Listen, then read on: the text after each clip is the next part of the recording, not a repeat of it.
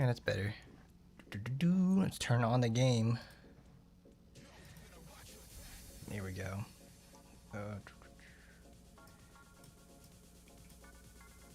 Alright, everyone. What's happening, everybody?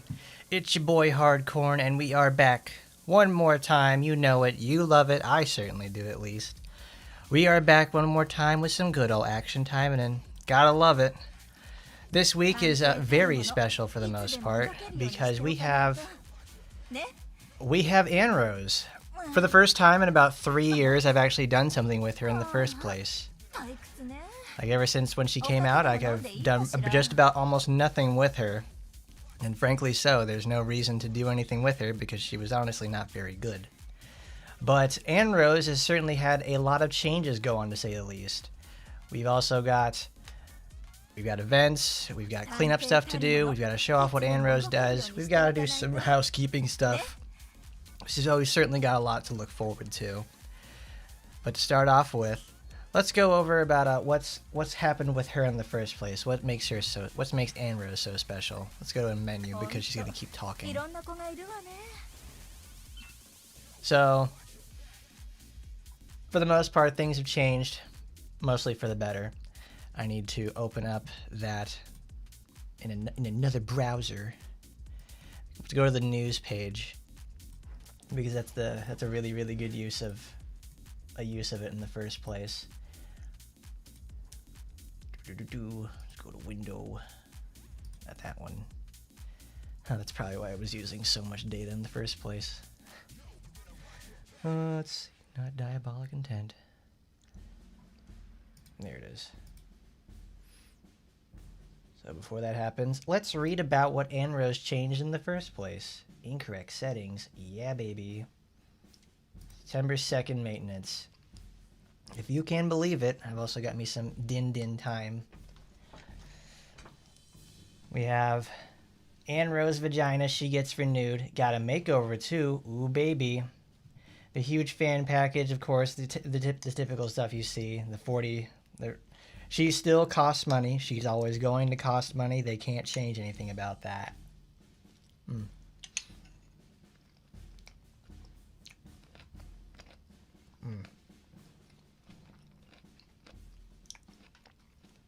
So we're going to have an event going on, like if you complete quests with her, do with certain colors, level her up, you know, all that sort of good stuff. It's always really worthwhile to do it. So it gives you, affinity rewards. Gotcha coin, gold ingot large, gotcha coin. Well, I'll tell you this much. I didn't level up Annerose's affinity at all, and I'm not going to do it today. Because there is no love for her here in any capacity. I'm not bothering with that. Let's see, level her up, do stuff with her. You know, same thing we always get. So, the most important thing we've got here is the balance adjustments. Look at that. They wrote a whole fucking book for her. Because, oh man, everybody knew it's like she ain't got much going on there. So we got her passive, which is going to be Yaksha Wrath. Every time you use a skill, you gain 1 stack of Wrath. It stacks to 3. And then using a skill when the Wrath is full, depletes the gauge and activates Yaksha Unbound. That means you never need to equip her Extreme Dodge ever again in the first place. So now, the startup and the finishing before Yaksha Ito style is reduced, which is great. The delay before and after using the skill Madosen is reduced, which is amazing, because both of these skills take forever and a day to complete, which made her so clunky and awful to play with in the first place. And now its basic effect and slot effects have been changed. So, the basic effect was slashes enemies with an enlarged blade and deals an area attack. And now it does thrust forward with an enlarged blade, dealing an area attack ahead, restoring HP equal to 3% of the damage dealt. This used to be, you needed to have the supporters in there for support type, heals HP dealt by 3% of damage dealt, increase speed by 10% by 3 seconds. The only way she used to be able to heal was green, and now it's built into this skill in the first place. It's super spammable and very important to her. Not as much as important as the changes to the changes to the suppress set. She used to have, I think, like 2 or 3 stuns, and as we all know, stuns are not valuable in 90% of the game's content. So now it does a very, very valuable. Decrease enemy defense by 10% for 10 seconds. You can now apply the 10% defense down indefinitely. And now she gets to hit harder too because she's always having, Yaksha Unbound active. Now Floretti's Grudge. This is her counter attack that you get at 81. Absolutely garbage when it was released. And it's like, I still remember people going like, oh, it's funny because it changes, like she gets the funny items that fly out of it. Okay. It would help a lot better if Annerose is able to have something more worthwhile in store with it. Like it actually did solid damage. It didn't take forever for her to recover. She was just in a bad way for the most part. It's not even safe to say it's like she was released like 3 years. She's going to be released 3 years ago this next October. And she still played like a day one character, and then like not in the good way either, because at least Asagi, Sakura, and Yukikaze, they all have redeeming benefits with each other, and they can still stay relevant. Annerose not so much.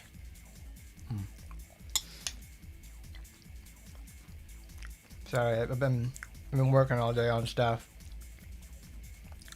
I go to the store and go get some other things, so I'm eating a little bit right now. So please bear with me. So you can now use the enable the attack. You can use the you can now press the button to just activate the attack itself, and then it changes its effects. So it started off normally with, like any counter attack, hit a stance, reduce damage, and when you take a hit, things come out of the trunk and attack enemies. So now you can do the same thing with take a stance, take damage, less damage, and you take an attack, the contents burst out and do an attack.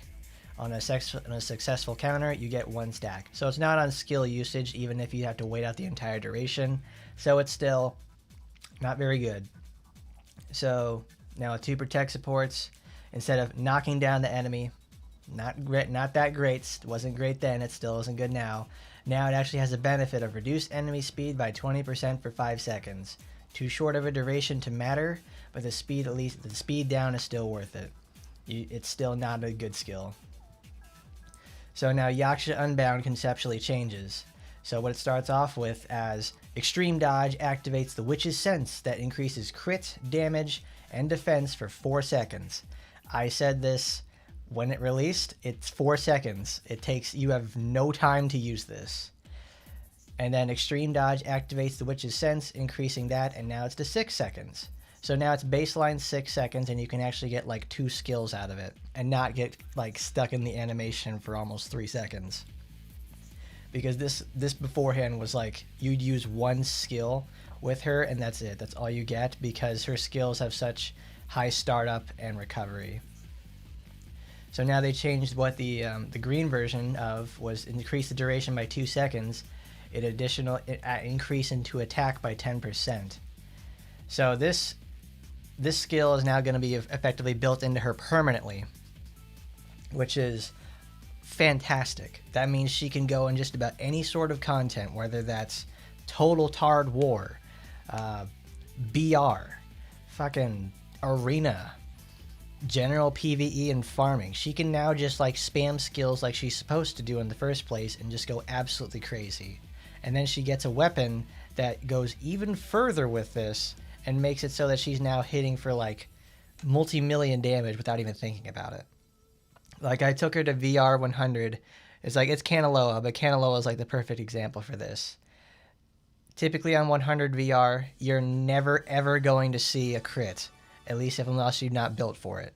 The crit now is so high that I can see Annerose crit multiple times throughout the entire run, and it makes a significant difference on how she plays. Now she actually has the strength to get the healing and also deal the damage, even on a less favorable roll for the fight itself. So then Devour has changed, so it's like you now have less recovery on Devour. Very good. and its basic effect and slots are changed. So now the basic effect was black strands reach out from the sword and restore HP by 3% of damage dealt. Attack range increases when the skill slot is applied. This skill used to do no fucking damage at all, and you would never be able to heal with her in the first place. Now, it'll regularly do about 50,000 damage, at least like if you set up correctly. You'll be healing for 50,000 HP, and it hits twice. So she can go from effectively 0 to 100 HP Murasaki style. And that's really, really good. And now it goes into Flail's Tendrils, extending from the sword to deal an area attack, restoring HP equal to 3% of damage dealt, pulls enemies in when the slot effect is applied. Just all around better, faster recovery. The HP was always built in there in the first place, but now it actually deals worthwhile damage because she also has that heavy ass buff in the first place. And now it has a pull effect, so it interrupts enemies and other people too. So now its protect is pulls the enemy towards the character. Okay, that should have been built in the first place. And now it's pull an enemy towards the character and does an additional attack. It already hits twice. Now it hits a third time for her to do a cool finisher. So now it's suppress, stun the enemy. Terrible. Absolutely awful. No reason to ever use most of those skills in the first place. Like, you used red, why are you even playing the game? Now, decrease enemy defense by 30% for 10 whole seconds. This skill has extremely low cooldown in the first place, and it's super spammable. Now Annerose can become the defense bot of your dreams by having a 40% defense reduction and also enabling her game plan with a massive boost to herself because she can just do that, keep spamming the skills back and forth, and she always had it. Now it's worth it. And then Divine Wrath changes. Previously, this used to be an above teleporting skill, which is her finisher, and she always took the slow train coming down and would get knocked out of the air. This time, things changed for the better. It teleports to the nearest enemy and performs a falling attack with dark lightning. So now it does the same thing again with teleports behind. This is actually really important because behind means that you're going to be facing away from the enemy and they have to turn around. Behind nearest enemy and performs a diving attack with black lightning and creates a field of lightning on the attack spot that deals damage over time for 3 seconds. Which is better than it was previously. So now she can actually become a, what's it called? She can become a white feather user with this because it is so much better than what it was previously. She do a slow downward stab, and anytime we've ever had a downward stab attack, those have almost always been turned out to be a very cumbersome skill to use because it's not worth it. You just get knocked out of anything. Whether that's Total War, VR, regular enemies like the big fat demons or bosses, it was never worth using them because it's such a liability. And now it's actually worth it because she is now closer to, she's closer to the ground, it's faster, and it actually has an effect on landing, so she can actually cover herself. 3 seconds is nothing, but that's 3 seconds better than what it was previously. So now we go with one of my favorite skills to just ever say. The delay before the skill Hyakurakuretsu-sen has been reduced and its slot effects are changed. So now with 2 supporters, it performs an additional attack that knocks back the enemy at the end of the skill, and now it performs an additional attack at the end of the skill, making the enemy groggy. Groggy is almost always better than knockback because at least it's able to stun somebody. But it's like making a whole color just have that in the first place, no go. Horrible. It's better than what it was previously. But now we have increased critical rate by 50%, typical triple green skill. Hey, you want to crit hard? Let's go make it happen. Now it's increased critical rate by 50% and reduce enemy speed by 40% for 7 seconds. So this is more or less your arena skill. She's going to stand there, rip their head off, crit like nobody's business, and then just go in there and slow them as well. So that's a slow applies to anybody, whether that's Emily, Shisui, Lapis, Spinel, Rin, Asagi, anybody in there that who can apply, like, get slowed or anything like that, it makes their attack slower and they just, like, get floored. So worth it. Annerose finally now has the worthwhile attributes that make her a desirable character in the first place. Is she going to be worth $45 outside of this situation? Like, they're obviously running her on sale and shit like that. But it's like, no. I really wish they would put her down to $20. So at least it become like, you buy her once, you're going to cry once, and that's to say the least. Because now we'll look at the weapon after this. Because also at the same time, this is a perfect time to show we got Task Force Special Assemble. This is a really good gacha this time because it's our most modern limited supporters are now able to be selected, get on rate up. Because not only does this, this is a specific pool for these supporters. So it's a really good chance to get URs all the time. Really, really good stuff. And then it's like, okay, so selection, it's going to go to September 30th. Yep. Private room theme, seasonal events, login. We already talked about that with that one. And Golden Pass Foxy Grandma. We'll take a look at her.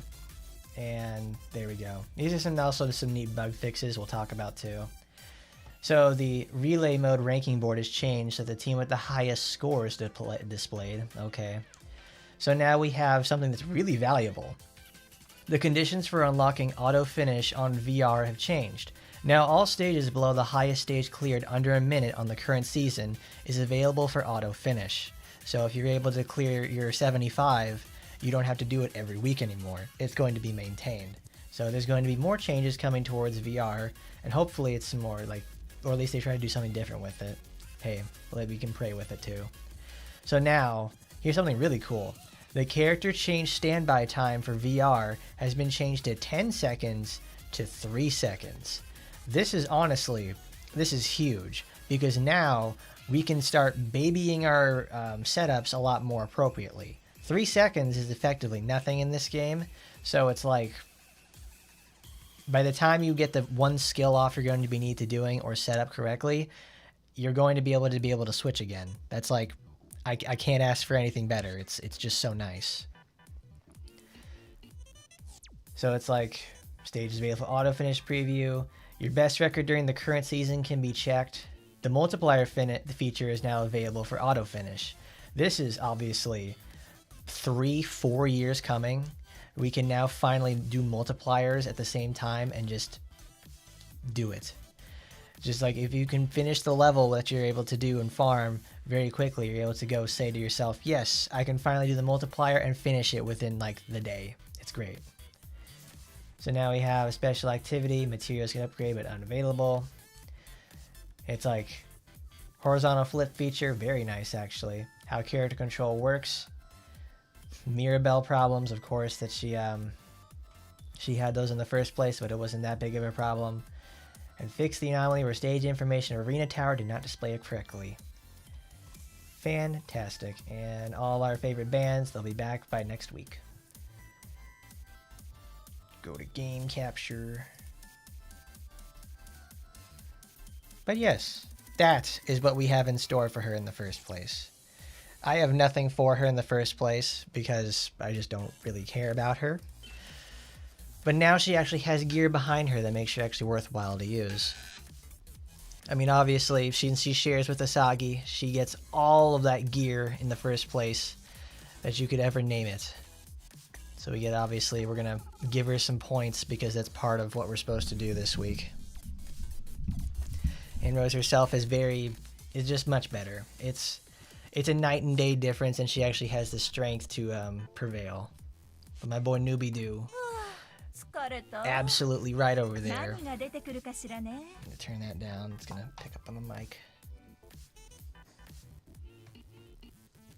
But yes, now I can go back and read that because I was getting in the business. So, Kiara's renewal was very sad. It's a very rough situation for her. She's never been good, and then her mom literally comes around and says, "Hey, remember me? I'm your mom, right? Okay." And then her mom just goes in there and schools everybody by being probably a top 5 character in the game, She just literally like, impact tremors and just fucks everybody's shit up. It's hilarious.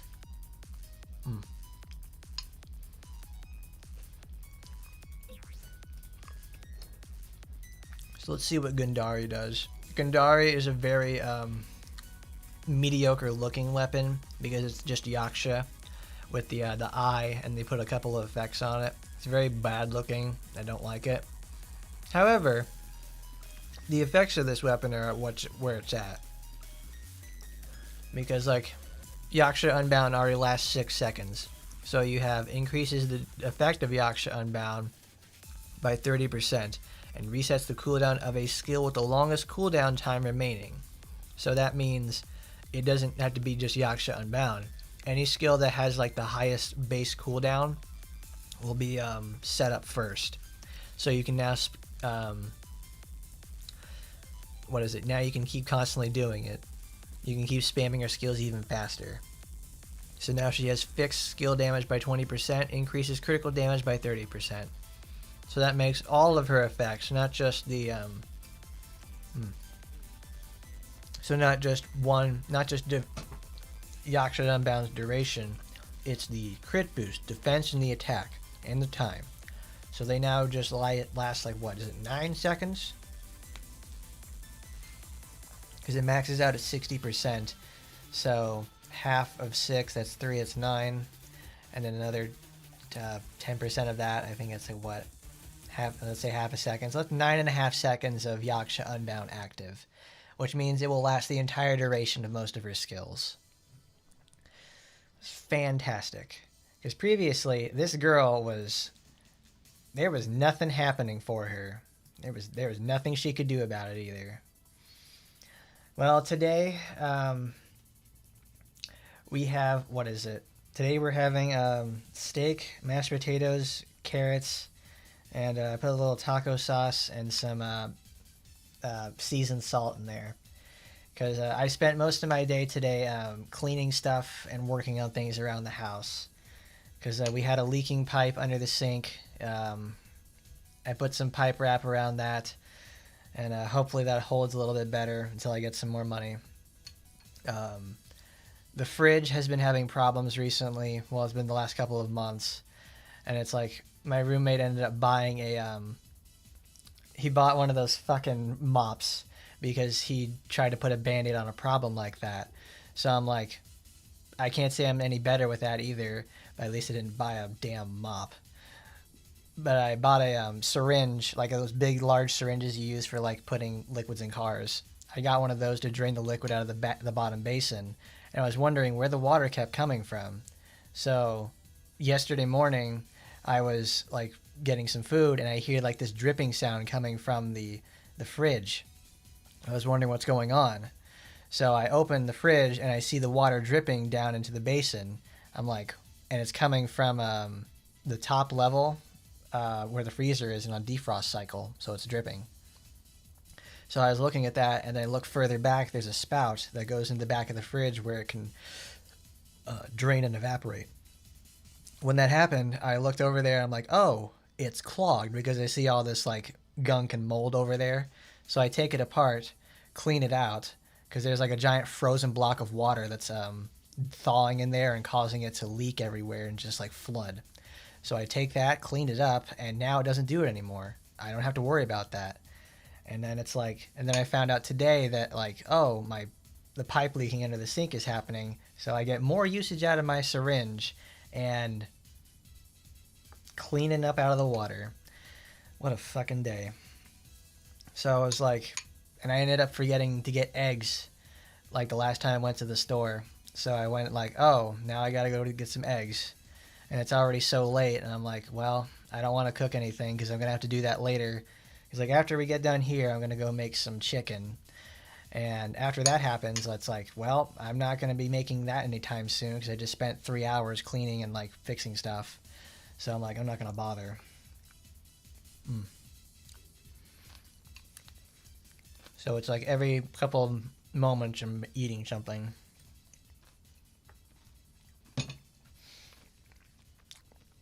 Like it's one of those like quote unquote fancy TV dinners you get from like the store. It's terrible. Well, it's not terrible. I made it taste a little better, but it's very salty.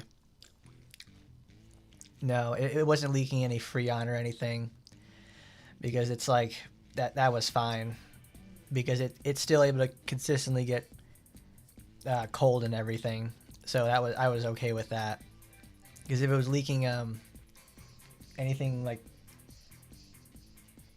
the Freon or anything, or R134A, it's what you use for compressors to create the freezing to make the freezing happen, because it's a very compressible. It's not compressible.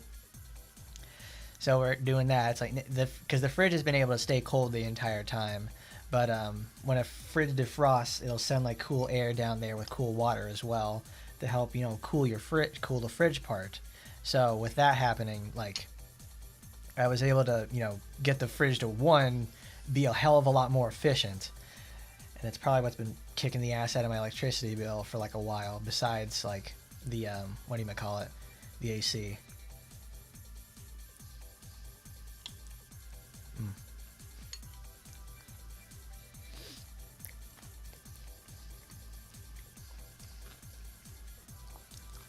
But either way, that's mostly taken care of.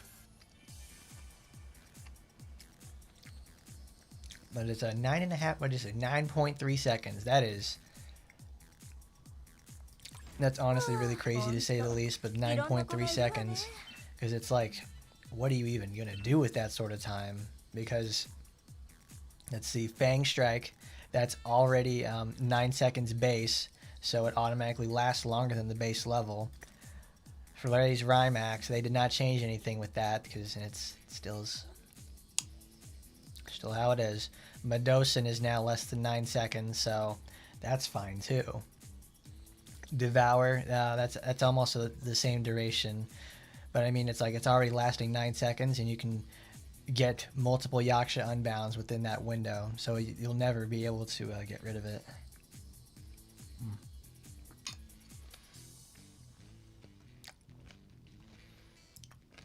Oh yeah, make sure if you're using any like pipe wrap stuff, make sure you don't get any of that adhesive on anything. It's gonna ruin whatever it touches.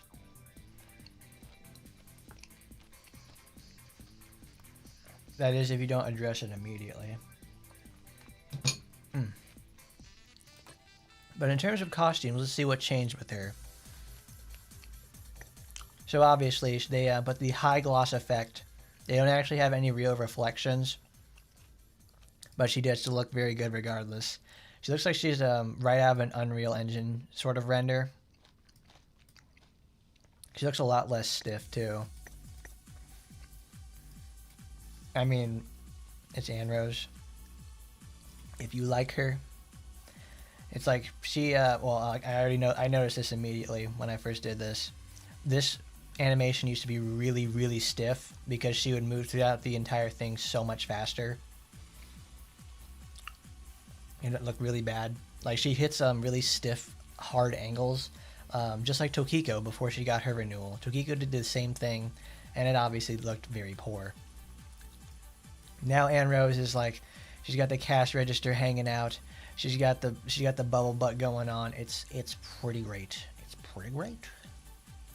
Now she actually looks like the Kagami picture in the first place. The Annerose outfit in the nightgown is still missing. There's no way to obtain it. What? Isn't this like a permanent costume? Are you for real? Let's see. What do I not have? Like most of these are just like what, permanents? Made in Gosher summer holidays. I thought this was like, isn't this like, is this the Desire costume? It comes with the package. See, it's been that long that I do not remember. I do not use this character in the first place that much either. Like with the Sagi, I could tell you all about where her stuff comes from. With her, I can't tell you a single thing. I got the Christmas one because I got like, oh, because it's Christmas. This one, Yaxamorphosis, I know is what is it called? Yaxamorphosis is the Desire outfit. It's the only one that I ever bothered using. She got ears. She can take them on and off. Because I don't think you could ever do this in the first place. It was take off the torn part of the skirt. She's just she's just weird looking. It's like, so she got her Iron Man outfit. I'm like, okay, Annerose, you can feel as cool as you want. Wow, that's insane. How is it actually gone? Can't even do anything with it. No fucking way. Oh man. Pumpkin Night Kurenai. Well, Pumpkin Night came with her original package in the first place, the one that you get for her character. The cafe package. What the hell is this? Oh look, they got the line stickers. Room 3, cafe, swimming pool. Room pose, cafe. What's this third one? School? We already have Gosha Academy. What the fuck? They removed it from her package during the Annerose fiasco. That's insane.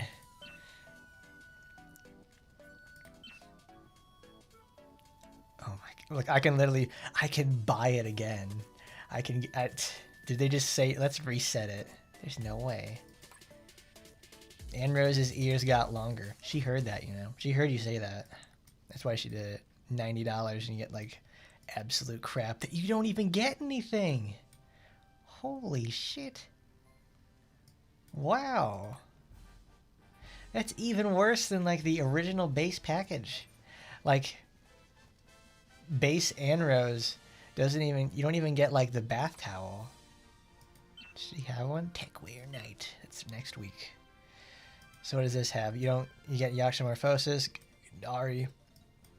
The very easy, cheaper version of Demon Knight with much better value. Gandari, retarded detective. Holy Knight, bitch party, bitch servant. Bathrose. Bunny Grill. Midsummer bitch. Secret bitch. This bitch, I swear. Oh, you actually get the Annerose supporter. Actually very valuable. The renewal packages are almost always the best cash value in the game. It's like it doesn't have it. No nightgown. This is just about almost every cat costume she has too. Like she doesn't have the summer costume, and I think that's about it. No, she has that. Wait, you can actually get her rival costume through this? That's easy.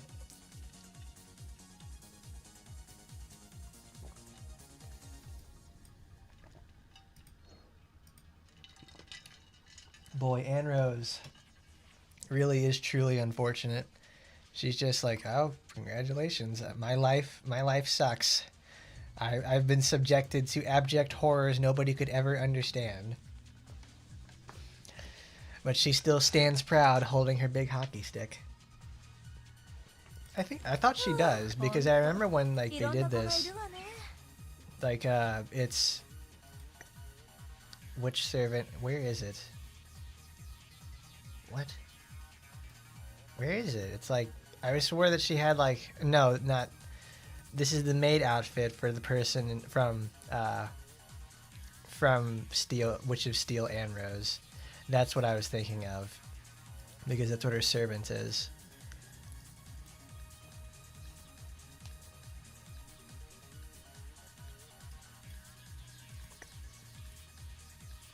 Oh, that one's pretty cool.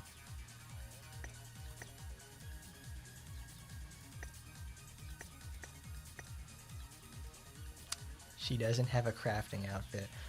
Wow. See, this is like basic knowledge most people know, but I don't know that because I don't play this character. Most other characters I certainly understand where everything comes from.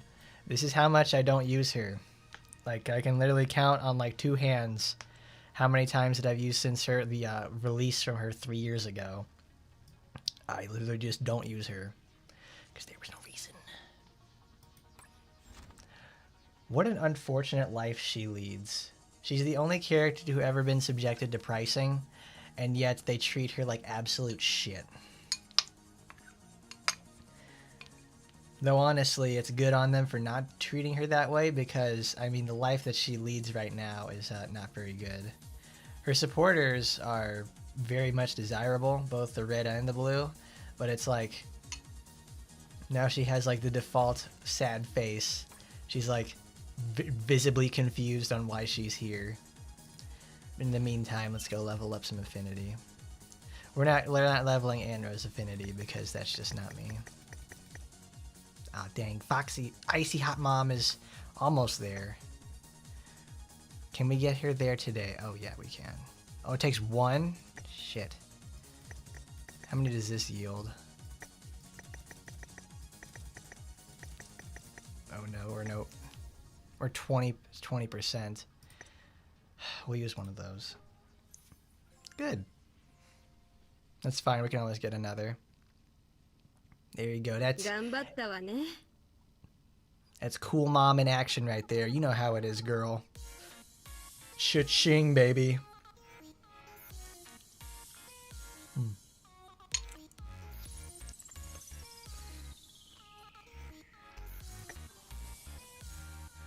It's just gone. Where is it? It's gone, man. It's all gone. What do you mean it's all gone? It ain't there. She's gone, man.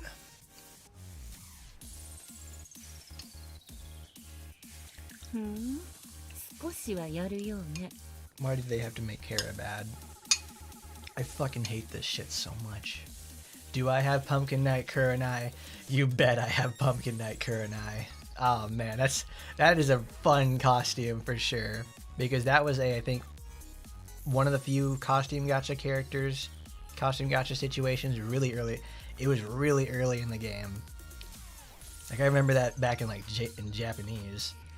Oh my goodness, where are you? There she is. Because I always use Vampire Bride. Happy Halloween! We're not there yet, Aunt. She comes in purple, it comes in that. It's great. Love it. Because it gives you at the same time, it gives you this absolute goated weapon. Pumpkin sword. It's so cute. It's so great. I love it. I put it on her for every Halloween. Because if there's anything I like, it's vampires. Which is why I'm such a big fan of Kara finally getting in the game. And when Kurenai got her renewal, well, let's just say I was excited for it.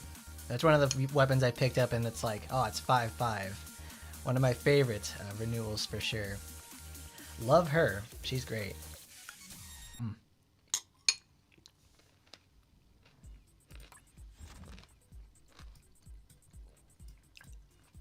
What's up there, Jeff?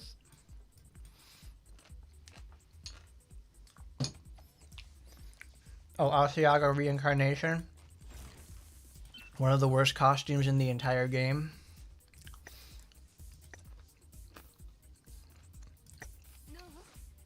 This costume sucks because this is a day one costume from JP, and you can literally tell the difference between the two. So look at this. There's like no anti-aliasing. The textures are super muddy. So this is like year one, and then it's like one of the most current costumes you've gotten for her. Everything's so clean. Horrifyingly awful.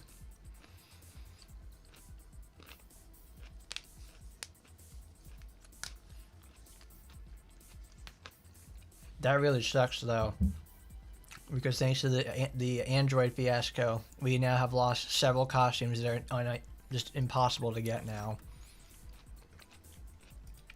There was no other method to get Reincarnation, the Pumpkin Knight, Sin Bolt, a whole lot of other stuff either. They're just gone. Let's go to the page where I get to show off being a problem. So we go all the way down here. I am the problem. because this used to be here. Because it used to be for stuff, you buy the characters package and it would be here. I specifically got this for that costume. Sakura used to have one too. And Yukaka Kismo, same thing here. Oh, bro. Kiara, I think, no, Kiara would have gotten her bathrobe here too. But every single character after that.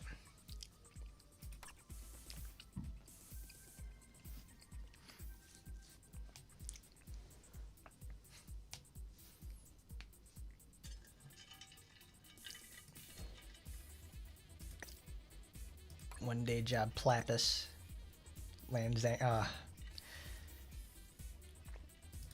Oh, I know. Bros, when I tell you I've been doing this for a long time, I have been doing this since like the first day the game came out. If I was able to read Japanese, I would certainly make videos about it. But, that was just not a thing.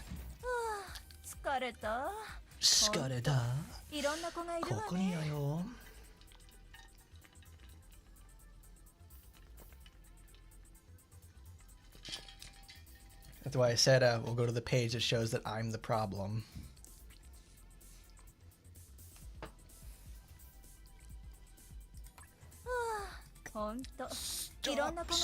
Shut up. So loud. I don't think I've ever gotten Hebishika for like the last year. It's just too expensive for where I'm at right now. Ooh, that's right. Speaking of costumes. We don't have the Foxy Grandma special yet. I've been waiting for that. I've been waiting for this. This is also actually a solid golden pass to get behind, because it's like, I'm impressed because it's actually doubled value. I wonder if they're gonna do ×4 for that for anniversary, because we have Ina costume, Ina autumn, Ina Geya. No, it's not too bad. It's pretty cool. It's pretty cool. Actually, we need to go to her.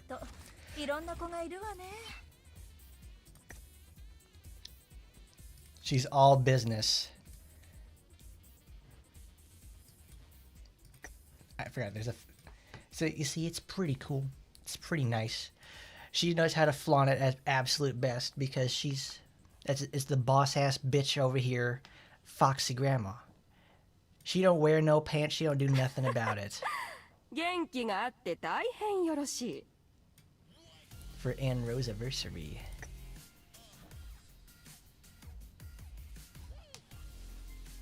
Maybe a secondary pass as well. That's right, 50% off. 50% off for one pass. And you get another pass that's like the half price, but then it will be two of them together, so you're paying the exact same value. Yeah,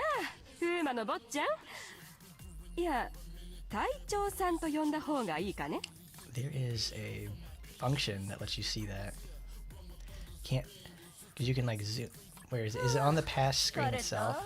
There it is. Because it actually shows both. Flip it around sideways. Up, down, and sideways. Look at that. You can put her hair down. You can put her hair up. You can take the flower on. You can put it on. You can even change the colors. Lots of cool stuff. But most importantly, it would not be a Foxy Grandma costume without the ability to make her nearly naked every time. This is where the money's at. This is why it's $23, because way too fat to handle in the back, all business in the front. This is why I love me some Foxy Grandma, because she always delivers. She has never once stopped.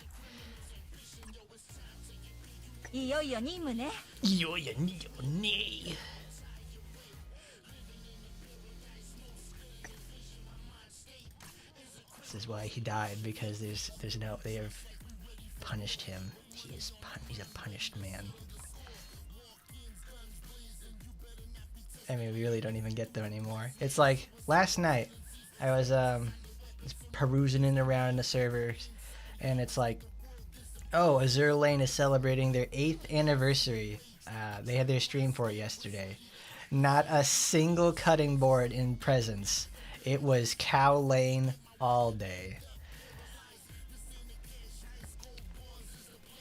where it's all about.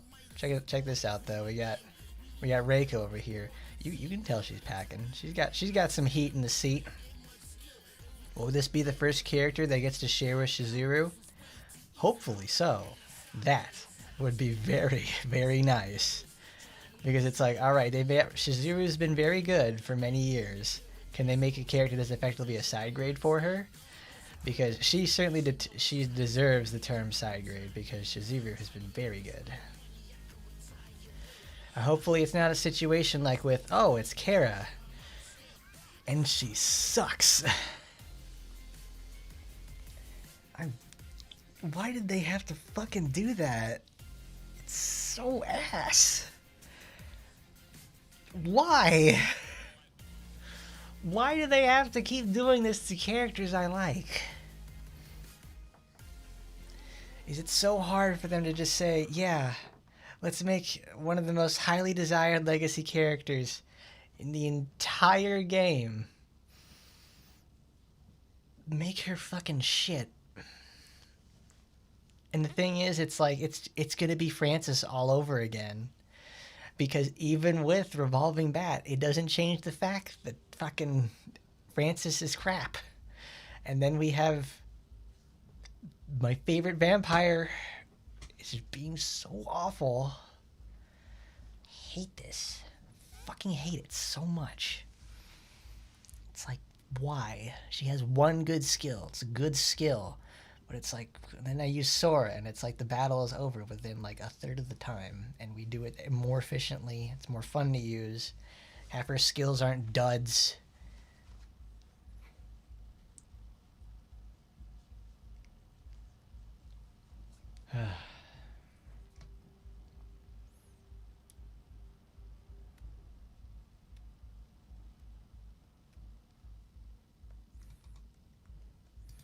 Well, I mean, they said they wouldn't paywall any more characters, and they haven't.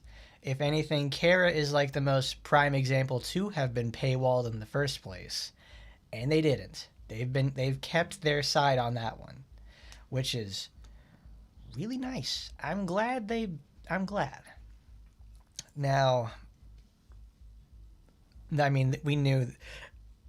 We've said this multiple times that any time you have to deal with anything regarding Annerose, it is always going to be trouble, because it's like, what is there to do? There is no way to satisfy anybody in any capacity with her, because the only thing that would make a change is that she effectively has to be free.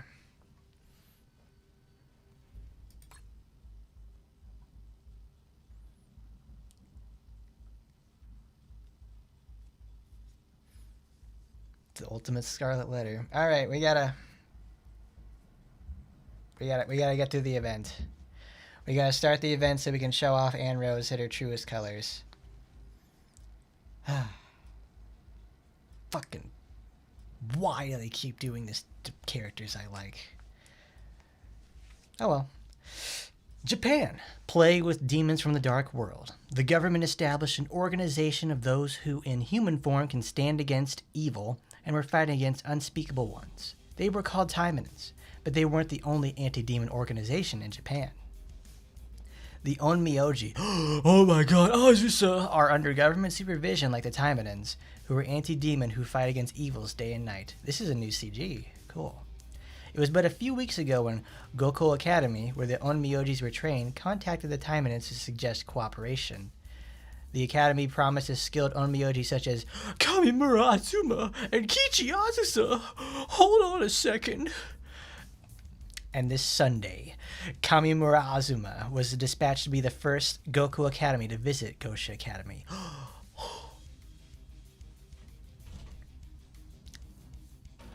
Dude, if we had Saya, Neo, Azuma, or Camilla, fucking insanity. Like, Azuma would be awesome. They better not make her crap. One of the most core characters, and most forgotten Taimanins, to say the least, from Kara, is what they say. It's Goku Academy. They were an anti-demon organization erected around Kyoto, right? Yes. Azuma, or Miss Kichi Azusa on the print is probably on Gosha's database. If people like them come here, I guess classes will be harder than now.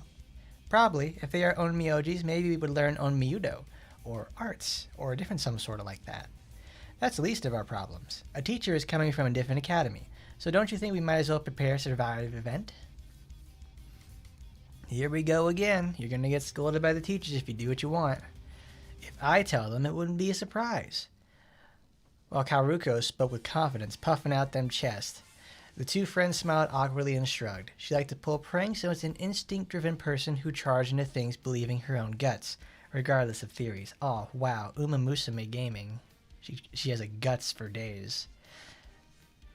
All guts, zero wit. In conclusion, this girl named Kiryu Karuko has things to do in her way after she makes a decision. In fact, as a result of doing things her way, she was on her way to the teacher's office to submit a written apology. It was then that she saw the printed paper of what was happening on Sunday. Then I need to go prepare a surprise party, so I need help. So much for friendship. Grumbling in the gym, Karuko looked around the place, where the surprise welcome party for Azuma, the onmyoji teacher coming from Goku Academy, would take place. Not many participants here. There weren't a lot of people who had answered Karuko's call and gathered in the gym. At this point, it would have been better to borrow an empty classroom rather than a gym in terms of cost and manpower. But an event like a welcome party would be more memorable when it had been done big and fancy. And so, with her will, she infiltrated the gym, and of course it wasn't authorized. Oh, there's this little bitch again. So where should she put this? Oh, thank you, Lilim. You can put it here. Alrighty then. Lilim spoke in a light manner as opposed to a dark one, because she knew from the task force she was in. And Minasaki, Lilim's buddy, the Oni twins, Yuffie and Sophie, and Sai and Neo, who knew Yuffie and Sophie because they were from the same task force, G, made it in a different facility, was here. Demon group. Demon party. Apart from them, Karuko's friends, seniors, and juniors were participating in the surprise welcome party. Everybody was like, oh, I got plans, or we'll have a welcome party anyways next week in class. They don't know anything. This party's all about momentum and timing. Karuko, still grumbling with discontent, gave out orders and prepared the welcome party. I'm lifting the big sign. Sophie, hold. Okay. A little bit of this, a little bit of that. Put it over to the left, just like that. Don't put the sign up by yourself. Even as she was preparing things, the most passionate demons were doing things their way, and Karuko was just giving out orders. She was tired all morning from this. Come on, I'm giving out the orders here. Okay. Saya was the oldest of them, or at least she looked like it, but she was being the older sister here, ordering the other demons, especially the twins around. I remember the captain saying that they all went along well because they were in the same facility. In truth, they were all made in a research facility under Task Force G as artificial semen demons. So Yuffie, Sophie, Sai, and Neo were all born the same. Their real age didn't differ that much, but the growth in their appearance was. So Saya looked older than the twins who wanted to act like an older sister. Very specific. Which also meant that she was mentally immature. Bratty? Bratty alert? Oh, that's right. Shuppogaki's coming to Blue Archive. Thank goodness I'll be finishing Metal Gear next week. Because we got Shuppogaki action soon. She can only be put to work if she is away from the twins. Karuko, who didn't know the details, decided to separate Saya from the Yuffie twins so that she wouldn't be ordering them poorly. Lim and Minasaki messed around if they weren't paying attention, so Karuko's eyes were darting everywhere and continued to prepare the party. When suddenly the gym doors swung open. Oh, Kiyu! What? Just now, Kuroda and Miss Hasuma went past the school gates with a girl I've never seen. Is she the onmyoji who's coming today? What? She's already here? When Karuko looked at the clock, baffled, it was still 2 hours earlier than what was written on the printed paper. Dun dun dun. A while ago, in front of Masaki Station. Yeah, there she is. Oh, man. It's a little different than her bat from Kara the Bloodlord, because in Kara, she has like a traditional like aluminum bat, full-on Yankee style with the runes on there. But this time, this is her RPGX outfit. You can tell because this is a late-life Kagami design, because the hair has a really high sheen. The eyes are still sharp as hell, but there's because Azuma originally wears pants and like she has a longer jacket. But this is her more updated design because that original one from all the way back with that is like, I think from what? Kara the Bloodlord released in 2010 or 2011. So it's been a lot. It's been a while, like 14 years. So she arrives at last. She takes the morning train and makes her super stiff. The red-haired woman yawned greedily and her beautiful, fit body stretched out with grace. Her well-trained body, unlike one would expect from an onmyoji, with no calluses and lean muscle, was beast-like. It was excellent, resembling a predator. There, oh wow, that's Taba art right there. That's a million years old, and I can feel it from here. That is Miss Kamimura Azuma, correct? Yeah, what is it, bitch? I'm Reiko from Gosha Academy, here to escort you. This is Kuroda Tomoe, a student from said academy. Reiko introduces herself, and Tomoe bows slightly. Azuma could see politeness and sincerity, so she relaxed. Hasuma Reiko, from what I recall, you use ninja arts where you look through objects. Your story is well known at Goko. And you use a whip as a weapon. I'm honored you recognize me, Miss Kamimura, since we'll be working together. This is my first time meeting her, but she has that sadist vibe in her. Her eyes are cold. Azuma herself probably brought out the subject unconsciously, but she talked about her ultimate weapon, her ninja art, so it was obvious that she was being glared at. I know you too, Miss Tomoe, although I know you by your family name. Oh, thank you, that's a little bit awkward. But her core muscles are all in place, and she brought her sword just for an escort. Is she also a guard? I feel she's quite determined if she's even a student. Azuma was already thinking of their skills in a matter of minutes after they met, and she was happy that Gosha Academy's standard was high. That's that, but did you take the train here 2 hours earlier than expected? I was told that you arrived after lunch. Well, I was thinking of visiting my sibling who I haven't seen in a while, but I'm surprised too. How did you know I was arriving? To a Taimanin, information is as crucial as one's life. Not only being anti-demon is what you excel at, but also that part. Now I'm really looking forward to working at Gosha. I'm glad you are. Now, let's escort you to Gosha. It's a 3-hour trip from here. Glad you showed up early. Ah, I see. It's a hidden village. Well, that means I was right to come early. Nah, I'm sorry for making you prepare and come here so early. Azuma realized while nodding to herself by her actions that the two people would have been troubled. The two people here would have been troubled from the morning. Oh no, it wasn't that hard. No need to keep that in mind. We'll be there earlier than schedule. So would you like to see Miss Micah first? That can wait. You're here to escort me, and I think it'll be comfortable for you too if I finish my job here first. We aren't here for, Tomorrow was about to deny Azuma's kindness, but Reiko held her hand up to stop her. Thank you for your understanding. Now let's get on with it and rest. Lead the way. And then 3 hours later, they arrived at Gosha Academy. What? Going up a small slope in front of the academy gates, as she was about to enter the building, something caught in the corner of her... Who says that? Something caught in the corner of her sight drew Azuma's interest. It's caught in the corner of your eye. It wasn't the ordinary-looking academy building that didn't look like a training institute for Taimanins, nor the surrounding environment developed in nature, but a student boy running. You have students on Sunday? Are they doing some sort of club activity? No, they're usually only a few, but the school field is always open, so he might be heading over there.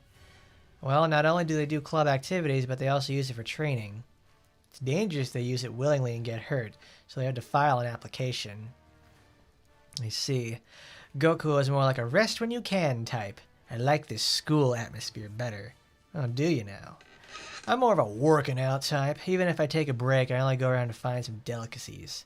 Tomoe was picturing Azusa as the arrogant teacher from her speech style, but she was surprised after hearing that Azuma was the physical type and leading a healthy life. And because her reactions were obvious, she was looking at Azuma like this all the time, and Azuma just laughed without showing any signs of being bothered. Unlike Azuma, Tomoe was putting on a confused face after entering the building, and she whispered to Reiko, "But why did he run after finding us? Well, maybe he's up to no good. Even so, not on a day off, I think. After listening to Tomoe's thoughts based on her guts, Reiko tapped her hand lightly without letting Azuma see it. Considering the personalities of a Gosha student, there was a possibility, but she didn't want to give a bad impression of the academy to an exchange teacher who had just arrived. Tomoe figured out her intentions, then she coughed lightly, changing the expression. I think it's hardly likely, but we might have to be careful. Reiko raised her guard and inhaled deeply once. Then she smiled as if to forget Tomoe's opinion. Now, we will guide you through the academy as scheduled. Good, I certainly appreciate. What's her? When she was about to answer, a clanging sound of something breaking rang, and a giant explosion went off in the classroom in front of them. Oh, Miss Hasuma is faster than expected. Oh, what do we do, Karuko? Should we just put up a banner and call it a day? I cannot accept finishing it so poorly. But we still need another hour to finish it. Then we hurry. Yep, let's get it over with. No, we can't. There's a saying, the more you hurry, the more it is likely to ruin the job. We have to keep our cool, said Karuko, but it was true that their time was running out. We have to buy some time. Yikes, looks like you guys are in trouble. Like a flock of helpless sheep. What is it with you two being so calm? So your point is we just need to buy some time to make sure the newcomer doesn't go back. Well, yes, and a diversion to make her not come to the gym while looking around. We're good at that. We do it all the time. Really? Oh, yes. Karuko didn't know that even if they did all those things, they were always punished afterwards. Leave it to us. But it's a big but even. In exchange, we want some snacks. And Inagaya ice cream. 2. No, 3. Double true. That's a 3. Ack. Snacks and 4. No, 6. No ice cream? That's gonna cost some. She was already paying much for the welcome party preparations, but it was for entertainment. She certainly had no choice.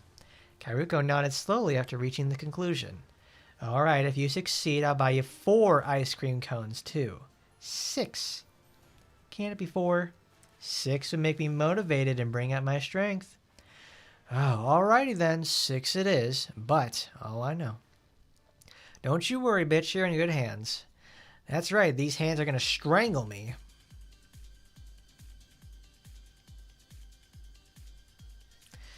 Lilim's gang left the gym with Karuko's voice trailing behind. Oh, boy. Oh, explosion is an art. That is, art is explosion, you know. While shouting, Lilim and Minasaki burst out of the window from the explosion shockwave. Oh, boy. The two were to distract Azuma's group far away from the gym, and they blew up a classroom far away from it in the first place. What the fuck is going on? An explosion? Are we ambushed? Oh, they're already here. Well, that was fast. But we managed to take them away from the gym. Now all we have to do is buy some time. Then mission accomplished. 6 cream cones secured. Wait. Don't forget the snacks. As Lim and Minasaki raised them voices, the security automatons and ninja beasts active in Gosha Academy gathered in the schoolyard. Chilling out with the crew in the schoolyard. Finding trouble, never being too hard. Some of them were damaged because they were near the blast. They checked the site and considered one of the closest locations of the criminals and became aggressive. That's right, the ones who came to check the site following the sound of the explosion was Azuma's group. This is why mechanical tools are no use. I guess they're confused as well. Oh, so Gosha uses these instead of Shikigami's. I see. Very modernized. You have one hell of a guide around campus. Well, I'm glad you like it. As expected, the machines always look at the ground first, so we flew to run away. We are very clever. Reiko and Tomoe, who jumped into the classroom full of black smoke, and Lilim and Minasaki, who were happy for accomplishing a mission upon finding Azuma, a strange onmyoji. As the mobile device in her pocket vibrated, she accepted the call in a familiar fashion. What is it? Oh, what is it, my ass? What happened? What the fuck have you done? Oh, I was asked to buy some time, so I blew up that class and separated the teachers. Don't say as if it were nothing. Come again? Don't say it again. I just don't want to understand what you mean. Well, I had no choice. This is the only thing I could think of to buy some time. I let a fox guard the hen house, didn't I?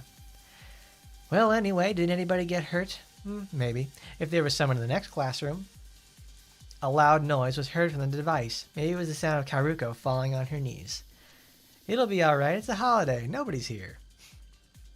When Lilim and Minasaki were talking, Azuma's group, who noticed voices from the sky, went out of the building to the schoolyard through the window. That's demons. Do demons also go to school in Gosha? No, well, some are from the demon realm to study abroad, but that over there, that's not one of them. Tomoe put her hand on Reiko's shoulder, worried, as she talked with a sigh, putting her hands on her cheeks to stand a headache. She calls her that. Is it because she's so close to her, or she isn't a total stranger? As Azuma vaguely understands Lilim and Minasaki's standpoint from her reaction, Tomoe further explained the situation.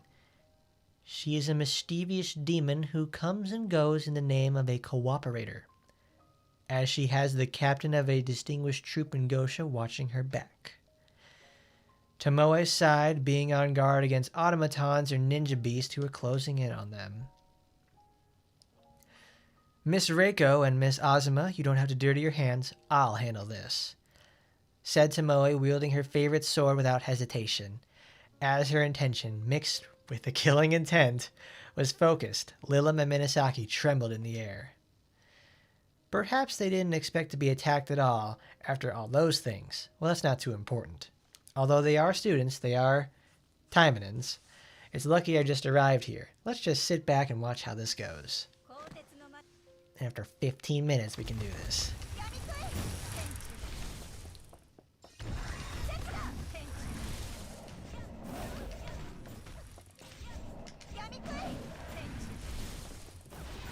She now moves so insanely fast.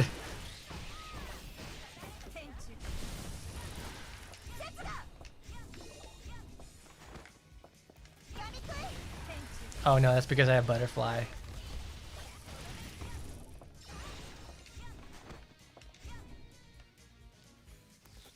Christmaton.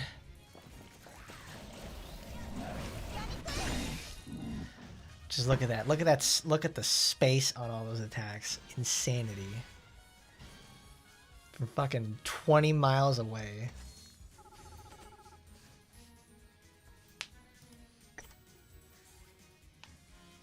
Boy, we got a lot of messages through there. But I did see at one point you guys are talking about like Taima lore stuff. There's a really, really cool doujinshi made by the artist for Reiko, and it's like the actual style and everything. Because it's as soon as I saw that they used that version of Reiko, I'm like, oh, I've read that one before.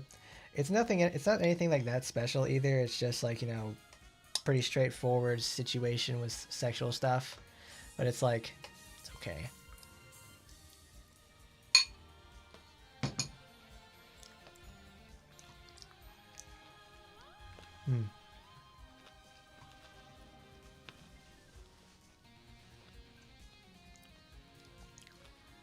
I mean, it's like, but Nuki gets it right in the first place with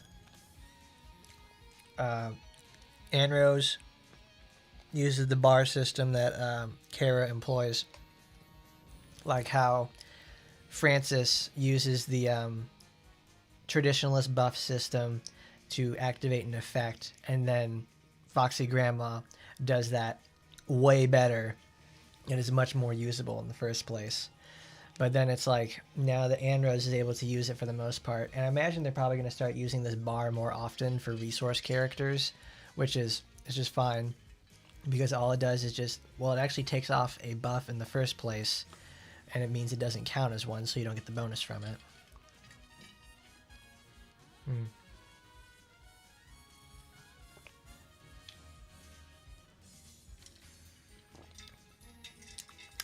I wonder if will put Azuma in there as the playable character, because that would be pretty cool.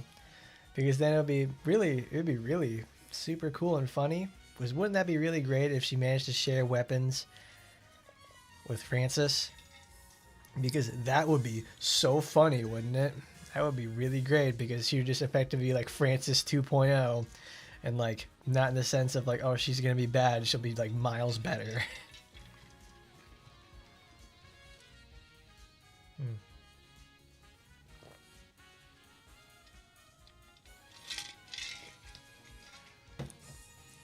But it's like the Fuda thing is like it's one of the, it's literally one of the oldest pictures that they have.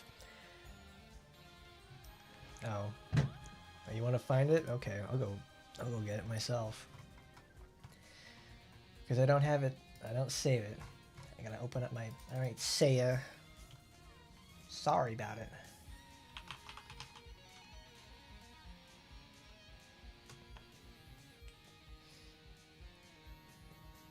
No, it's not there.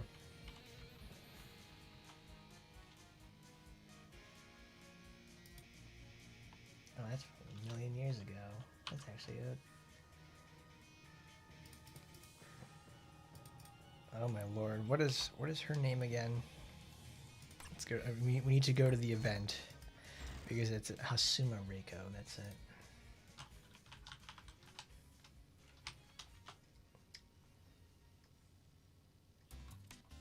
It's like, yep, it's an old ass art right there. Gigantic boner lady.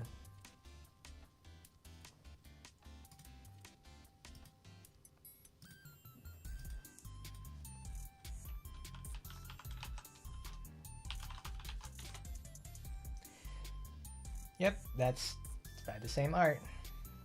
It's by the same artist. There are two versions of this, and I've read both. There is the original one from many years ago. Look at that. It's like the first posting was 8 years ago, and the most recent one was 4 years ago. Both by the same person. This is let's see. The first one is Taimanin Hasuma Reiko Gokurako no Arena. So it's Battle Arena. It's a Battle Arena fan book, and she has got big business going on down there for sure. And then the sequel book, Midara Kobata, Taimanin Hasuma Reiko no Kohaku, no Kokuhaku. So it's for RPGX. So this is the, we'll do that.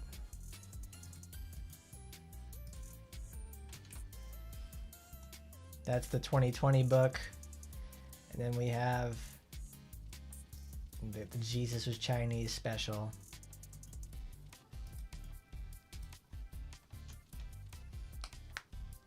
They're both play into the world building aspect.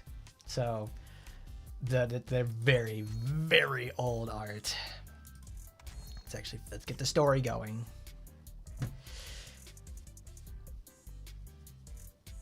I mean, the thing too is that her super bat is designed to kill demons. So it wouldn't surprise me in the first place that the predator herself, the huntress, is going to be very good, much better at using her weapon than the strong Oni just being an idiot. Like I did not remember the name for that book, for those books, but there you go. You can certainly find that if you can go ahead and read it, because it's quite honestly not that crazy. She's just got a massive bout of business down there. All right, things that, oh my god, I cannot get enough of this, because it's like they just take the PNGs and put them over that. I know they're supposed to be flying, but you know what you're not supposed to do? You're not supposed to put the shadow in the air to make it look like they're doing that. It's like that's a little bit of an oopsie. Before Minasaki finished voicing her thoughts, the hostility of the automatons and beasts were directed at them. It shouldn't be a surprise. They have a Taimanin and a combat instructor on their side.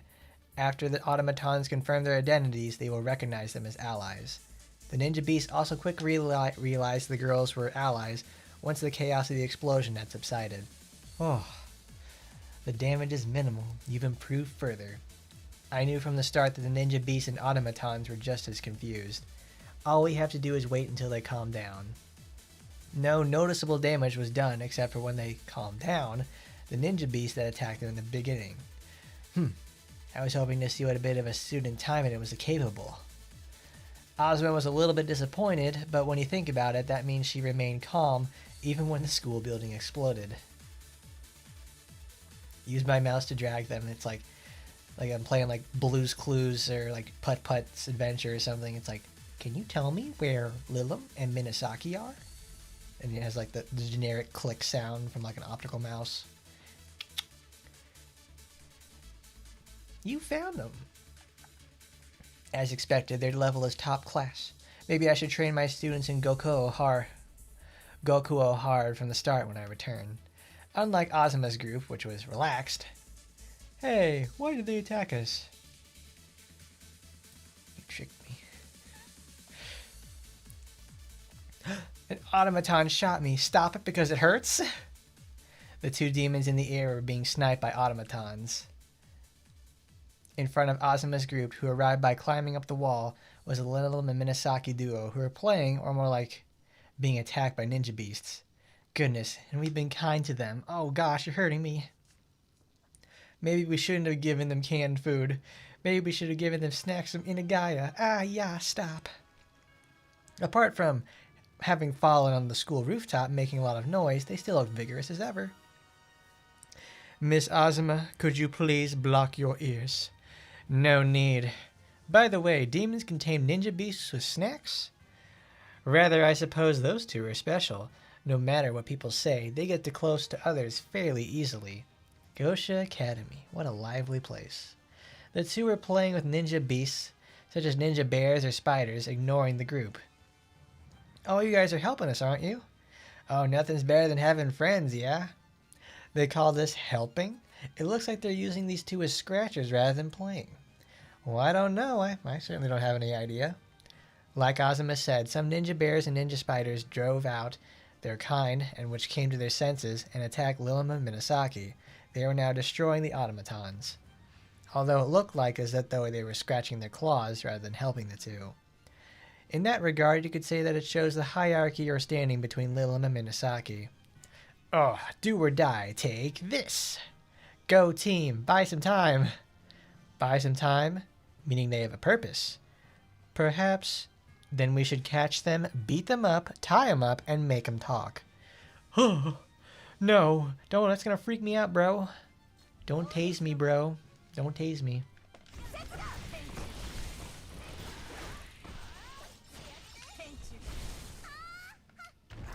Uh-oh, bratty in action. Take this. Oh, it's a rooftop rumble.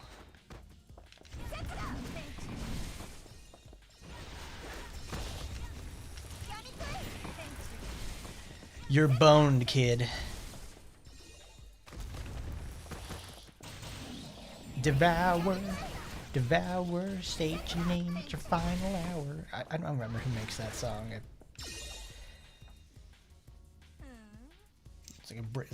It's not Breaking Benjamin, is it?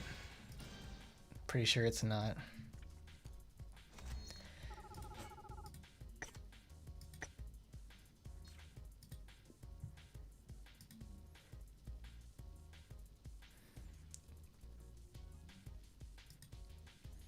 Devour's bugged? How is it bugged? Oh, I'm sorry. Why the hell did you do that? No matter how much strength Lilim and Minasaki gathered, it was impossible for them to win over the two teachers from Gosha and Gokuo, and Kuroda Tomoe, who was an elite student and former leader of a troop. It wasn't even a battle. It was more of a one-sided beating that ended in the ruckus in the blink of an eye. I should catch the escaped ninja beasts later and train them again. It was a simple enough wrap-up that Tomoe had time to think about this. Oh no, we aren't handing our colleagues over. She's right. No matter what you give us, you won't hear anything. Although I'm kind of thirsty after all this. And the rope is too tight. Hearing them talk like that, they still seem to have a lot of reflecting to do. Reiko's gaze at Lilim and Minasaki sharpened, but they didn't notice it. What shall we do, Miss Reiko? All right. Torturing would be the best to extort information, but you are inexperienced with that, right, Tomoe? I've only trained to withstand the torture. This time, you'll do it. I'm sorry, it won't happen again. We won't. Bratty action. They are going to get corrected right now. Oh, they lost the demon. They're bowing deeply. It's not going to happen. In Gokuo, a curse is also a part of torture. It doesn't attack your body, but torments your mind. It's quite handy as it doesn't leave a scratch on you. That's good. Oh, I'd appreciate if you could show it to me for research purposes. I'll tell you anything. Oh, please stop. I'll forgive me. Miss Reiko looks like she's having fun. Lil and Minasaki looked up to the sky and asked for help as Tomoe was leaking a dark aura of jealousy. Oh, they're all hideous. Oh, please help me. Their reaction is quite fun to watch. Azuma and Tomoe calmly try to get information out of Lilim and Minasaki, hiding their desire to smile at two demons crying. Wow, wow.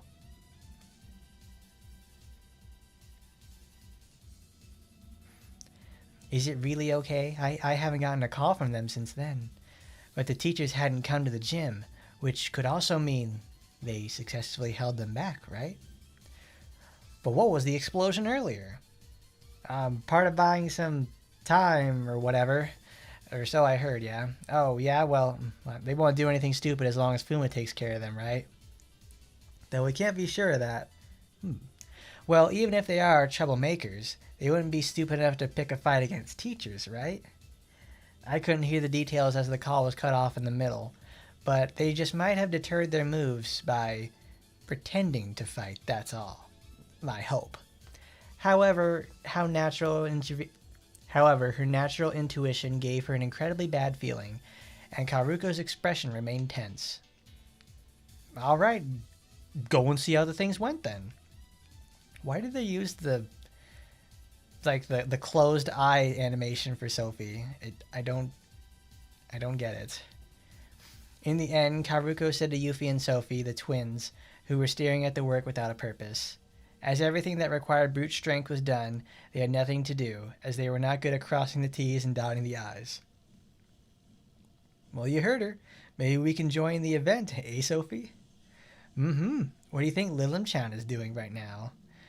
I said go and see, not join them. Stop them if they are causing a scene, okay? Okay, understood. You can count on me. Can I? Well, just remember, go and see, okay? Don't cause any trouble. The twin Onis left the gym, listening to her voice, and first headed to where the explosion was heard. Well, I guess we finally found out who the boss of that gym was.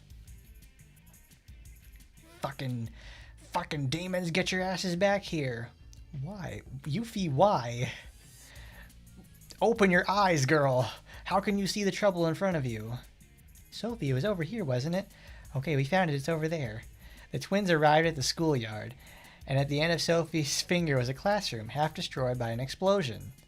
Oh my goodness, help me, please. Oh. Well, we found them. There they are. Yes, they are.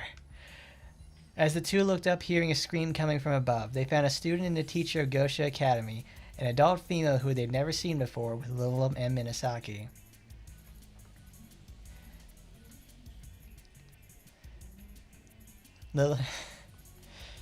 Wrapped in a mat hanging from the rooftop.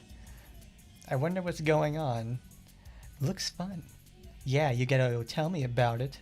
The two of them found the situation and jumped to the rooftop, laughing. Artificial demons who have the physical abilities of an Oni can easily jump from the ground to the roof. They are here. The twin Onis are here. This means our victory. Yuffie, Sophie, are you here to save us? Reinforcements, huh? The twin Onis immediately read the situation, in their own way, and focused on the red-haired woman they never met. You're new. She's new. You look strong.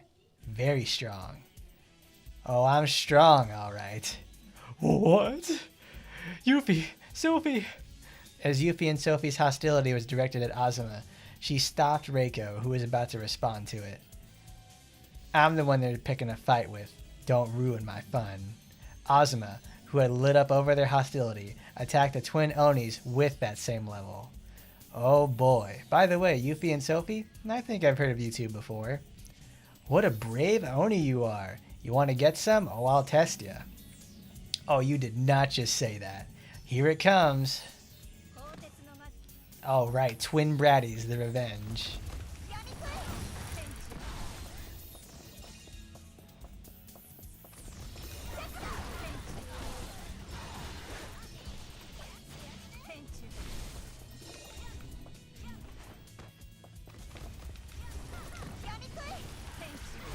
That's the one thing I don't like about cone attacks, is that if you mess up the the execution of it, they just sends it into a wall.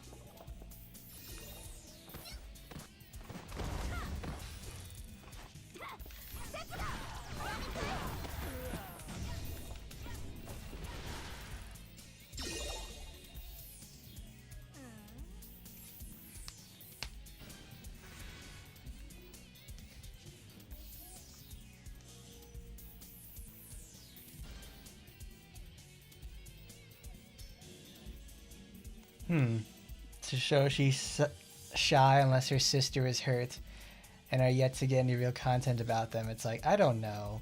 This just sort of feels like a mistake, because in other events where we've had the Brat twins, they have had their eyes open. It just feels like a bit of a mistake. So it's like, why would they keep her eyes closed on this if it was just like, is she supposed to be like omnipotent and omniscient or something? She can do that without seeing, without looking, or anything like that. Some sort of shit like that. Oh, that was amazing. She withstood our attack. That's what I wanted to say.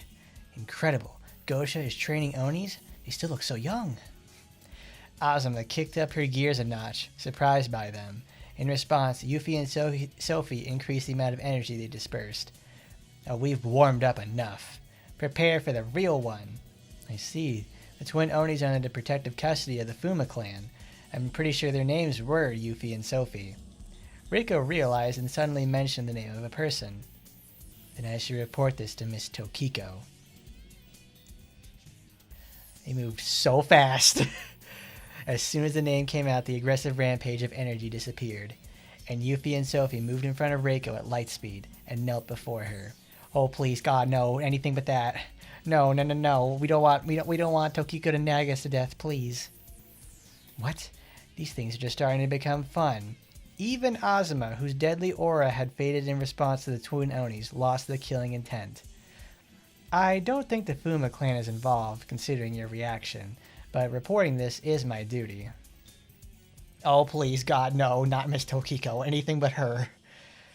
She gets so scary. Oh, God, we'll do anything. Oh, forgive us, please. We'll take any punishment. Just don't tell her. Please.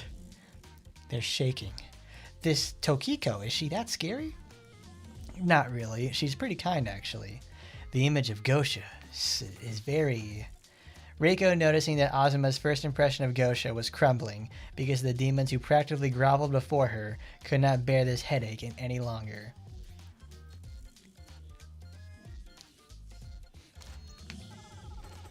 We're only on section 3.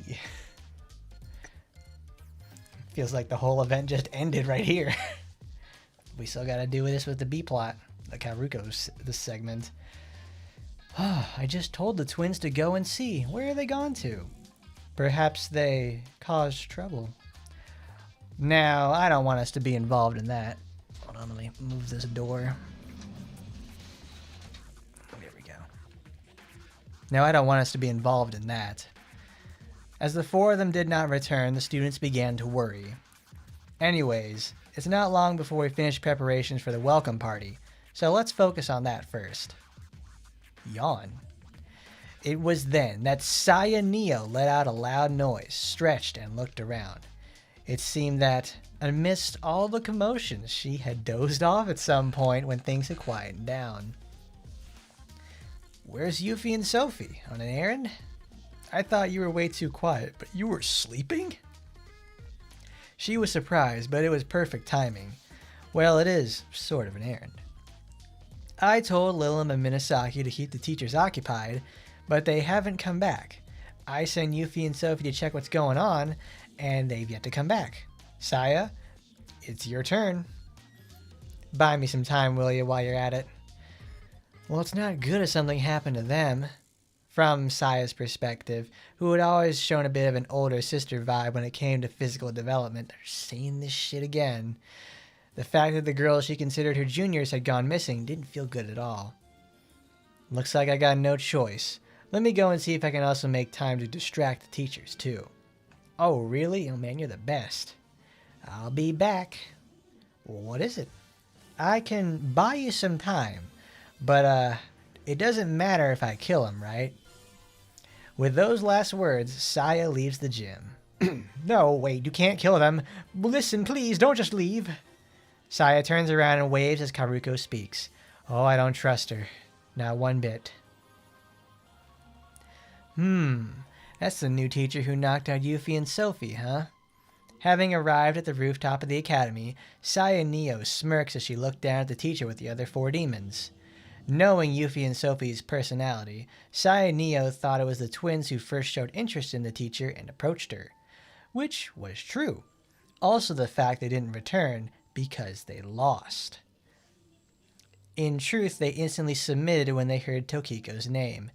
If the teacher beat the twins, now this will be interesting. Saya mumbles, standing on the edge of a building, and then drops. Even a demon will sustain serious injuries when they drop from this height onto a concrete floor. But Yes Ma'am Kablam over here used the force of the drop and kicks the wall of the building, further accelerating, to attack the red-haired teacher, Kamimura Azuma, who she has never seen before. Whoa! It was a silent attack, but as Azuma reflected it and reacted to it and deflects, it was an instant reaction as she realized she wouldn't be able to completely absorb all the force. Reacting to this? Oh, you're pretty good. Another demon? Azuma murmurs as she witnesses Saya Neo's superhuman abilities and the weird gimmick on her back. Correct. First, the Yatagaras, the Succubus, the Oni twins. I was doubting it, but Saya Neo, you are one of them. Oh, you're the new teacher, aren't you? Are you a Taimanin? No, I'm an Onmyoji. You? Me. You see, I originally was a Taimanin, but now I'm an artificial demon. Ooh, wow, that's a Taimanin Asagi 2 throwback. That's like, what, 18 years ago? Man. For real. The only Taimanin I saw were the 2 of you guys. 5 demons, including that girl. Okay, is this really a Taimanin village? Reiko clears her throat and Tomoe blushes and looks away as Azuma asks a valid question. Anyway, artificial demon? That's a bit sus. I've heard rumors about this, but this is my first time actually seeing one. In case you're wondering, the twins here are also artificial as well. What do you mean, in case you're wondering? That's mean. As Azuma is intrigued by the idea of artificial demons, Saya snorts smugly. Care to show me how you beat up Yuffie and Sophie? The showdown in the parking lot.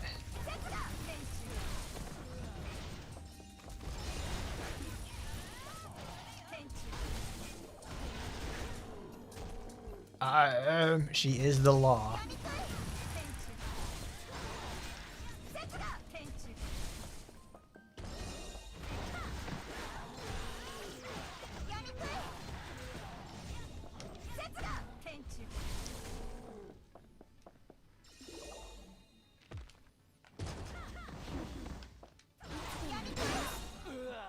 Good lord, that range is enormous.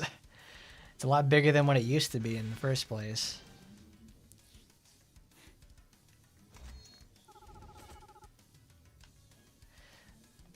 The fight behind the Kombini at 2 a.m. It's like, what do you mean you get the last Koruko ramen? It's like, oh yeah? I got the last one. You want to fight about it? Yeah, I bet.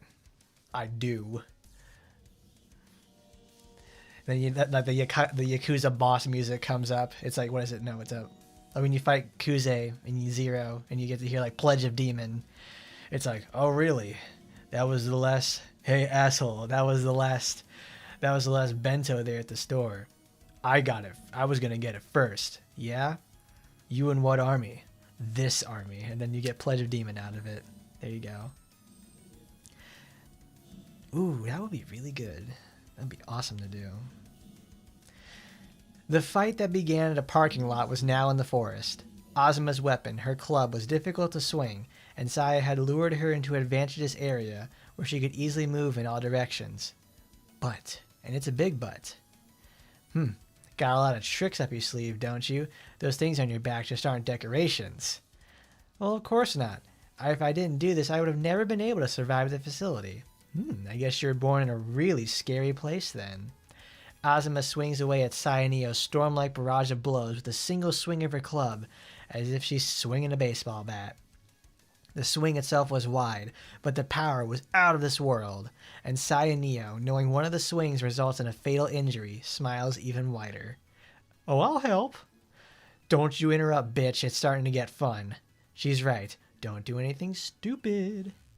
Azuma, now all fired up, did not stop at Tomoe's words and charged straight at Saya. A terrifying attack that breaks all the trees in the forest. Oh, come on now. Each blow was like an artillery barrage, but Sayaneo blocks each one with the limbs on her back. It was at that moment when a mechanical noise came from within. Hello, I'm in the middle of something right now, so I'll call you back. Wait, what are you done preparing already? Okay, I'll be back in 5. Oh, I'm a bit busy right now. Don't interrupt me and just wait. In a phone call while fighting against me? Oh, you've got some guts, but you ain't got no wit. Oh. What is this? You mad? Seems like you cranked up to the intensity. Azuma's one-handed attack gains momentum, and Sayaneo's grin grows even more fierce as a result, while their battle continues to intensify. She just said she's ready in that call, yeah? Miss? I thought it was weird. Blowing up the classroom, those demons that appear to stall us, could they be plotting something bigger? There's no way these guys alone could be plotting something complicated. There has to be someone behind this. The one she was on the phone call with was that person. Miss Kamimura, take that demon into custody right now. Mr. Electric, send that bitch to the principal's office right fucking now. I was just about to. Tell us who was on the phone with you. Tomoe, we'll cover them. Understood. If you want answers from me, you know what you gotta do. Let's have some fun. Rumble in the jungle, baby.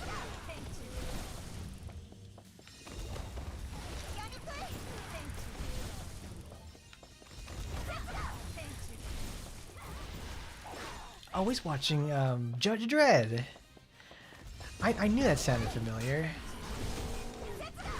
Oh, my roommate's in the living room watching Judge Dredd. If you've never seen Judge Dredd, I wholeheartedly implore you to do so. Wonderful movie.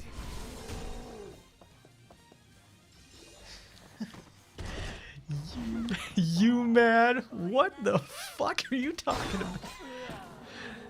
Nice job there, Dr. Octopus. You got fucked up.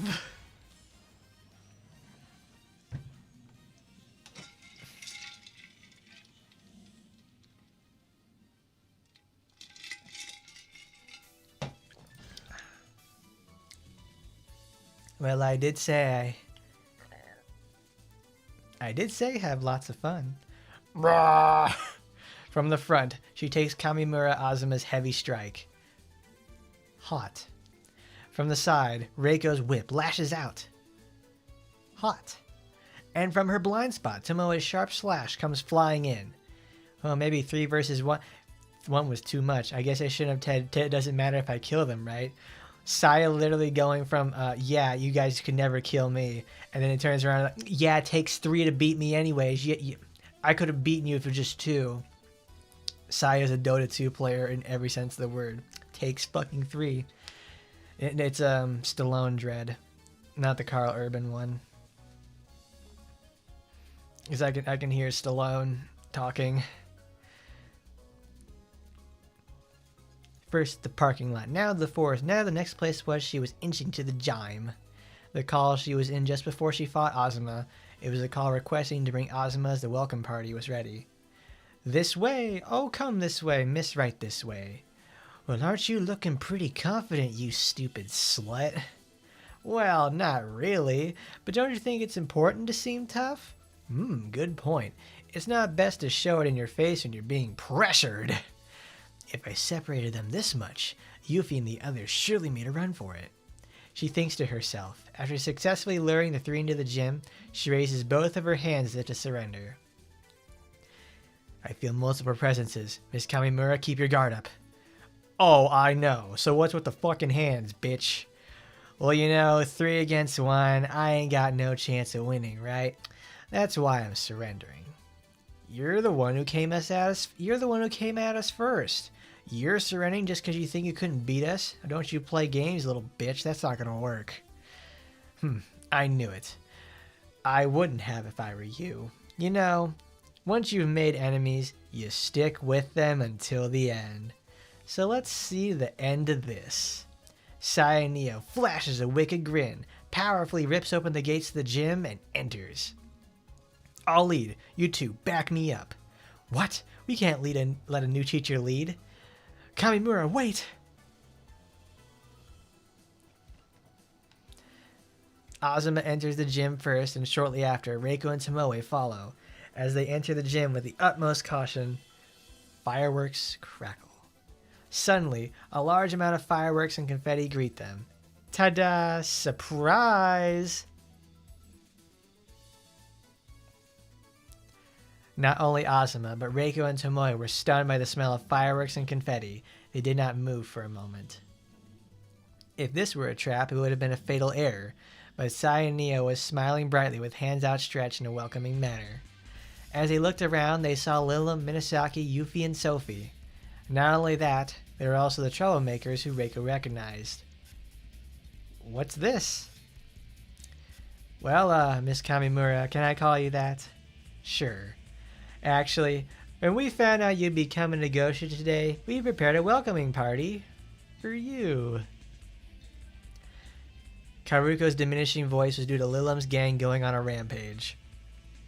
Oh my god, we're so sorry. I told them to buy us some time, but when you arrived in Gosha earlier than expected, then they seemed to have picked a fight with you instead. Oh boo, that's how we always buy time though. Indeed. More importantly, we want what you promised us. Inagaya ice cream. Oh, I told you later, you troublemakers. Picking a fight with the teacher. Oh my god, what is wrong with you guys? I can't even give you one ice cream. You don't even get anything with this. Oh my god. This is madness. No, we would demand better working conditions. Because this is Sparta. I have not thought about 300 since that movie came out. That was 18 years ago from that shit. Good lord. Smiling at the ever boisterous succubus and Yadagaras, Azuma holds her stomach and laughs. Ooh-ha! Oh man, you guys are funny. Oh my ear. I just hope that excuse works on Miss Hasuma. Azuma said as she changed spar with Reiko, who now supported her and stood in the back. Oh god. It was impulsive. As Karuko squeezes a smile, veins begin to pop out on her cheeks. Reiko ranted for about an hour, but thanks to Azuma interrupting, the welcome party successfully ended. You back? Heard there was a party of some sort. Did you have full... It was after that the 5 demons returned to the Fuma Manor. Lila, Minasaki, Yuffie, Sophie, and Saya all remained silent. As Fuma began to grow suspicious, he suddenly noticed that each of the 5 of them had a slip of paper hanging from their necks. They sent the kids home with a note. What's wrong? Did you cause some kind of trouble at the party again? Well, what's done is done, but if you all look so down, it'll make me feel depressed too. Really now, I'll buy you guys ice cream later in Inagaya, so don't be so discouraged. Let's see here. Figuring they must have gotten scolded by the party host, Fuma unfolded what appeared to be a letter detailing the issue and began skimming through it. So, what sort of trouble did you guys do this time? Since the usually cheerful troublemakers are looking so gloomy, Fuma at least tried to keep his tone light. However, tone light? I don't know, he's a little bit light in the loafers to say the least. However, the further he read the letter, the more his expression darkened. Written there was a formal complaint under the names of Hasuma Reiko and Kuroda Tomoe about neglecting their duties in managing the demons under their supervision. The content of the complaint was one thing, but what made it worse was that there were the names of the two most uptight members in the task force that Fuma commands. You guys pranked these two? Tee-hee, bitch tee-hee, my name being in this letter means I'm busted for sure after the break. Why me? As Fuma was deflated over the whole situation, the front door suddenly opened. What's going on? Shouting so loudly at the front door. Oh, you've all returned too. Why aren't you guys coming in? As soon as Fuma heard her voice, he quickly turned to hide the letter. But his failed attempt was too obvious, and Tokiko, faster than lightning. Oh, secret lore about Tokiko? She's actually got lightning powers like Rin? Snatched the letter from his hands. It was them. I had nothing to do with this. All 6 of you need to sit down right now. Oh God, you should have hidden it sooner. Hey, don't make it sound like it's my fault. Tokiko, like I said, this is their fault. I have nothing to do with this. Oh God, are you gonna abandon us? He is. Oh, it's so cruel. I guess we're being trashed, aren't we? Well, I had a blast, so I'm not complaining if I ended like this. Oh, you guys. Master, I thought I told you to sit down. But this isn't even the front door. We're outside. All 6 of you, sit right down right now. Oh, yes. Yes, ma'am. Tokiko's scolding then went on for another 3 hours. I really didn't do anything this time. I really didn't.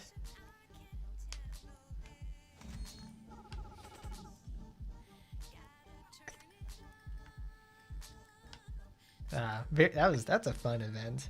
It's like, I didn't even do anything! Why am I being punished by you guys?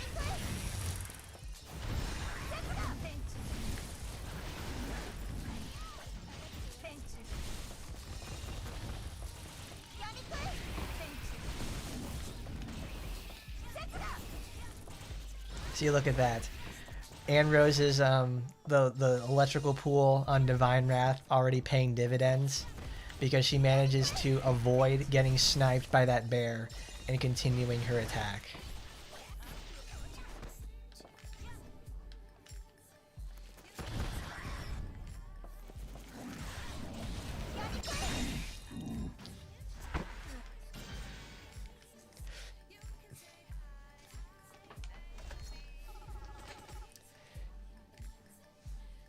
It makes Divine Wrath. I know it makes Divine Wrath actually worth using.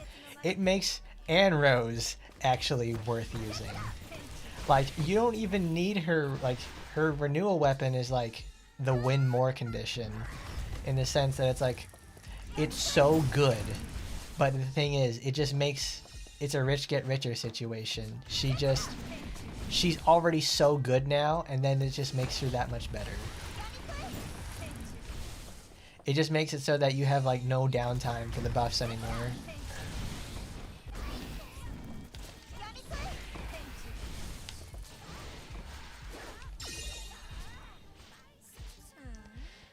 What could Tokiko even say for thinking about for that sort of thing? I imagine it's like Tokiko's like what, in her mid-20s? She's got to be like, I hate all of you so much. Do you know how much money this costs to do everything with that? This isn't the Fuma family from like 100 years ago. This is the Fuma family today. We're fucking broke. I have to hear about this every day. Do you know how it feels now? You know what's going to happen? As soon as school gets back and started, I have to listen to Miss Asagi herself.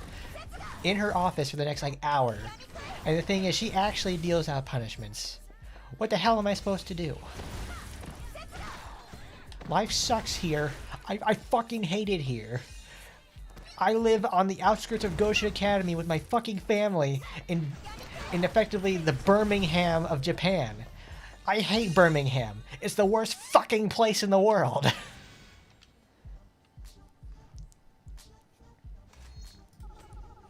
Just Okiko just like starts anger spiraling out of control.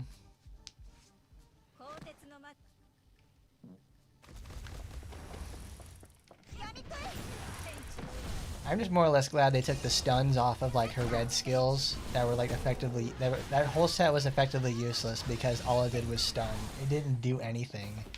But now it actually applies. Oh, we're gonna have a massive defense drop.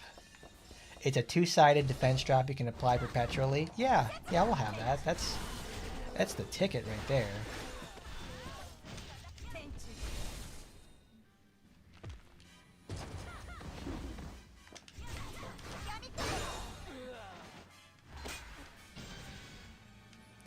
You could have spent all that time messing with the other girls, and you could have spent time with your demon children over here, and they could have actually learned something for once. Look at this. Now we have to contend with property damage. I have to contend with contractors. I have to pay money to the school to have this fixed. They're going to bill it to our estate. They have to rent a crane, damn it. You know where the nearest crane is, Fuma? You want to know where that is? It's in Kyoto. It's in Kyoto. It's in Kyoto. They have to drive it out 3 hours to get here. We have to pay for the travel costs and then the labor. What the fuck is your problem with these kids? Come on, man, come on. We have to get a crane.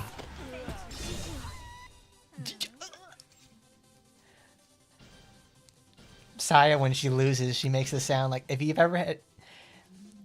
It's a very unique feeling. Like, if you ever had the wind knocked out of you, whether that's through, like, a fight or, like, falling down or something, it's such a unique situation.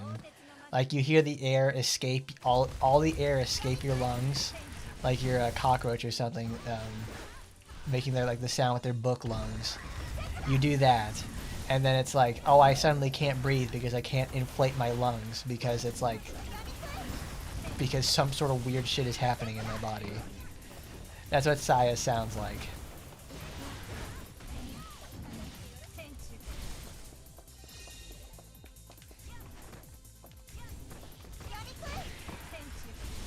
See, the thing is, too, it's like... What is it? Annerose released the same year as, I think, Rin. And Rin was, like, everybody's favorite character and is still, like, one of the favorites to this date. Because what Rin does is, like, she's super fast, extremely low recovery, very powerful. Like, she doesn't worry about anything at all. She's really, really good. She's still, like, one of the most used characters to this day because of that stuff. And then we have Annerose that plays, like, hot garbage for, like, so many years. And then now it's like, alright, congratulations, now we actually have a worthwhile setup for her.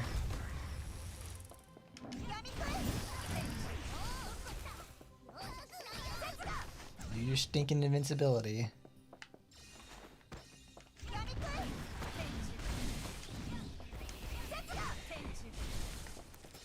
She is so fast now. It's like, well, I don't know. My results are being skewed because of a good old-fashioned butterfly weapon. Because butterfly weapon is like, you would need to use butterfly weapon on Annerose in the first place because of that 10 to 20% built-in speed boost it has. It just makes so much of a difference on like every single character who has it. Like Lena when she uses it, crazy. Lena was already crazy enough as a character in the first place. It makes me wish it's like, because she's so very mobile and has tons of AoE clearing power. Legitimately one of the best characters they've ever released in the game, like in terms of peak feel.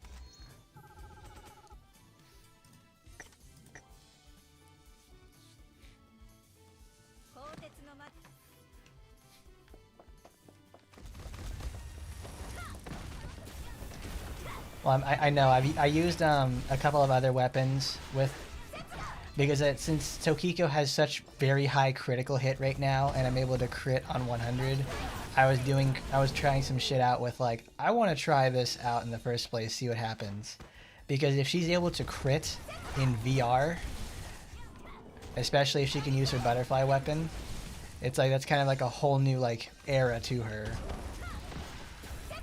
Tokiko's not Tokiko. Annerose Swift, the Eras Tour. If Azuma is the next character, I don't think anybody would ever complain. The only complaint we'd have is the fact it's like, why the fuck did you make it? Dude, these guys are way too crazy.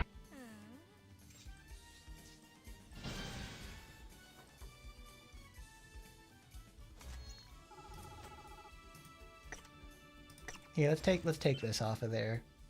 Because it's like Phantom Butterfly is good, but it's like let's get something that's a little more correct. Bro, Floretti's Darkness. Ain't nobody touching that.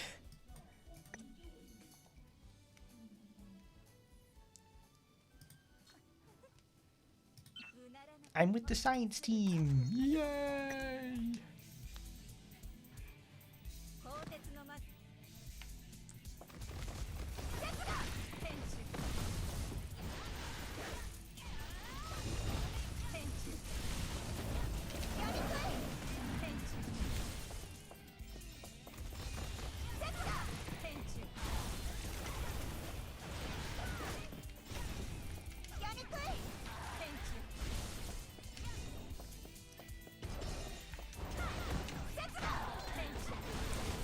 I think they also increased the AoE on some of those attacks too. Like Fang Strike over here, that did not have the AoE it used to. It used to be a pretty thin line that's about the width of Annerose's body. But now it actually hits like... Ooh, damn. It actually hits a reasonably solid amount.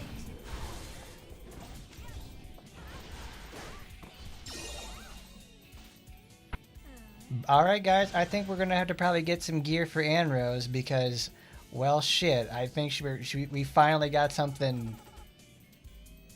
We finally got something good. But then I realized immediately, oh yeah, here's a really big problem with renewals, is that guess who also shares weapons with Annerose? Lina and Asagi. So that means it's going to be impossible to roll for the weapon itself. The only meaningful way we're going to be able to get it is with tickets.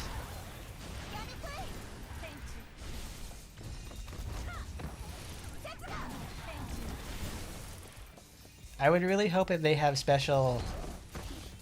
It kind of makes me wish this game had like, what's it called? Special interactions if you put characters together. Like how Blue Archive, when you finish a mission, if you have specific characters in a unit, they will have a specific finisher. Like the, oh my god, they're attacking her. Oh no, they're hitting those. Okay.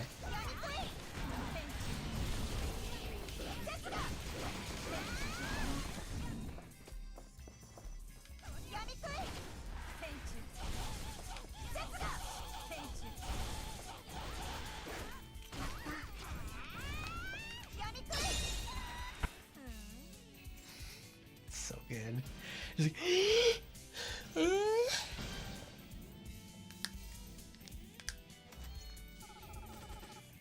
you know what is pretty cool about this whole thing? Last time they tried this with with like Kara and everything, like we all thought like, oh, we're gonna get like Marika out of this.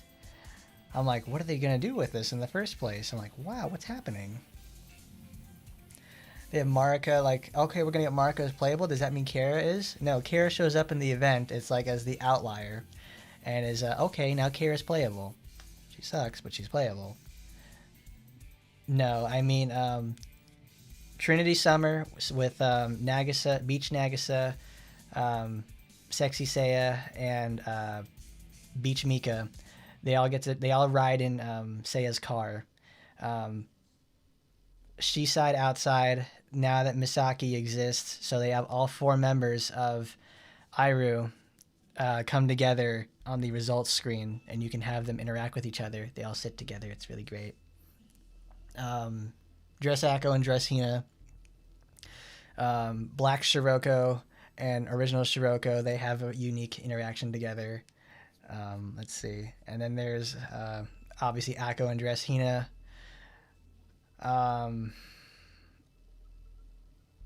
What is it? I know the Shippogakis also have one as well. There's several characters that have like unique elements to them together. It's usually if they're part of like a unit or something.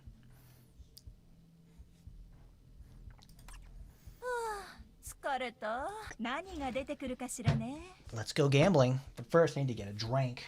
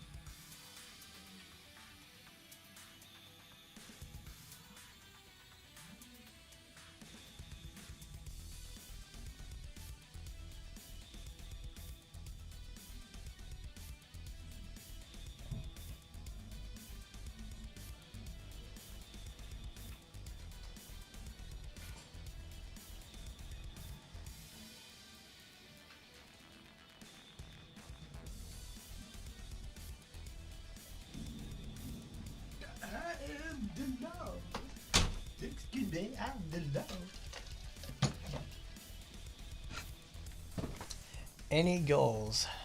It's like, well, let's see.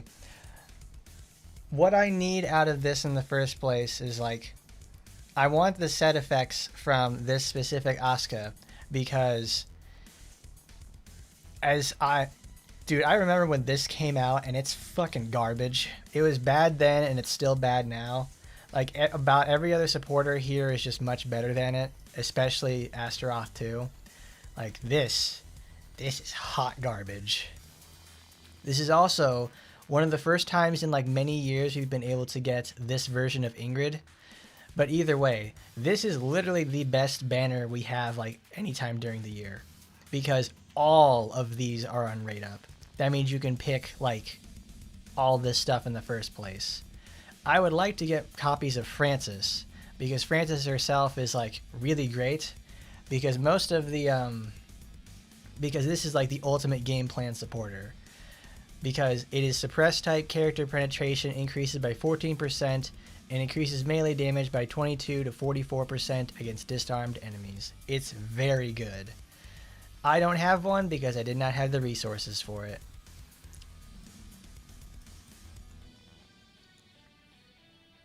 So we'll certainly make an attempt to say the least. Like I remember like this Noah, like as much as I like her, we've only seen this supporter like 2 other times.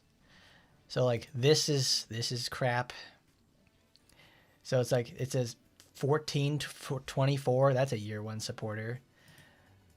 Original Kiara, terrible. Ingrid has been like the poster child for like particle charge builds, so now she actually has some use with the green supporter that came out. Noah, it's actually a pretty solid HP heal. terrible Astaroth. Tuakiko is actually like Yuri Hisui at home, but instead of that, she's a limited. This Shizuru, though, incredible. I've had this thing at like 4 or 5 since like Shizuru first released. I've never been happier ever since she released, though. It's like, this is one of my most used supporters to this day. Crit rate, damage to debuff enemies. You literally can't go wrong. Speed reduction if you put it in the main slot. It's such a good utility supporter. Though this Micah sucks. Critical rate increases by nearby enemy, but then the also damage taken also increases by 3%. Not good. Original Rin, still good. I wouldn't pick it myself. Obviously, Celestial Fox Sora, like the gold standard for any sort of long form content you're doing. Like if we're going to Total War, you take her with you, because it's just, if you're gonna be there a long time, she's just gonna buff your ass to the moon. 50% damage after 50 seconds. If the battle's gonna take a long time, you already know it. This was crap. Wet just didn't turn out very well. They put it in the wrong spots. I really hope if Eleanor gets a renewal, they look at this. This version of Spinel, it's okay. This thing got a.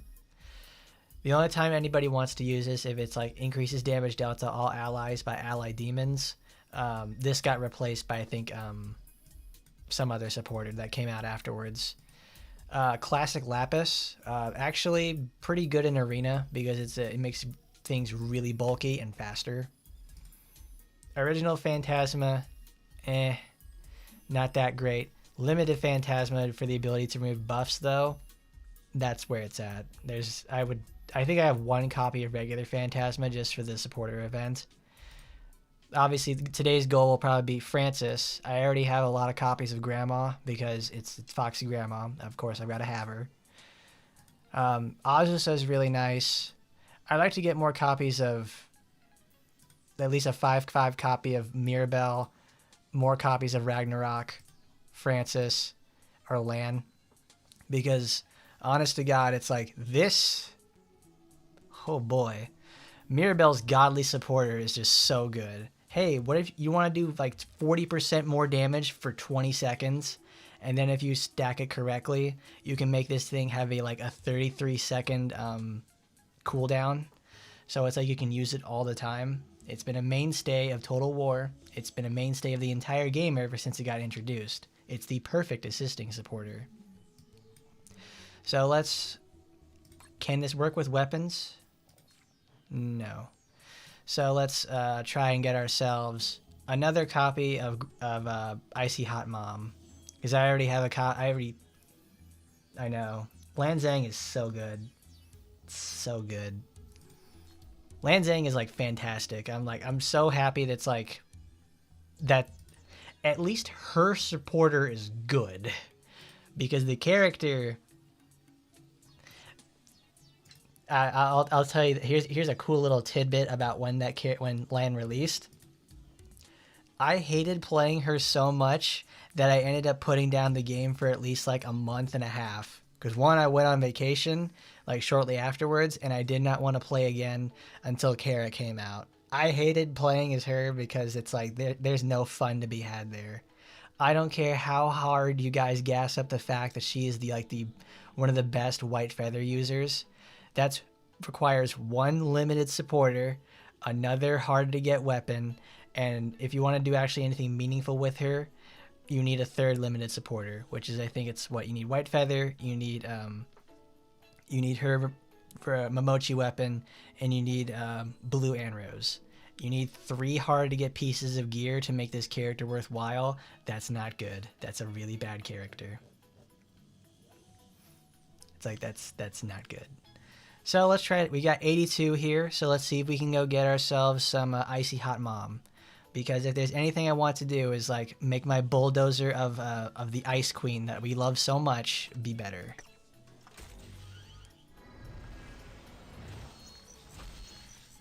Okay, we didn't get anything from that. Oh boy, it's like Blue Archive. I'm not gonna get anything.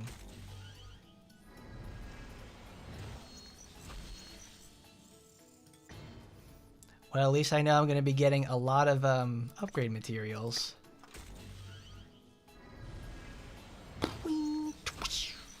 Oh, I love it. Oh, I love it.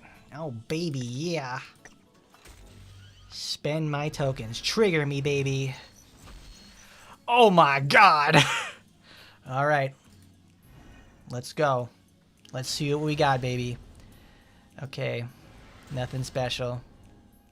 I forgot about Shiranui. All right. Ninja Bazooka. Sword Heart. Oh, finally. Finally, I have a maximum copy of Sora. Oh, cool. Classic Guardian. Okay. Great.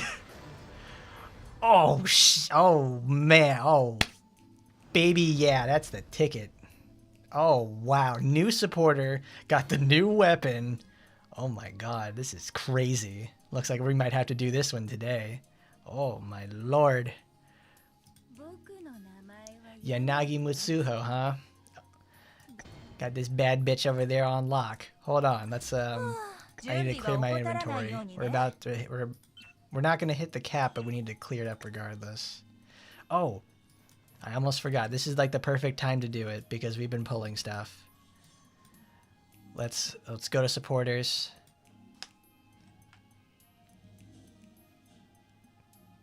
There, where are you, Sora? I know you're here somewhere. You're like one of the earliest supporters in the game. Oh no, where did my girl go? There she is. I've had this 3-5 for like 2 years now. Look, she's gonna be a 4. Absolutely stupid skill. I am the law, the law, the law. Go to weapon because we obviously have a new golden pass, so let's use it. Did that level up? No, it's increased damage to demon type. I am the law. The law. Not a single Fefe. Not a single one. Will Fefe ever come home? I've been waiting for a girl like you. What am I gonna do without you?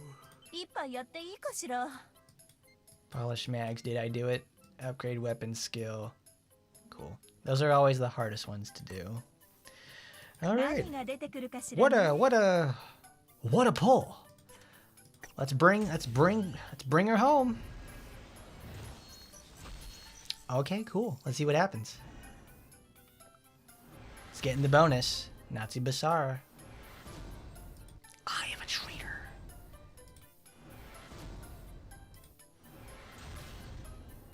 Ooh, android arm. Yeah, baby. That's what I'm talking about. Give me another one. Give me that fucking icy hot mom in there. Yes. Yes, ma'am. Sexagram in there to top it all off. That's what I'm talking about. That's what I'm talking about. Now we got her at 4-5. She's stronger than ever.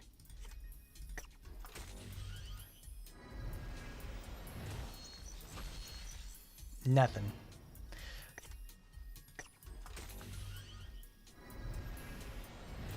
Anything good? Nothing there. Okay. That kind of makes up for the fact that we just got 4 R's in a row. Not enough limited gacha coin. No surprise there.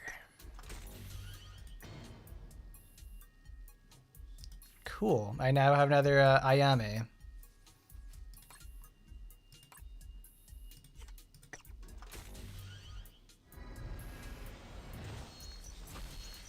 Alright, nothing there.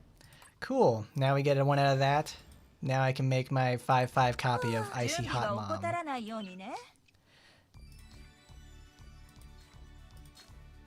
Look at that. Pure power. Freezes when hit. Deals equal to 3% of their at a 40% chance. Excellent.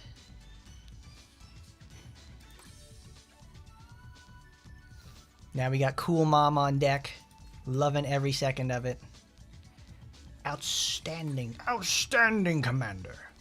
Man, she has like a lot of... Well, no, it's like this is a 4-5, so it has like, I think, 25% more stats. But even then, it's like Mirabelle's is so much more different. And we have Lan over here. My goodness, crazy stuff. Okay, now we can split the difference. Since we already have one of the tickets, we can do it with that. Alright, we got Cool Mom. We're gonna get her to 5. Let's try to get I want to say let's try to get at least like 1 copy of Sora, because that's all we need to do. Because that's all you effectively need is like 1 copy of Sora to do it with. So let's see.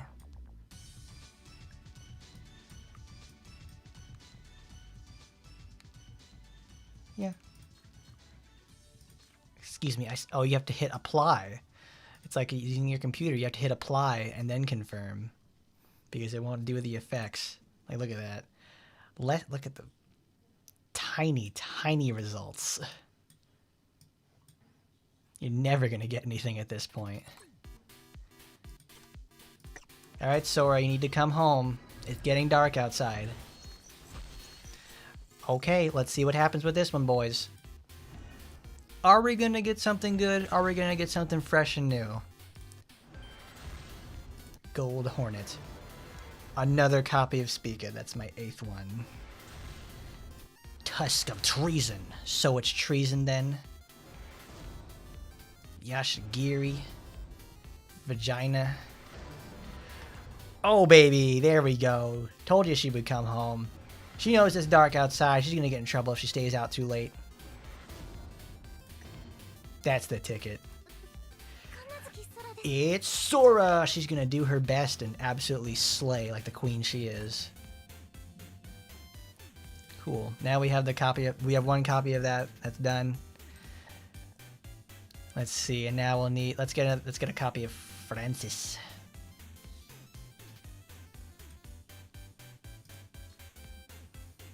Well, I mean, I haven't used any of these. I haven't pulled any banners for like forever.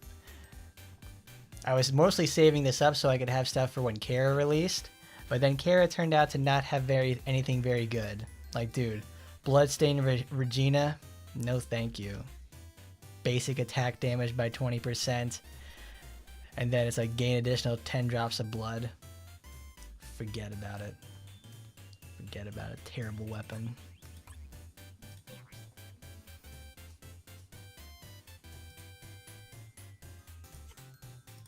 Alright, Francis, are you gonna come home?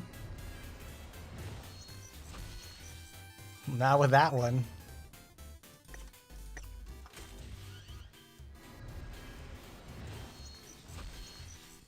Oh, we got a weapon. What's it gonna be?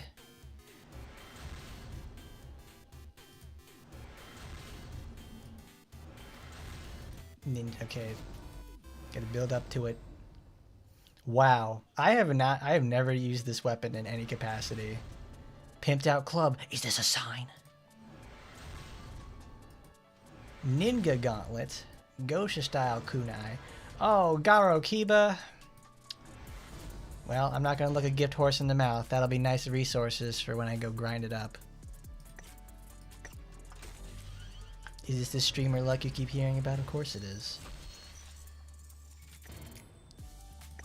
This is what it looks like. It's not fun to have, because now that means I'm not going to get anything good when I have like Mirabelle Limited or Kara Limited coming out, but it won't matter that much. One will be putting a lipstick on a pig, and the other will be like making a very good character much better. Oh god, come on. The inventory is full. Of course it's full. It's full of shit. I know, Annerose. I can't believe it either.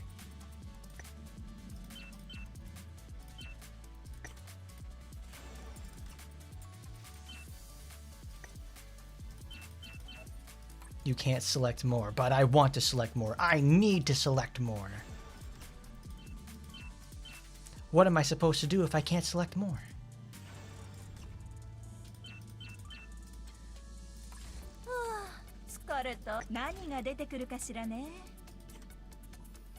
I haven't fully expanded. Well, it costs gems to expand the inventory, and my gem income is like nil, so I don't really bother with it. I mean, like, all I need to do is just remove like 150, and it's like it's no problem. I think I went from 1,000 to 1,100, but that took like several months to do because I just don't do anything with it. Let's have another. Oh, we're at maximum desires, so we have to pick something. So we can get like Kuroda Tomoe. Tomoe though is like, she's a general pool supporter, so we always have a chance to get her. Like, cause look, this is like, they just tell you, it's like, oh, this is how you know it's a general pool supporter. So it's like, I don't care. This is a good supporter that everybody can get at any time. So great. I will pick up ultimate weapon though.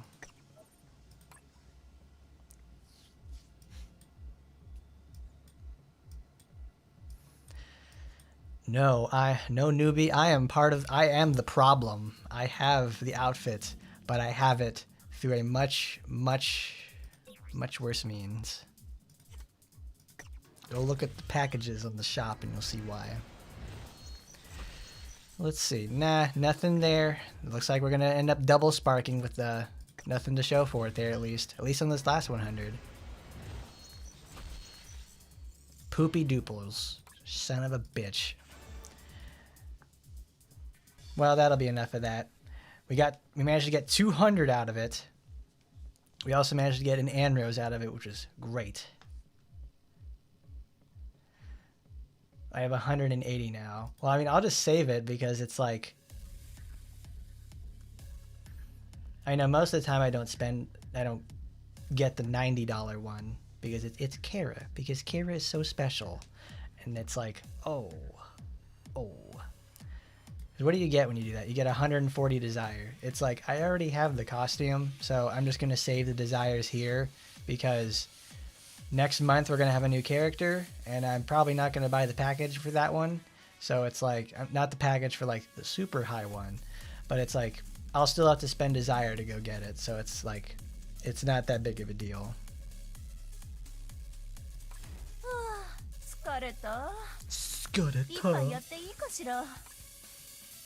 Oh, we need to do that. So let's see. Oh, we have this. I legitimately do not remember, like this expires next week.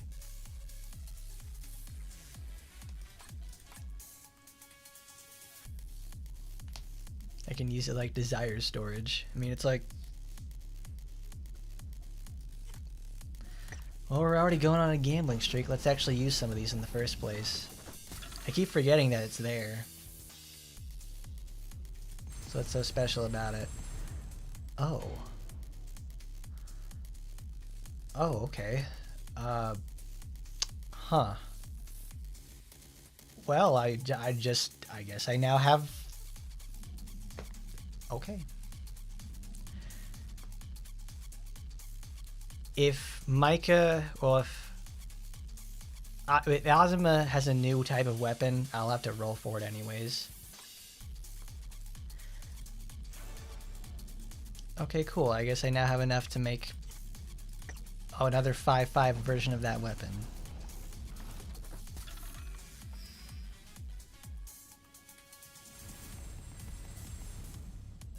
Damn, they just give this shit away. Holy wow.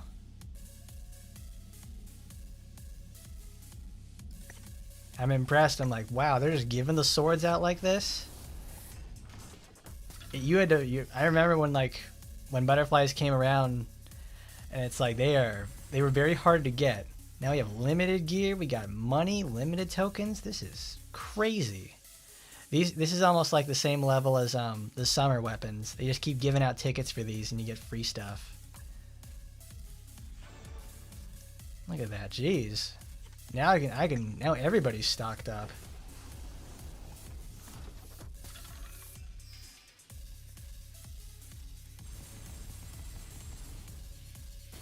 I can at least certainly appreciate the resources.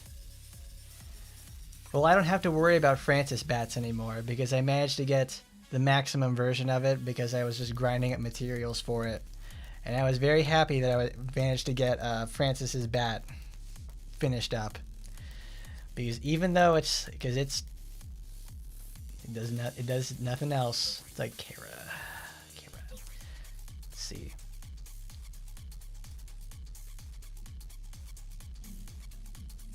Achieve affinity level 1 with Annerose. I'm sorry, Annerose, but that's just not going to happen.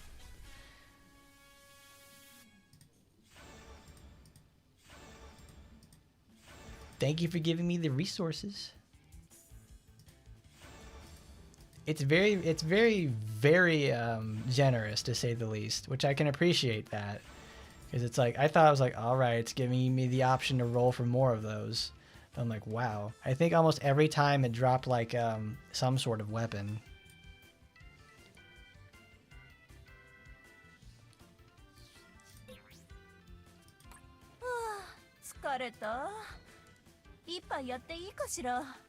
Oh, look at this. We have two butterfly weapon vouchers, and then we have that. It's like, my goodness. What do they want from us? I mean, I guess this is part of their, like, the 20th anniversary for Taimanin, so they're ramping up everything.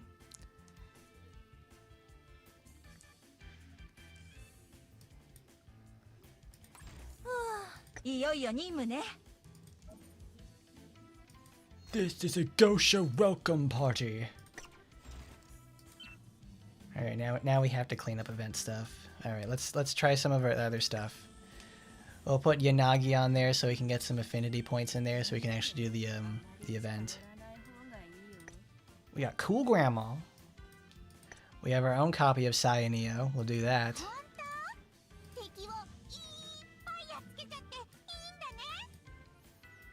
And where's my critical?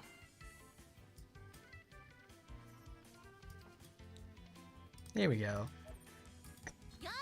You feel they're hiding something. That's right. They're distracting you from what's going on in the background. We're about to get they're about to bring back another paid character, even though they said no. That I know would most likely kill the game. That would that is like the ultimate version of like bad faith you could put into from a game itself. What is the big deal in Nikki lately? I think it's like what they said, like some reverse bunny outfit costume has a jacket but another character's doesn't. I hear some sort of like bitching happening about that. I mean, it doesn't surprise me there, but it's like it can't be that deep, bro. It really can't. Oh, I know. She's our Ryan Gosling character. She's like, I'm so alone. I'm so sad. We got to put on our soundtrack from Drive. She's a real human being. No, not like that. It's I'm so fucking lonely. I hate everything. And a real hero, real human.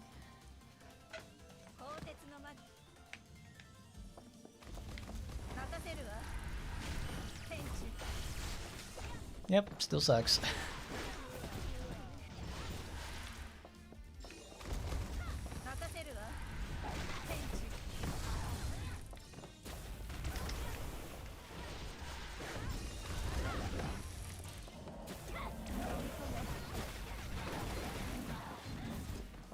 Oh man, the Annerose got the suck out there. Still bad skill.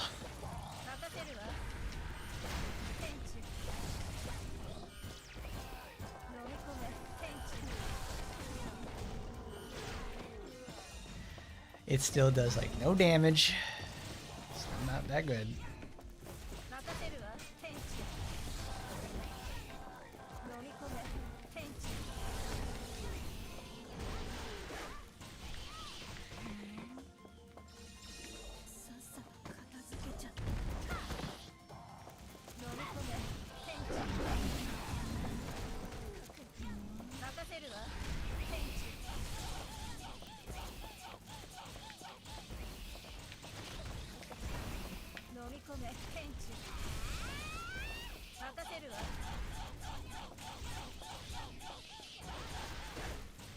I'm better off just like attacking her normally.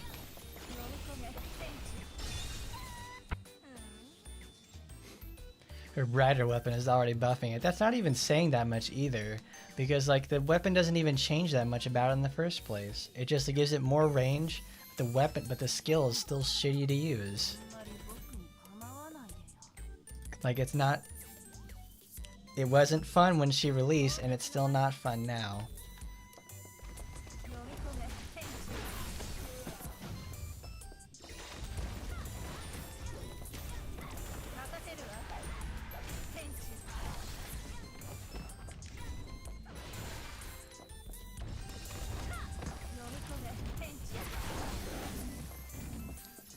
Oh, she managed to throw down the suction pool. It does all of 4 damage.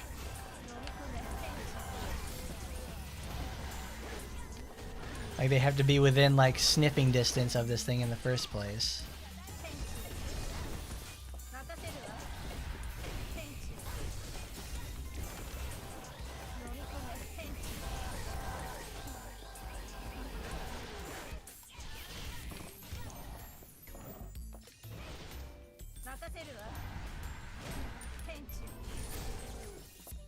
Oh, very cute. It just shows like, hey. I think the textures for the clothes inside the trunk have changed.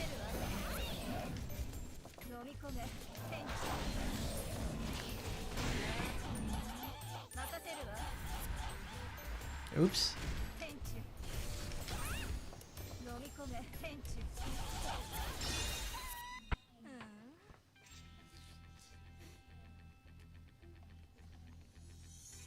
Boy, I can't wait to get that done. I'm just like, all right, Yanagi, can you get it done, girl?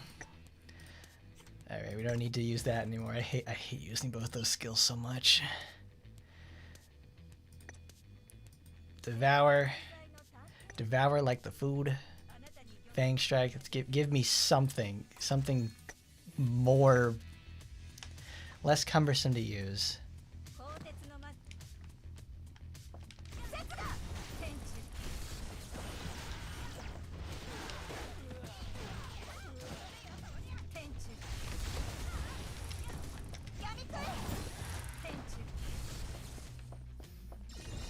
I love it. I just love that she has like a nice fast power dunk.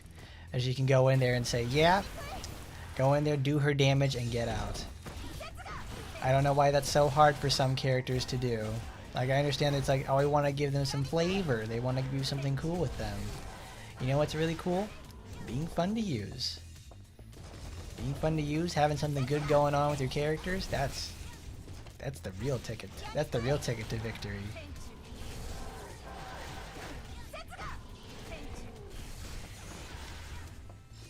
I understand Yanagi is supposed to be like poison support, which is something we really don't have. I imagine they were probably supposed to do something like that with Hebiko, but she doesn't do anything with it.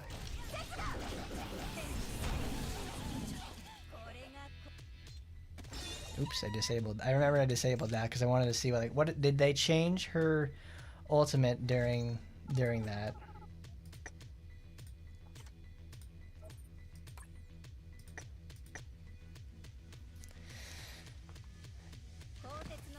Do do do do do.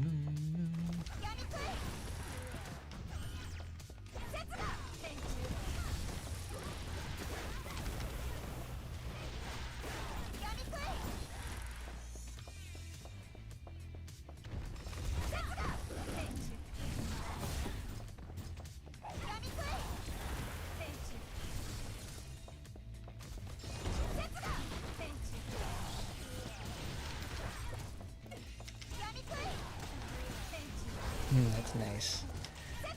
You can just combo all the way around. She's zipping around the battlefield. This is what I would have expected if this character came out in like, if Annerose came out in like this condition 3 years ago. She would essentially be the talk of the town for like years to come. Oh, nice job there, Dr. Octopus. Looking good, baby girl.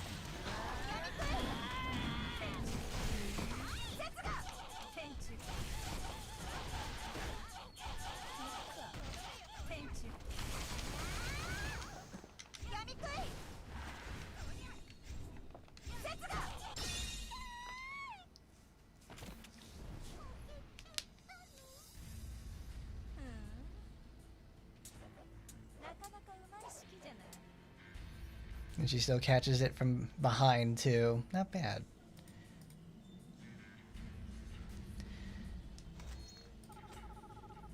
That certainly is true. I'd rather it be a better late than never situation, because it's like she could be forever doomed to mediocrity, like how it looked for some characters in the first place. Like, I never would have thought they would have touched Noah and like try to make an attempt at making her like a viable character for anybody to use.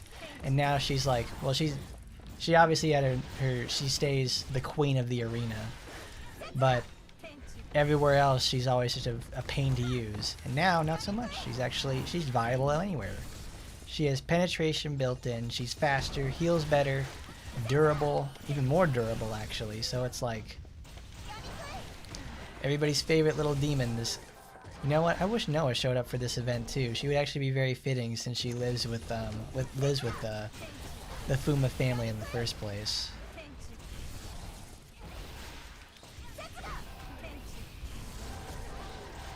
Oh, Jeff, you got it 100% right, because I could only imagine how it would be if Annerose was really good. It kind of made making the stuff about it during her release a lot more palatable, because if she was good, boy howdy, that would certainly be a real piss in your cornflake situation.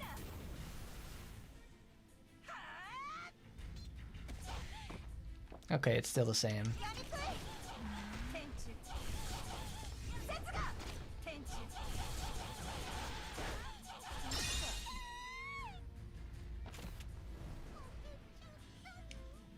Oh, nice! It actually has like veins and shows where the muscle is straining on her back to use her tentacles.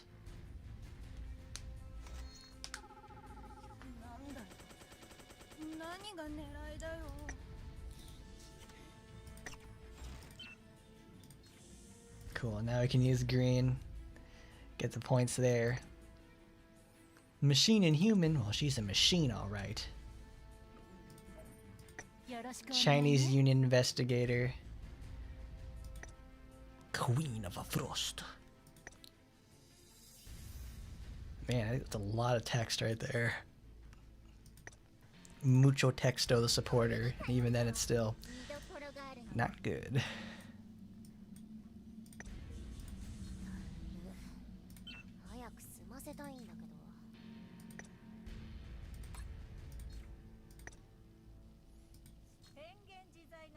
Now let's keep Devour on there because that's good.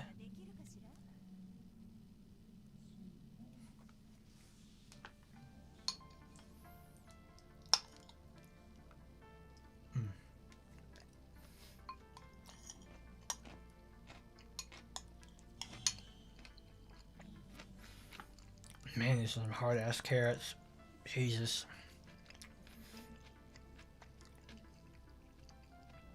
You're biting into a fucking brick.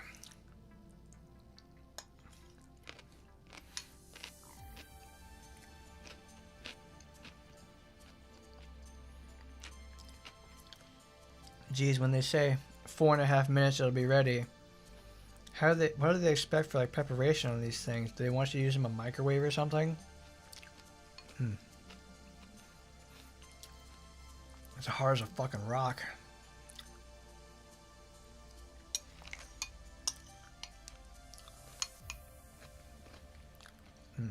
Because here on the homestead, we don't have a microwave here. We have an air fryer. And in like 90% of situations, the air fryer is a superior option. But today I was like, when I picked this like ready to eat meal at the store, I was like, man, this thing sucks.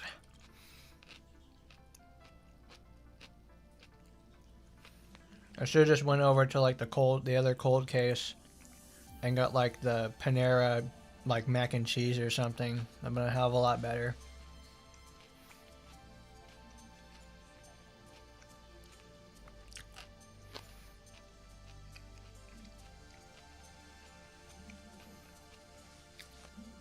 Because I had a taste of like what the carrots were like when they were first cooking. I'm like, all right, let's see how it was. And it's like, it tastes like a raw carrot. Like not in the sense it's like, oh, it's you know, like it's right out of the ground. It's super stiff and like crunchy. I guess they kind of want you to expect to like cover it up, poke a hole in it, and steam cook the vegetables.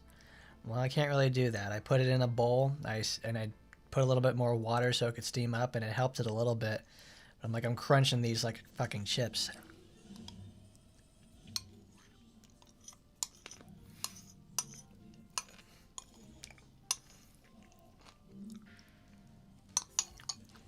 Good mashed potatoes, though.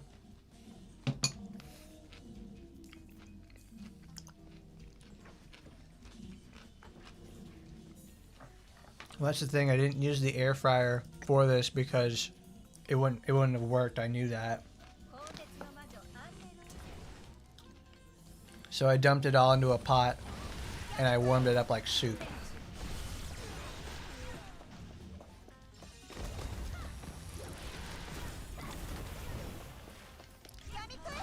Oh, look, it's everybody's favorite salad dodger out here, Mr. No Soup. Oh, did you hear their soupy? Azuma is gonna be in the game.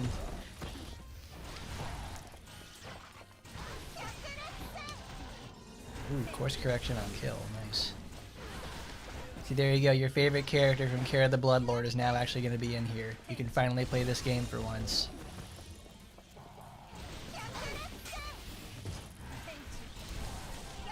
Wow, Hyakuretsu-sen actually has range behind it now.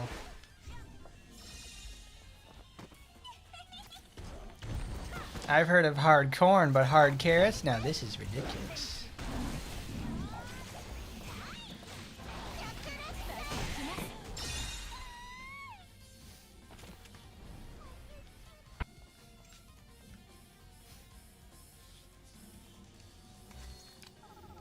Bro, if you could even call it plot, it's like Kara the Bloodlord. All the plot for that eroge in the first place is in the first hour and the last hour of the route. Everything in between is just causing problems for all those girls in there. That's how it always goes. And then you have shit like Annerose, where it's like everything is like plot relevant. Like they actually wanted to tell a story with her. That's why she's one of the less intense titles.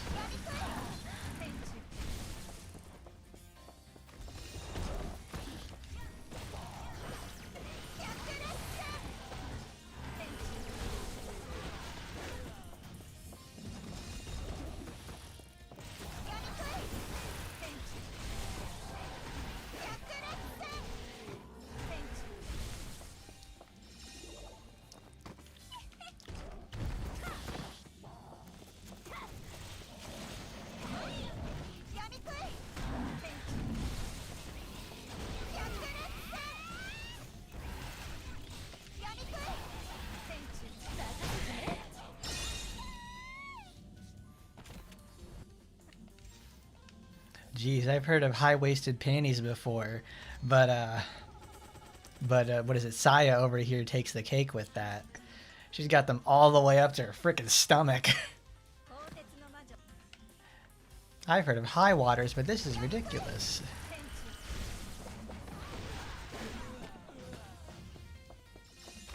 I am the law!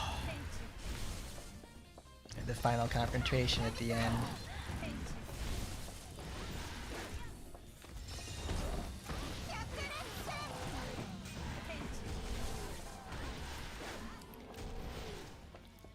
I just knew the music sounded familiar with I was like, is he watching RoboCop or is he watching what is it called, Judge Dredd? And then I heard Stallone start speaking. I'm like, oh cool, he's watching Judge Dredd. But the thing with that is I'm listening to the music and I can hear it in the back over there, and I'm like, oh cool. When I was in school about all those years ago, they had the trip. They had like every 4 something years.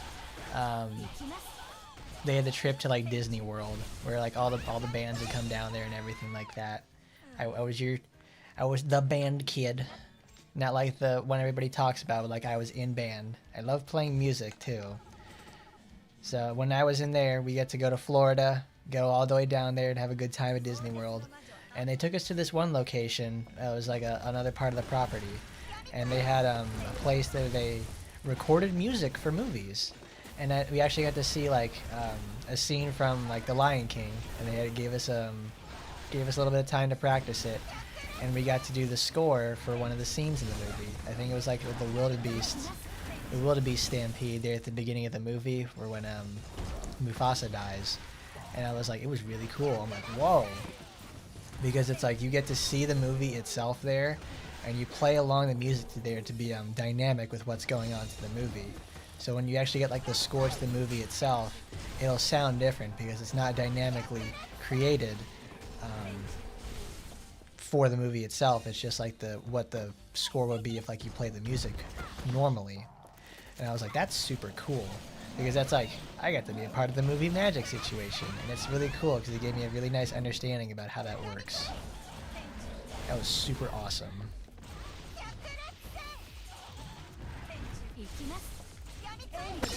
Splat. That's a good meaty hit. Thank you, Annerose. Thank you for being better than I expected. Thank you for just going like the bare minimum above what was supposed to be expected of you. Thank you for being a little bit better than I had hoped for, so you aren't a piece of shit that like gets knocked around all day every day. And that'd be something to try, because it's like we've been doing the event for a little bit. We're on a times 17 weekend, so that'd be a good one to try for. Let's see what happens when we take her to like hard content. Because she sounds like she'd be like an ultimate survivor situation, since she has like 2 very strong forms of healing behind her. Look at that. The initial hit her healed for like 45,000 health. Like I haven't seen healing like that since like Murasaki.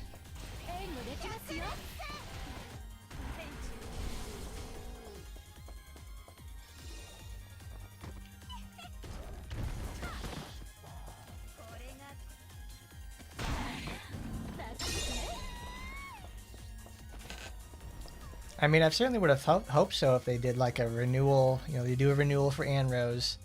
It only affects the people who actually have her in the first place. But it's like, maybe they're saving the renewal. Not the renewal. They're saving the discount for anniversary, because that sounds pretty logical for the most part.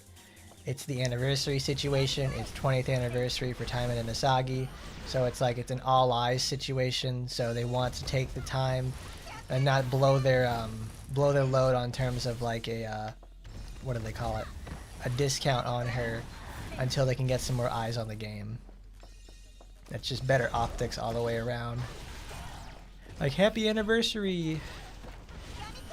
Here's the only paid character that's on a discount.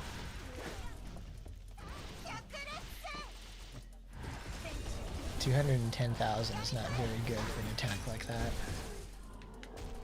It's more or less a utility one.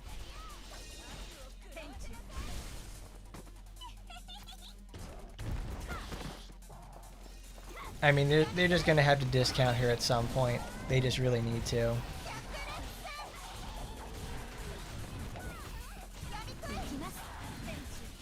Like, the renewal only lasts for like the beginning of the month, and that's it. Well, only this month, and oh geez, that's it. There's not gonna be too much for it left out there in the first place.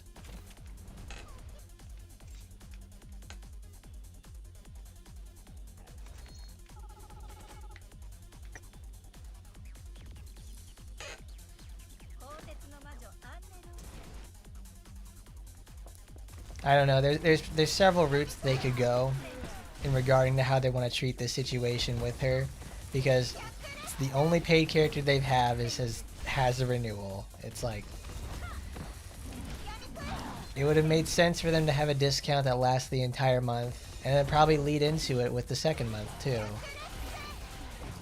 But events like these are planned out with like at the beginning of the month, not the month, but like the beginning of the year, Like they don't know if like they didn't know if like how Kara was going to be treated or viewed by people as soon as she releases. They didn't know with how Francis was either.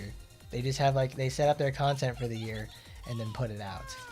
But they certainly do like they have a degree of flexibility in how they respond to situations.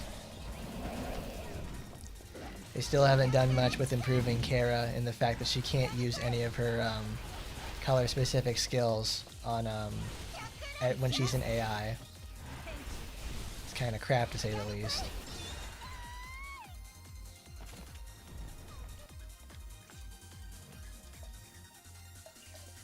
Two-month discount reminds me of this. I was reading their page to see like, oh, did they put anything new out for this information? Is there like a campaign going on? So I looked at that and it's like I always see this like this wonderful post by this guy who's so pissed off at the at Gremory and at everything else. He's just like, oh cool, we got both. Sick. He's so pissed off at Gremory. He's like, 20 years of Taimanins, and all you guys do is just treat these girls poorly and put them in rape. I hate this so much. And it's like, what are they gonna do? Tell bro no? That's exactly what fucking happens in these games. Why are you here if you don't understand this?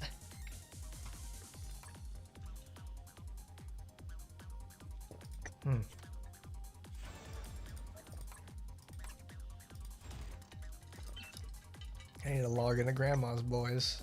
It's 12:30. There you go. There you go, my night owls who are still in there. You get your bonuses are active now.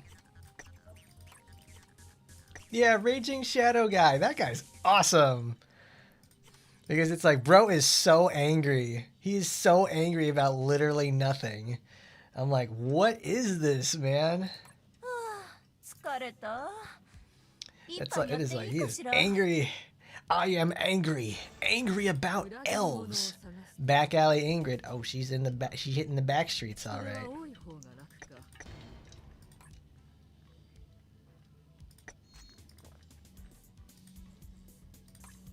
$10,786. All right. I'll fix this. Annerose, we've already gotten our points. Let's go back to red so we can speed things along. There it is. There's your supporter. Her supporter is actually kind of nuts. We need skill point gain. That will always be worth it. But now I need to find Mousy. I need to find Miss Mousy herself. Chance to gain a bonus item when completing a quest. Change lock status. Supporter is already set. Unequip. Dota supporters go all the way. Come on. Go all the way to the bottom. Oh no, you can't do it here. You have to go to your inventory.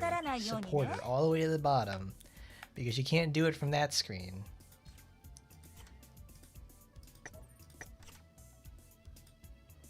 Attribute changed. I can never lock the supporter because it's like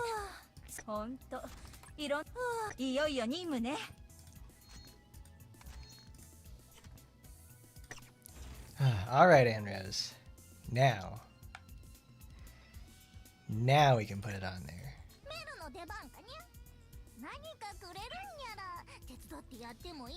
Shionimano. Let's get the one that reduces cooldown. Rakusenka. Demon Enslaver.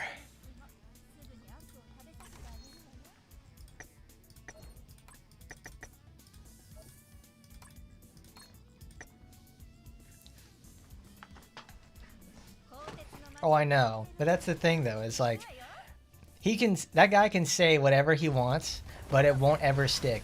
Because of the fact that he puts his information so angrily and so poorly. Like, anybody else could say the same thing and actually get some points across. If he ever does this, just like, it's too angry. It's like, This every time I see that, it reminds me so much of like I'm out here doing stuff at home. I was like with my dad, and I was watching we were watching some PBS, and there was a nice what is it? It's a documentary about migrant workers in California's in like produce fields or something. But it was like they had two leaders for specific eras of their movement. And the first guy, he was always angry and pissed off and like always fighting like a Malcolm X style, trying to get things done. And that didn't work out that well. It did not get the points across, and it was an active battle to try to get any sort of help in the first place. But it got the movement going. The other people who came out there who had experience in bureaucracy and other like, you know, deliberation with unionizing stuff, those sort of people got the movement going and actually got the results. So it's like it's a lot about portrayal, because they literally both said the same thing, and the other one who is able to actually be a bit more cordial got the results. Every time I see Mr. like Raging whatever his name is, I'm like, that's perfect. It's like, because you're right, but you're also presenting it wrong.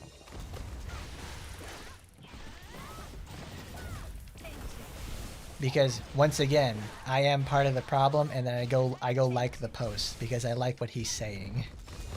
It's like, ooh, you're so right, bestie. Oh, you're so right, Oomphy. Go get him, baby.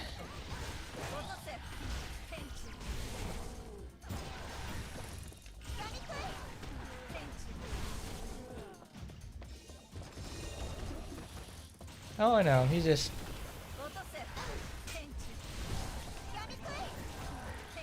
There are just better ways of going about doing things, and doing it that way is not one of them.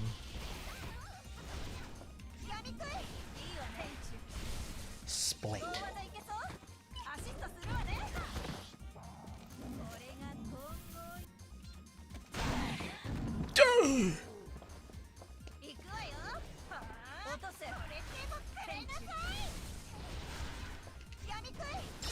Does she just like resist that stuff?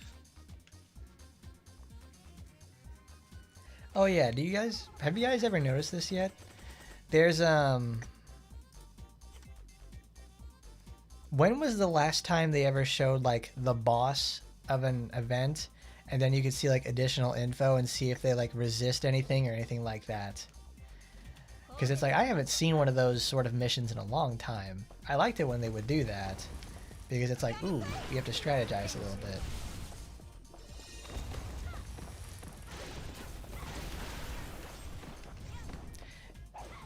Jeff, he's not looking for a game at all in the first place. He's looking for some sort of he's looking for the validation there that I'm unfortunately giving him, because it's just so fucking funny to read. Somewhere, this man is not getting heard in any sort of sense in his life, and he is trying to find it somewhere else. So he's trying to find like solidarity there in the Taimanin fan base. I try not to engage with him on like on an actual notable level, in the sense of like liking posts all the time. You just read it and move on, which is what you should do. But sometimes...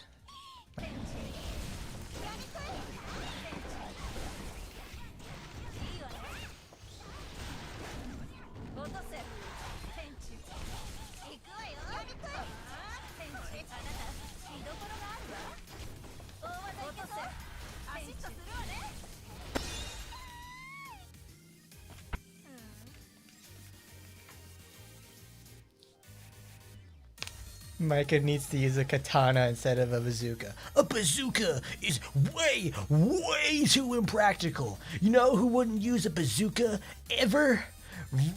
Ryu Hayabusa. He would never, ever... Oh, fucking bullshit, it's lagging again. God, I hate it. Oh, great.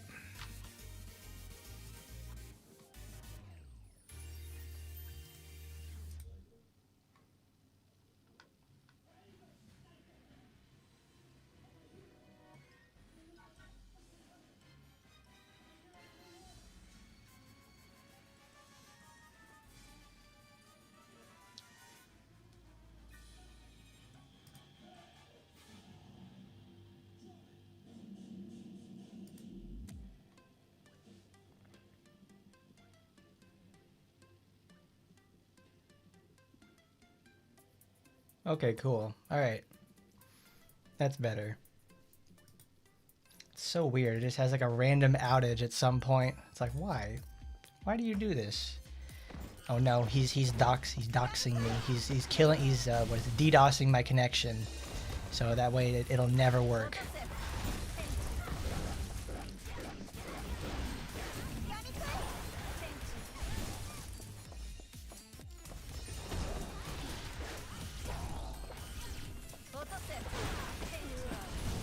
It's like Stellar Blade all over again, where it's just like, oh, it's just suddenly going to crash really hard. And now it ends up instituting like a 13-second delay. I'm like, oh, that's rough.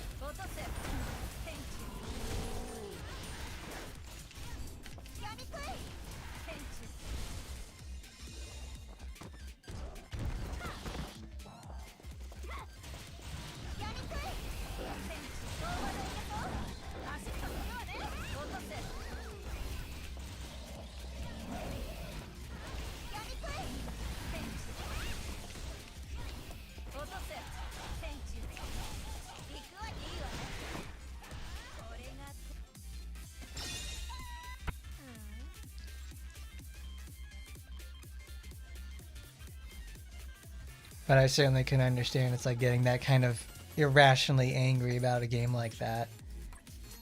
Maybe when I was a bit younger I could do something like that. But it's like I still couldn't see like getting that angry over a franchise. Because it reminds me of like when kids like get that kind of angry about it. It's sort of like impotent rage. I'm like, I can't believe my ideas of what the franchise should be or anything like it should work out.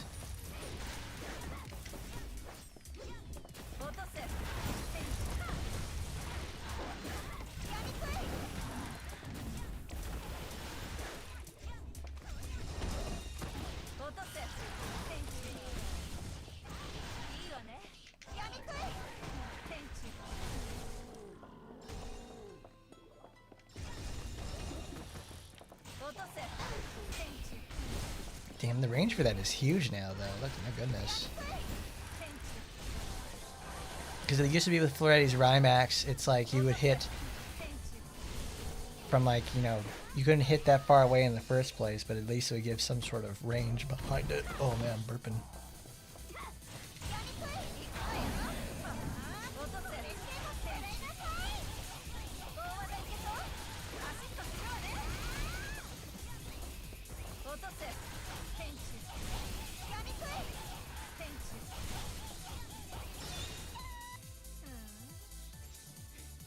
Imagine if Rachel was in the game. Rachel is like one of my most favorite like, females in all of gaming. Like top 5.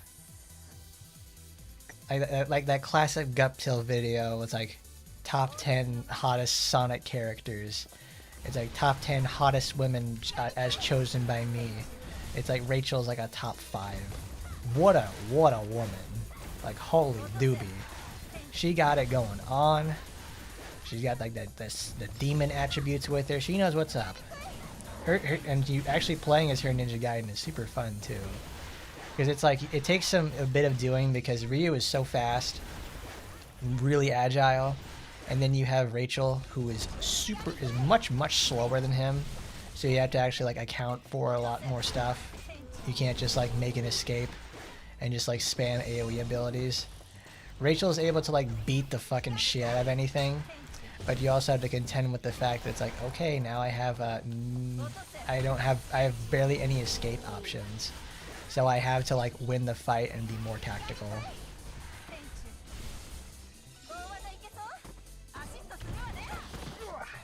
Ow.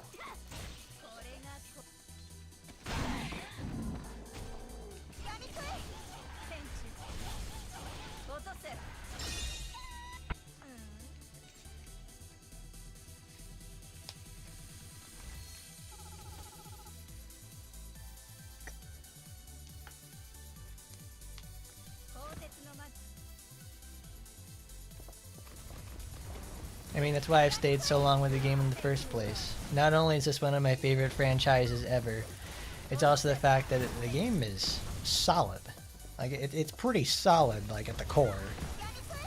Like they obviously have some questionable decision making on certain characters, but it's like it's not enough to make me go like, all right, I'm gonna stop playing the game forever.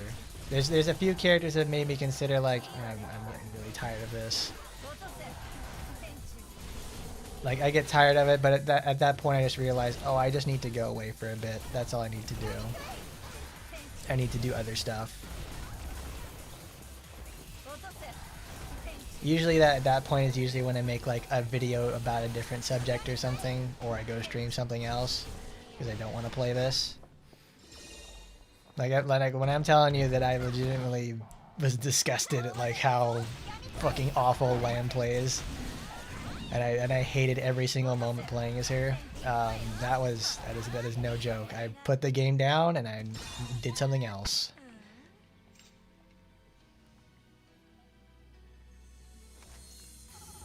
That girl is gonna fall into irrelevancy, and she's gonna be very not fun to.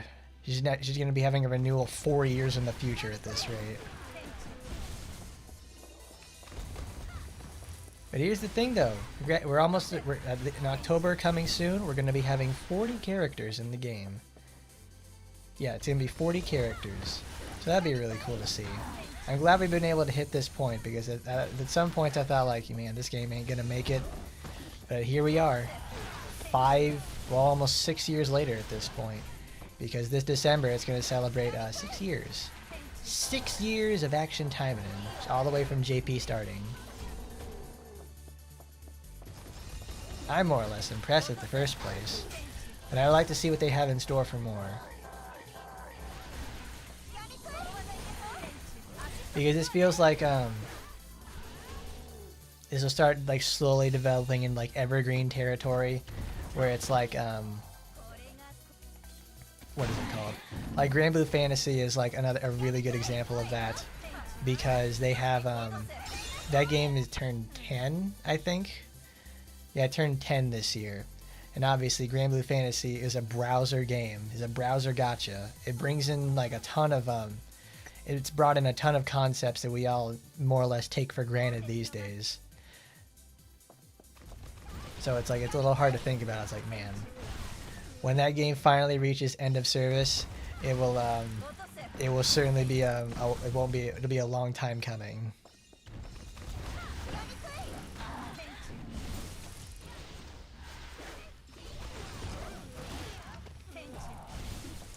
At 50 characters and we get aged up skins, that would honestly be pretty crazy to say the least. Because it's like, oh man, they're gonna make everybody have the Natsu special, where everybody is like, all right, now we're suddenly 20 years older.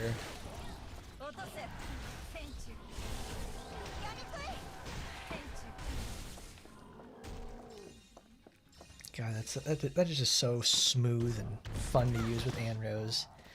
You can combo. You can do all kinds of crazy shit with her. That girl does not care.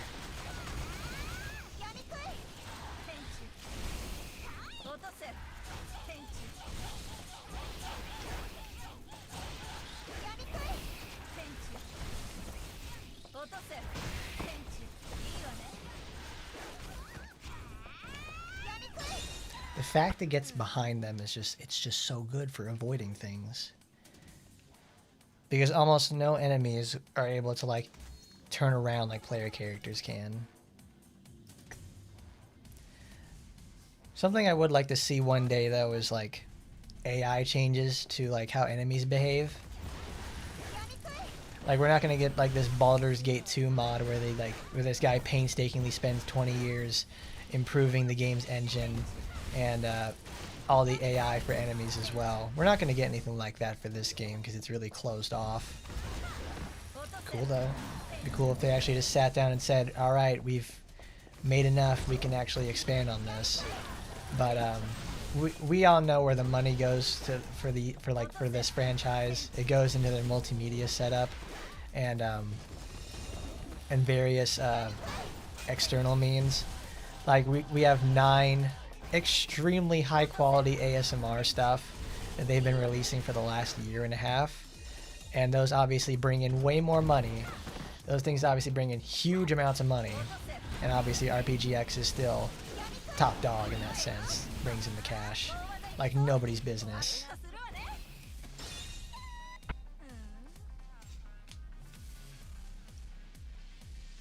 You think Saya will be playable soon? I'm more or less at the Azuma stuff, because at least Azuma sounds like a logical choice, because she's a character from Kara the Bloodlord.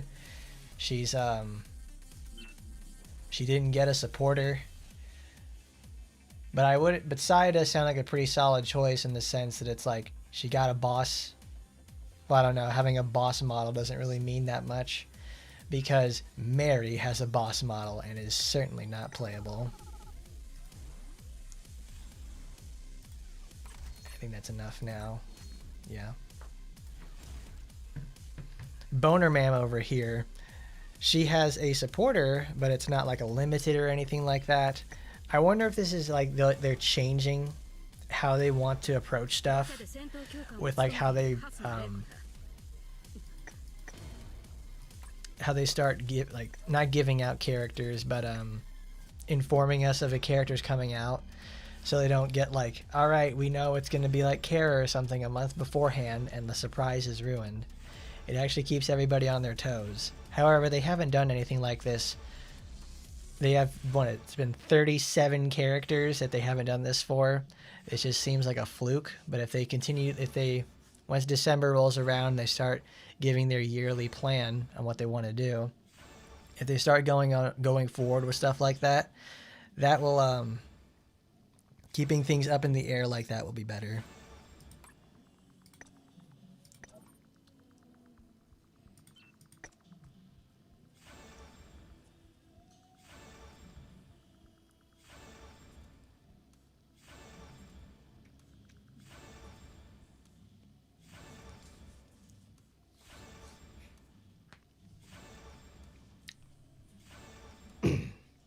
I don't know. We've had a lot of other left field contenders that actually make it into the game. So it's like, I certainly would have never expected Mirabelle this year. So, hey, Snake Lady and Furfur, it's possible.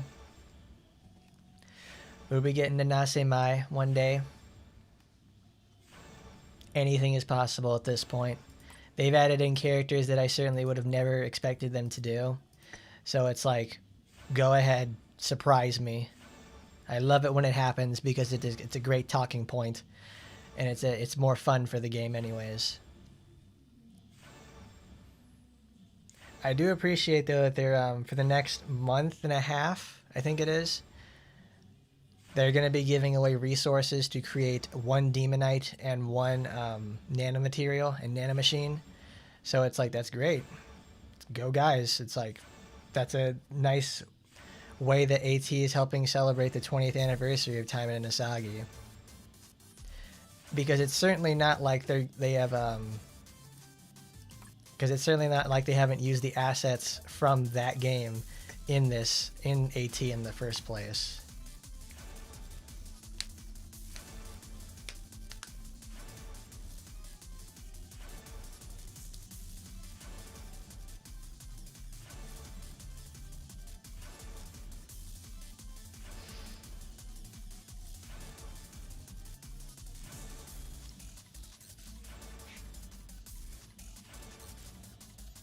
Oh yeah, the one where they gave her turn her into Boner Mam and she just like splitting that shit apart. I'm like, well, it's not out of the what is it? It's not out of the ordinary for someone like Obui to do that, at least the artist. They've done that before, but it's like, okay.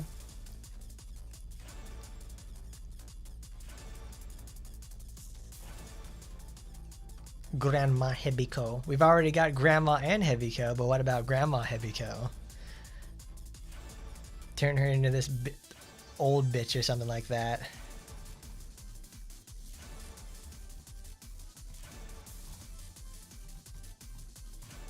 Marvelous Sunday.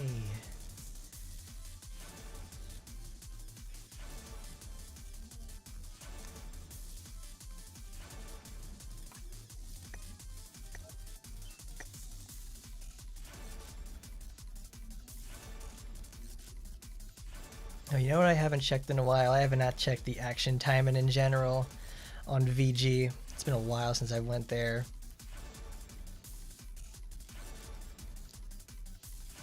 You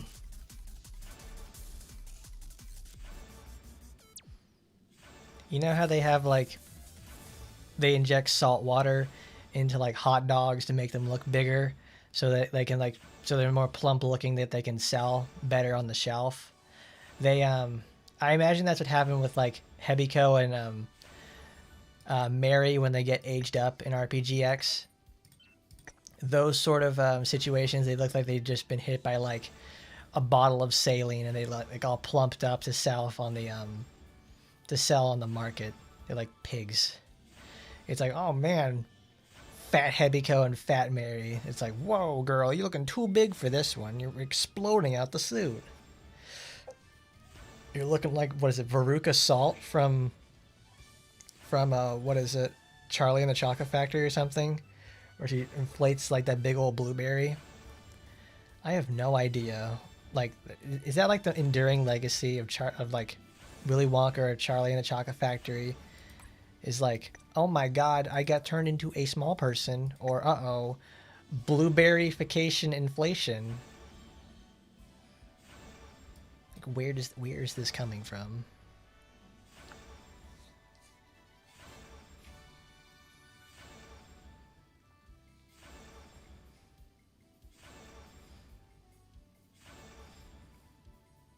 Through that close generationally to a high-ranking demon. Well, I mean, it's not exactly like a sort of, what do you call it?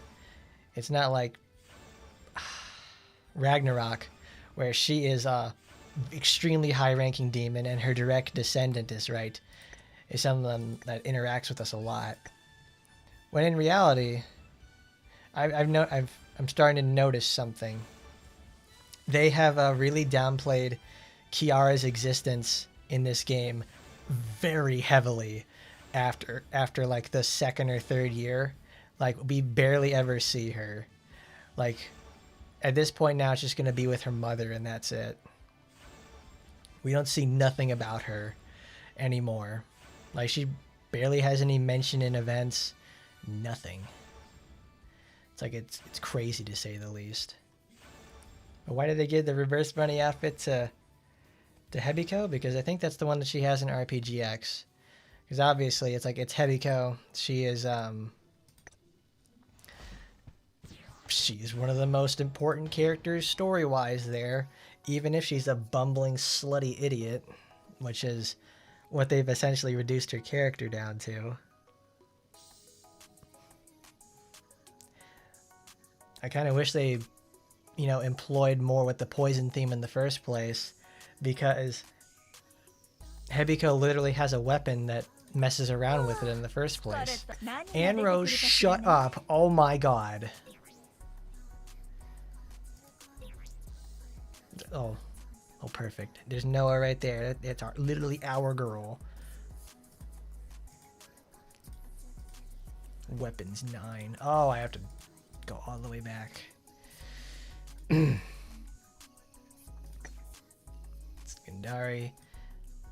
Scylla. There it is. Because increased critical damage against enemies by 8%, and then poisons them. It's like, she has all this stuff.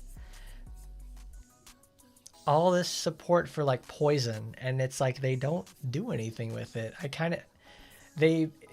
Ink feels like they tried to combine they wanted to do a poison route, but they made it like where they actually made it like actually what an octopus does. Like, they forgot what those things do, and the ink is designed to help them escape instead of actually inflicting damage. She's not a blue-ringed octopus. She's like more like a squid. Squids don't have venom.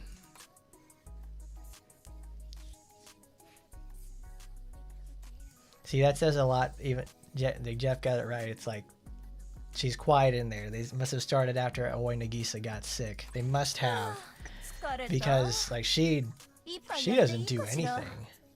Not at all. I managed to beat my best time with Ingrid though. I was really impressed. Because Ingrid's because for the longest time at 100 on Kanaloa, because I got like a 25-second run when Kanaloa had like halved the defense and everybody could like kill her in like less than a minute. So now it took like what, over a year at this point, and now I've actually been able to beat the time. Ingrid is just that crazy. It takes a lot more effort to get Ingrid to do like even this slow and even further beyond.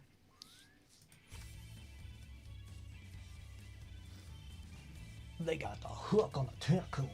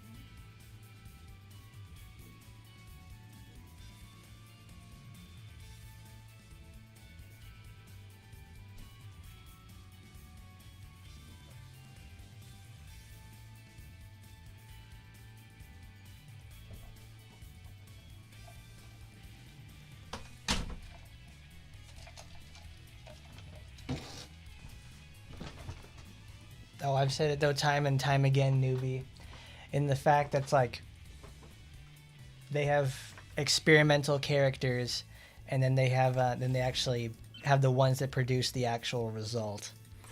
Like our most recent one with Kara introducing the meter system, which is a little ridiculous. And then Annerose gets to use it to its fullest extent, so they don't have to consider it as a unique buff. They can just keep doing it. And then they have like, because this also now has a passive activation of a skill that's automatically going to be equipped to them. So then we have that happening with it. And then it's like a really good option with that in the first place was Francis, because she has a stacking buff that increases over time with tipsy stacks acquired, then going into Intoxicate for a secondary form.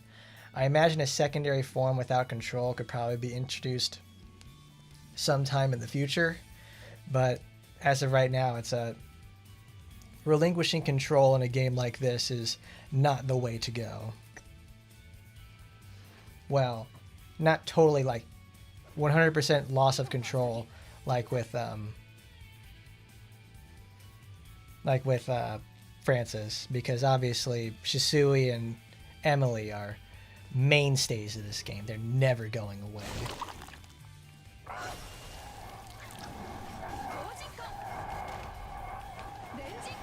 Oh, she got hit by the funny beam.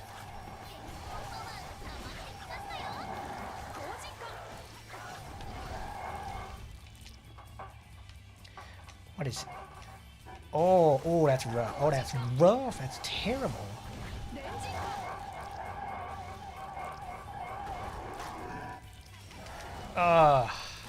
Lord help me. Asagi, you can win at any time.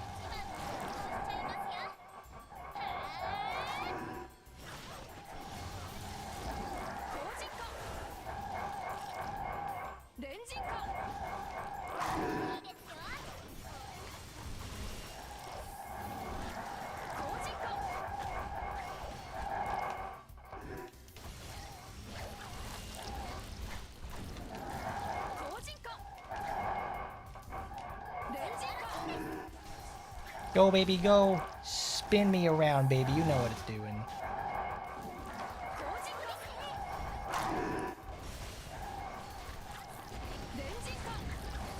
Oh, attack down. Stop hitting me. Stop, you fucking monsters.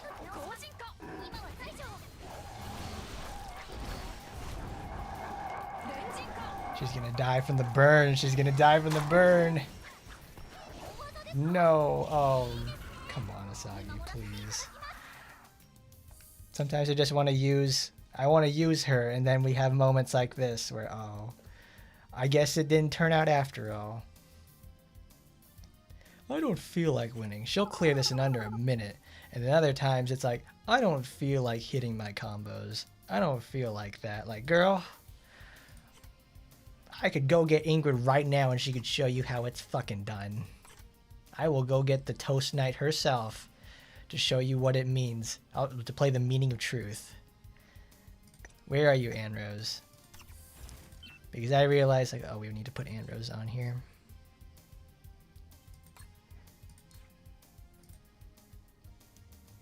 We don't have a lot of enemy kills with this.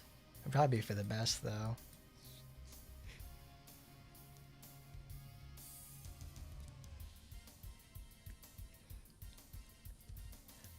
Well, I mean, they've done some adjustments to how damage over time works, because they typically make damage that is scaled off of when you apply a dot, it scales off of the initial hit itself, which is why burn from Supernova is so immensely devastating, because it's like 60% of how much damage Supernova dealt, and it's Supernova. It deals a ton of damage. And most damage over time ticks from skills, like most skills that apply a dot, are really low, so, or at least like pretty weak. That's to help offset that in the first place. So whenever they had a, if they ever try to do anything with like actually making lethal poison or like lethal bleed or anything like that, they would need to do a hell of a lot more work to make it worthwhile, because of the way it stands now, it is not worth doing. Because it's like we have better debuffs in the first place in the form of like defense, speed down, attack down, any sort of real utility. But it's like, and dots are just like there to satisfy the condition, and that's about it.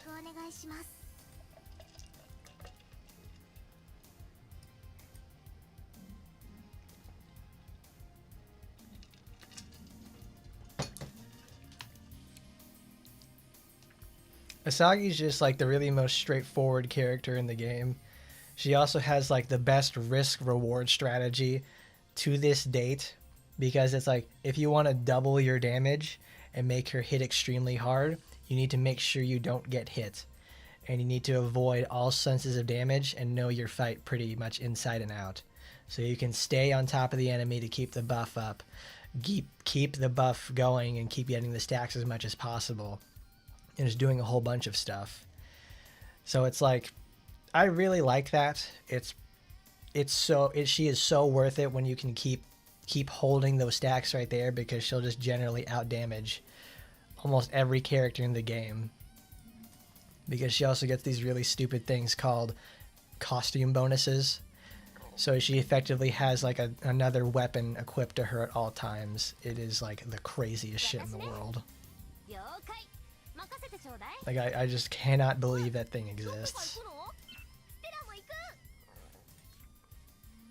Got Flirty's Rhymax. We need to put Mado-sen.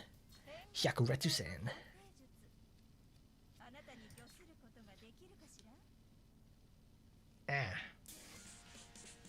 No, I wish I could put like the electrocute enemy feature, because that is so good. Because electrocute is now a third form of defense down that she can apply at the same time. Well, actually it's only two, because I think Devour requires 3. So it's still the better version. I don't know. That would honestly be something worthwhile to try. Let's go with... Oh no, you only need 2. Ah, I see. Because I think Divine Wrath with electrocute, it is a 25% defense down, so it does not have conflicts.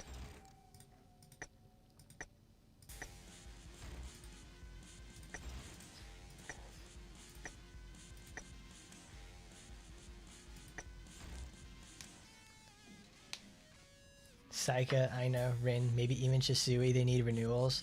I don't know. What could you... What... Okay. So, with those 4 characters, what do you guys think they could get renewed on?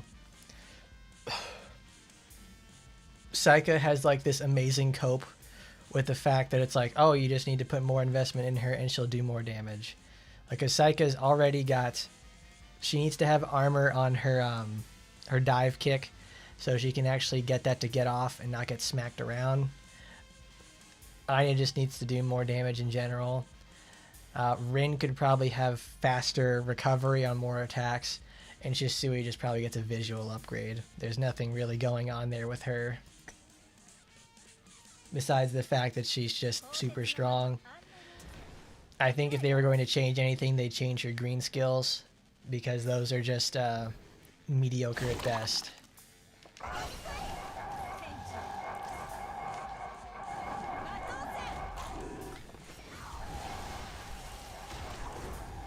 Dang, Canelo on the move already.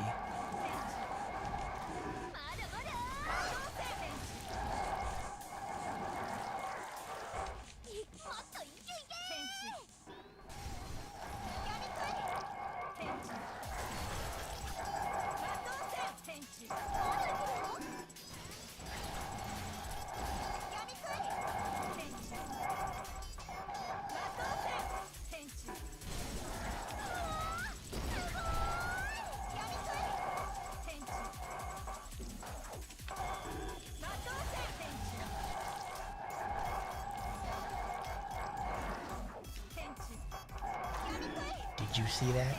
Did you see that absolute pure skill with Annerose delaying the skill release to dodge the attack?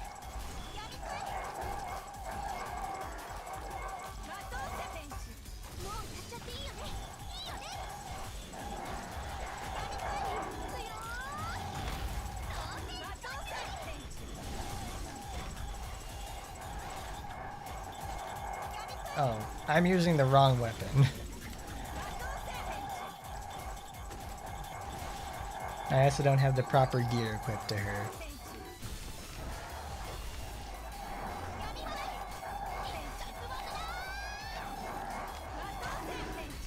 Madoshin!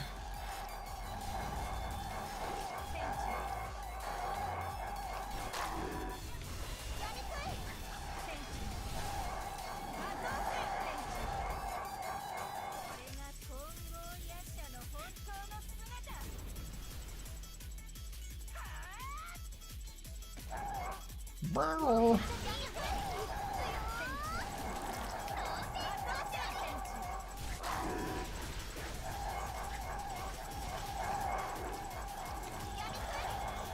Having Saika's ability built into her like that, having a character with like a built-in passive skill, like a skill that they traditionally will use a lot as a passive built into them, that's good stuff. I like that with Annerose, because it takes a skill that traditionally does not get a lot of use and is very cumbersome to have happen, become like actually usable. Yeah, that's the ticket. That's what should have been happening in the first place.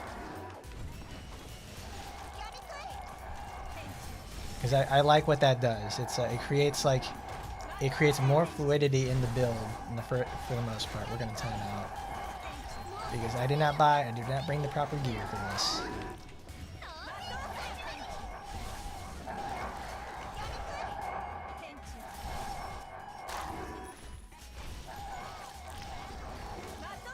Yep.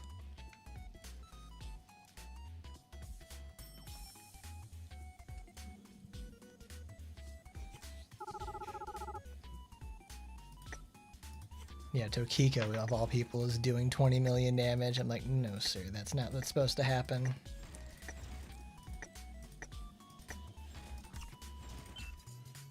Yeah. There was nothing there.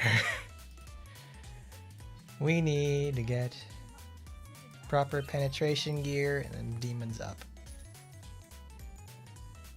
Because Annerose certainly can bring the heat, but she needs a little bit of a push behind her.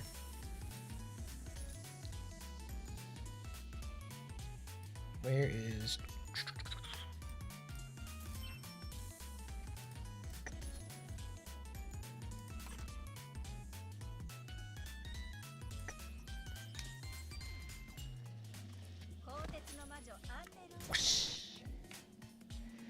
small washi washi. Oh, damage down. Damn, it's almost like we never did this in the first place.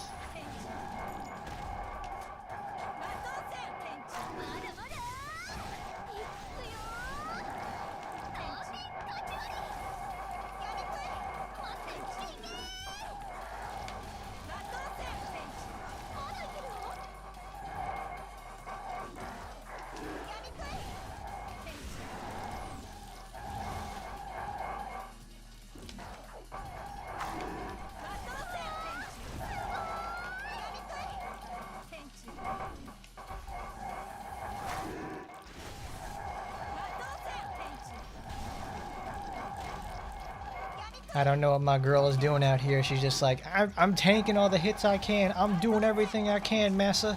But I just can't hit her, you know?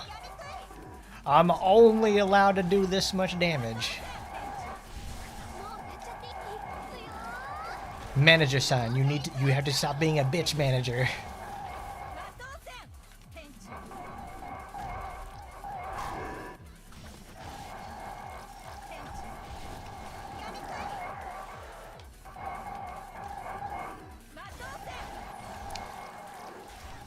Dude, these little the little jellyfish guys are just having the time of their lives. They're just getting thrown around all day, every day.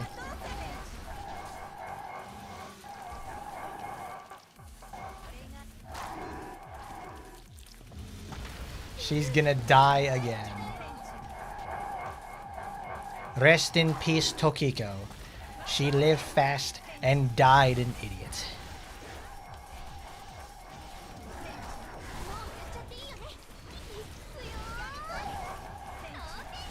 Not exactly the kind of showcase I wanted to put her on with 100. Like, she can do it, but believe me, she can. It's just a little bit annoying because we managed to get a defense down and we lost. Okay. She got shot down. She got shotgun down immediately. Damn it, girls.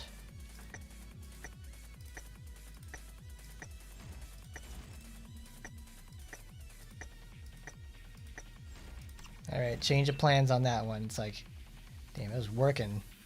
It was working until it wasn't working.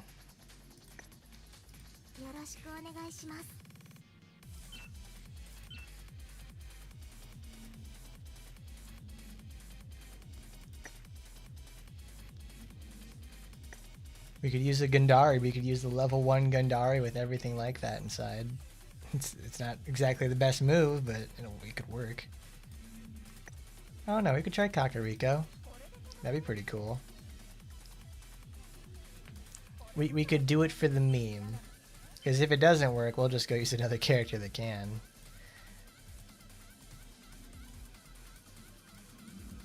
For the most part, it's like I do not use Annerose.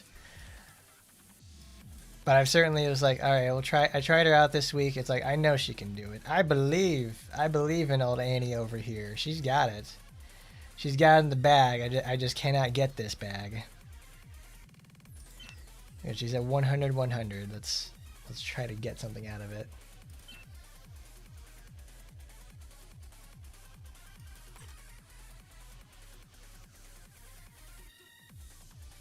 And I can get her battle aura to be a permanent assistance, oh, just like Emily. Healing additional damage or stuff like deals more machine damage with allies. When she has like those skills that summon the drone, I imagine it's like make that a passive for her. Like do it like Annerose style, where they have a certain effect that's always active. That's like can be activated by doing a certain amount of skills or doing things like that. That would be cool. That would be pretty great. Penetration of support. Oh no, she is suppressed, baby. She gets that plus. That's it. That's been. It's the one Tokiko outfit I can actually enjoy is her Secret Garden outfit, because it's I don't know. I just don't. I'm not much of a Tokiko guy in the first place. She does her thing. That's all I can say.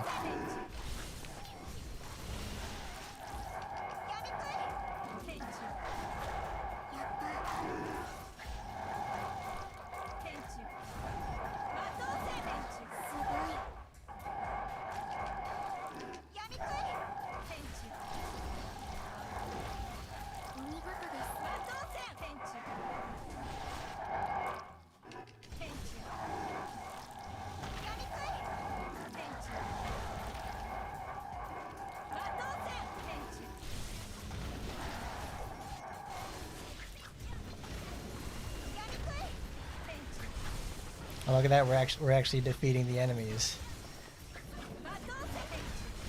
Go girls, go, you got this. Well, we had it until we lost it.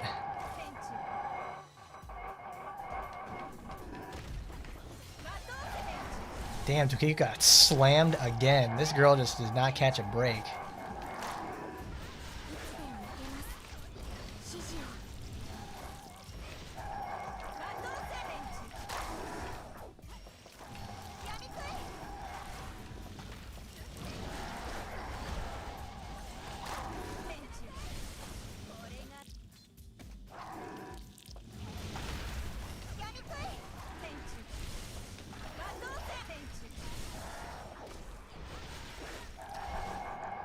Melee immunity, stop. Stop this madness.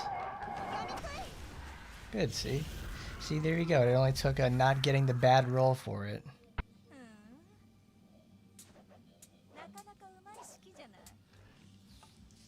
Good job, Annerose.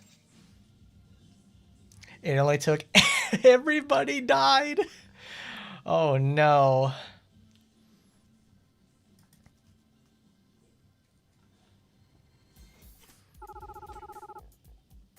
No, 85,000 damage. Like, everybody died. Oh, no.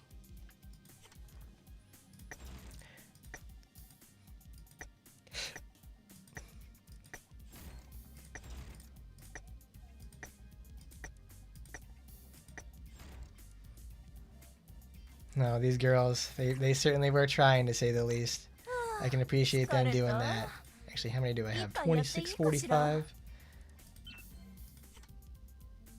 Let's do them with Ingrid. It only took everybody to die to make sure that Annerose lived.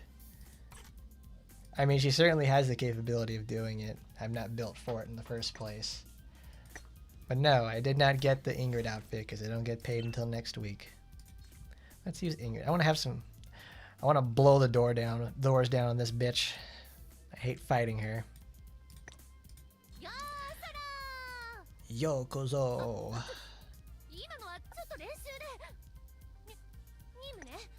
I need the destructive force that is Ingrid.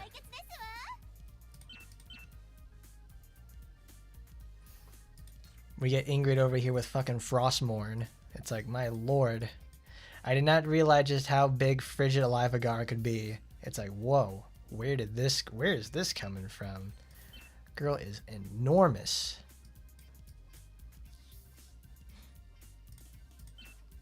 We'll do that. We'll put one count 'em, one penetration mag on there.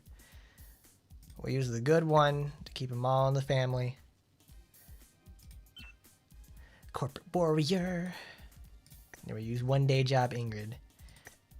She lets her hair down at the workplace. She's gonna get it caught in the lathe and look like a live leak video.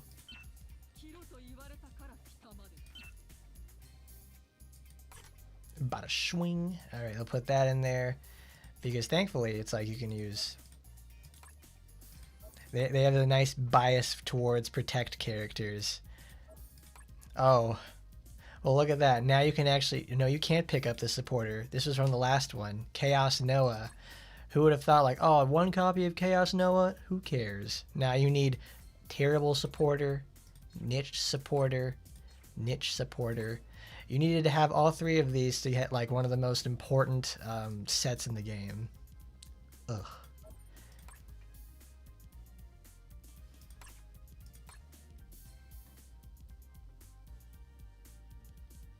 So I need to time this out correctly, because I need the first... Because if she gets a bad roll, it's going to turn out really poorly. Okay, Ingrid, you got this. We only have skill down, we do not have type down.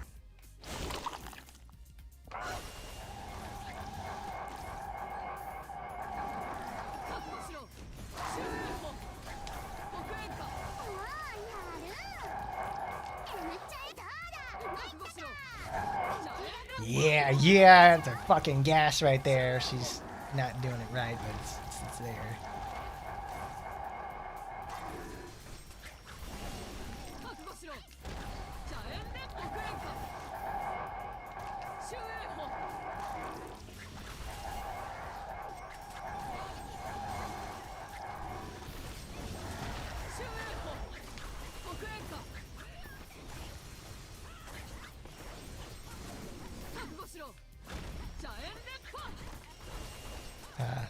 That's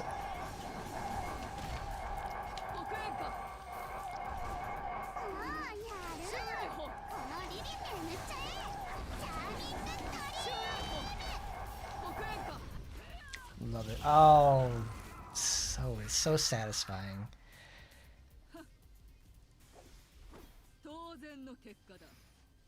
Because who better than the absolute AoE queen herself, Ingrid, to just say, nah, you don't stand a chance today. Because when this works, watching her just do over like 40 million damage at one time is insane. That's why like every time everybody's like, oh, I don't look forward to Queen Kanaloa, she's so boring. Then I get to do like big Ingrid damage cascades where it's like, 80 million? Easy. I wonder if we can do it. I wonder if we can hit like a sub 20 with Ingrid. Because it's totally doable.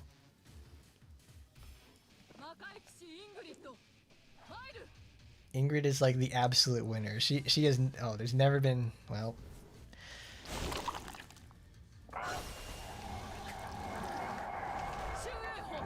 That was bad.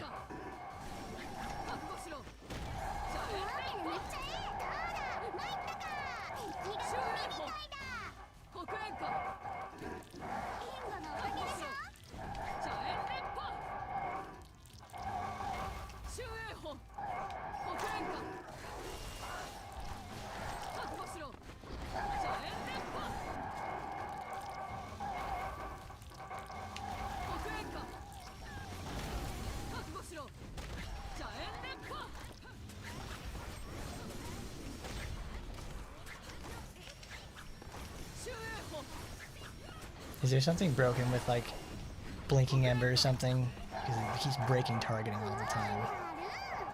Hey, look at that. Look at that HP just like grind down into nothing. Yeah. Love it. Love it. Love it. 53. And that was with bad rolls too. Of course they do. They love beating up everybody's favorite hottie. Because she's like, I'm better than you. I can slice you like a hot knife through butter. Okay, you're the butter, we're the knife. Get on the knees. Get on your knees because you're going to be using those real soon. Real rough stuff. Because it's just nice to be able to make Ingrid as strong as she's supposed to be in every other form of media. Because not only can she talk the talk, she can walk the walk too.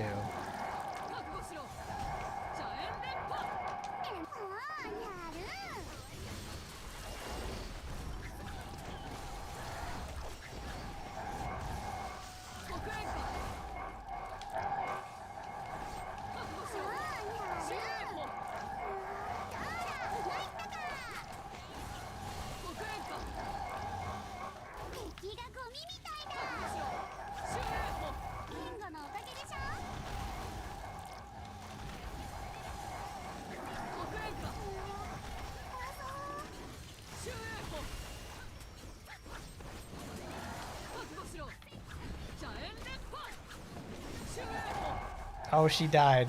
Oh no.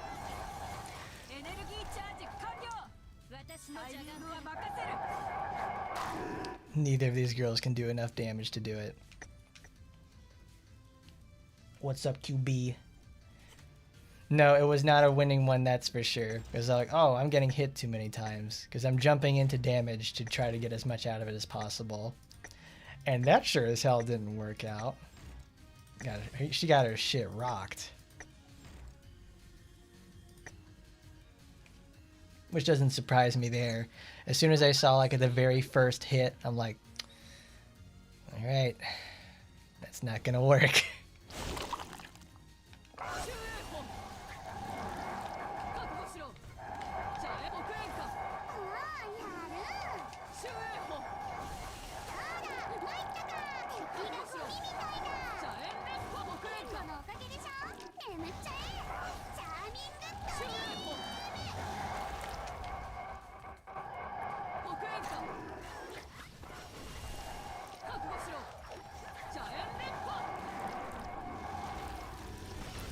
Ranged immunity. Oh, come on now. Phantasma, solve this. Phantasma analysis.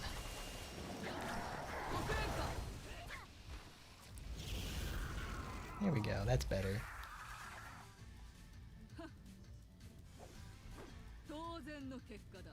Look at that, she's on fire. That's my girl right there, burning alive. Oh, we can't get a 20. No, I already have most of them at 5 anyways. I just don't spend any of them. Because it's like 430,000 of them. I think for the most part I only ever use them to get like UR beads. Because those are super expensive when I need to roll for stuff. And like whenever upgrade materials come through here, and that's about it. Oh yeah. I forgot this even exists. Like the dispatch mission thing. I should probably be doing that more often because it helps alleviate my my resource drain. Oh, thanks.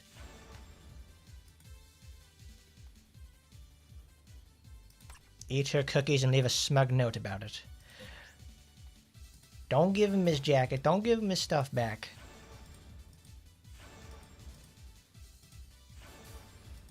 Man, I remember like all the way back in when Asuka got her renewal, you had to complete 600 quests with the character. I'm very glad they reduced the amount it took to complete, but it's like, whoa, that was a lot.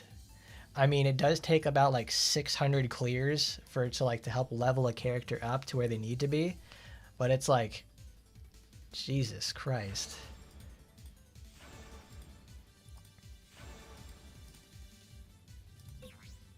Ooh, let's get another one. Ooh. Rolling up on a motherfucker. What's we gonna get? Ooh, the Sakura one. Nice.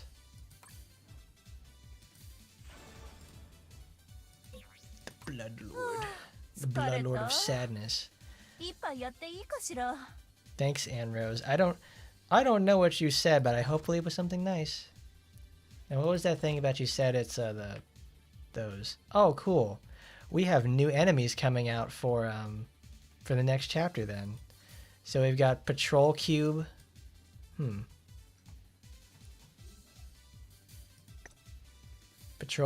There's more Patrol Cubes. It's like, okay. State-of-the-art drone. So I guess these are like the V2 versions of our new enemies. So it's like we have the box on wheels, so it's the explosive one. We have Clone Sakura. This is cool. Wow. Wowee. Art Kagami. A mass-produced clone of Sakura created at a research facility using her cells. Compared to the original, she is certainly inferior, but still has the shadow art inside. Has undergone enhancement procedures after her skills were proven useful. To prevent unforeseen events, measures such as putting her in a straitjacket and mental suppression were taken in the enhancement process. Clone Tokiko. So she still has clairvoyance, straitjacket, mental suppression, demon mercenary. Ooh, this is cool. It's a new enemy. Let's see. It's probably the assault is composed solely of the surprise of the harshest. Massive great swords. Ferocity, the berserker enemies. They look pretty cool. Oh, dude, we got Shuten Doji at home. Spec Ops mercenary. So, let's see. Eastern style of clothing. Special operations, the Vectrans.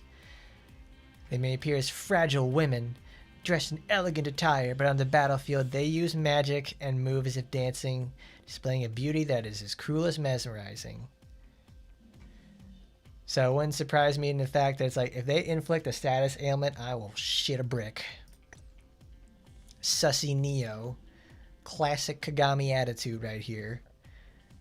This is cool. It's like, finally, we actually get to see her in this form, to say the least. Based off of Saya, the original one, which remained in Tokyo Kingdom's research facility. unconventional combat with physical abilities on Taimanin with the tentacles on her back. UFS Task Force G, but she's now at Gosha, allowing her supervisions to go on missions. That is cool. That is super cool.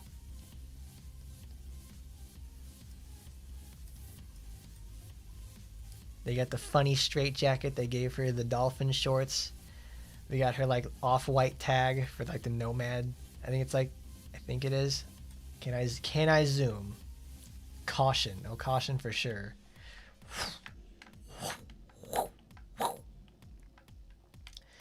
This is neat though. This is just like the cybernetics that they gave to White Feather, but it's not like with White Feather, because White Feather has fucking hooves for some reason. She's got the Subaru hip sway, and then we got Tokiko. Can we get these as like regular costumes? That would be really cool to put like the cybernetic outfit suits and just put them as this. It's awesome. Caution. They gave her yoga pants. They're probably hiding the cybernetics underneath, but they are using like a very much higher quality. What are they called? Textures for these. Very cool.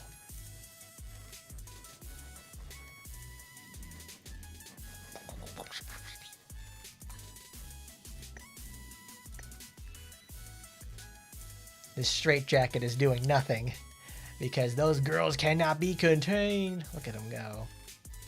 Sakura's got maximum hair gel though, because man, that shit ain't moving.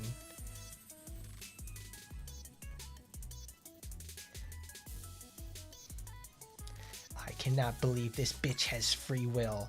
Don't worry, but she won't stand a chance with that one. Because where is clone Yukikismo? Oh no, we don't have that because she's in there in the first place. It also just goes to show that we have not gotten very many enemies after a certain point. Because it's like Worm Knight. Oh, it sent me all the way back. Yeah, Worm Knight, that was introduced like almost 2 years ago, I think. Then we had the latest story chapter, which introduces Lan. And in the event, then it's like over a year later we get Tenki 2, the next story chapter that introduces the Rusted Roof development and the clones.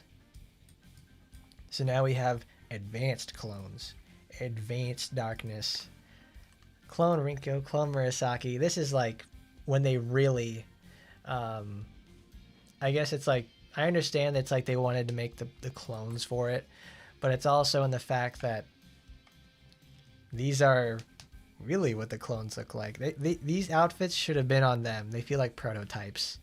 And then like the actual clones would look somewhat like this, but they have different outfit coloring schemes and everything. I mean, I would hope they would do it for the clone outfit line, because it's like they look like something you get from like Chrome Hearts or Ingrid's Techwear series, or anything like that, because these are awesome. I'd love these as like costumes for them.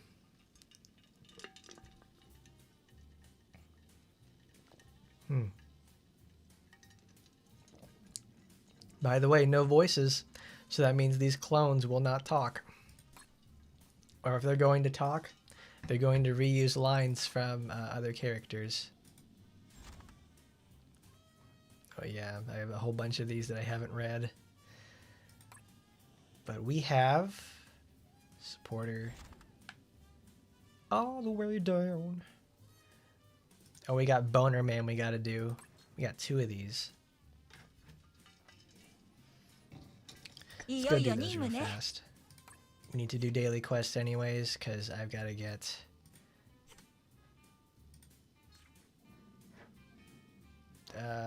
let's use Annerose. We need to put Boner Man in the front, in the driver's seat.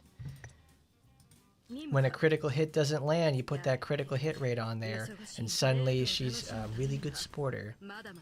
They made this bitch thicker than a Snicker, but they didn't keep the vein, at least not over here from what we can see.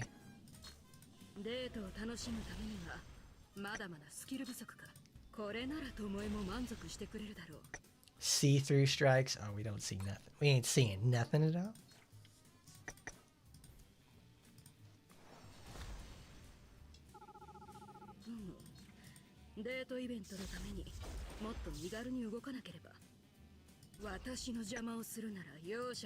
Discipline from hell. Oh, dude, is she a fan of Pantera?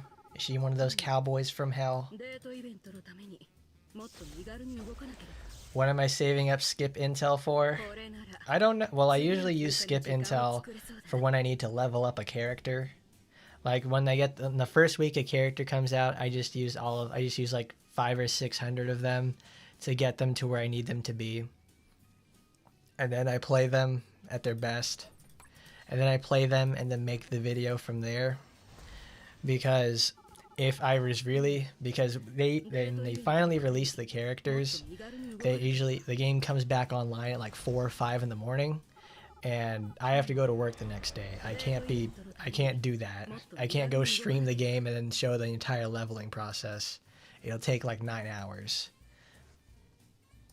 if I manually did it. Also, I just don't use skip tickets for the most part. I just don't really need to, because most of the time I like playing the game. I'll skip the cutscenes, but I won't skip the missions.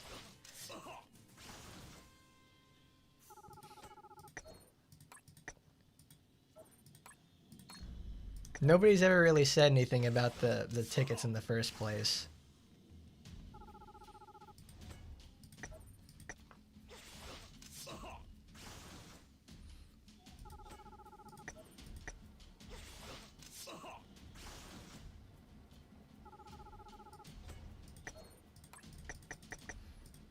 Like, they're more or less for times like this where it's just more efficient. Just like, normally I just play the missions myself so I can get a better feel of what's going on if I want to make improvements to Annerose, or even like consider taking her further from like 81 to 87.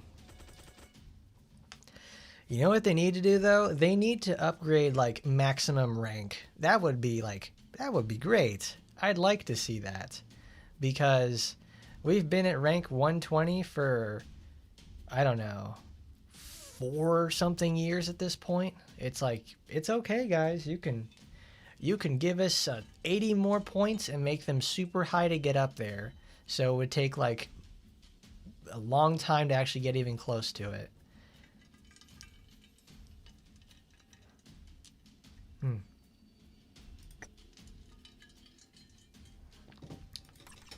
I would not mind that one bit if they decided to just say, go ahead and do it. Let's do Reiko's.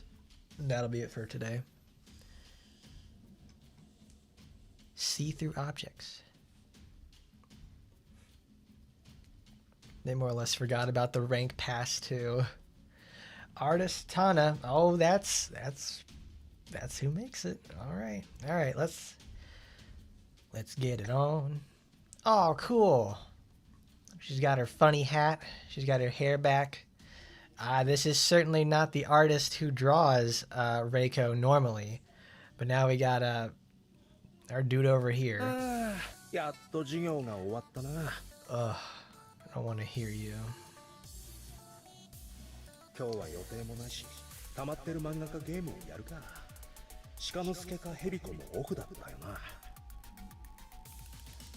I'll lower that down. I'm gonna read that.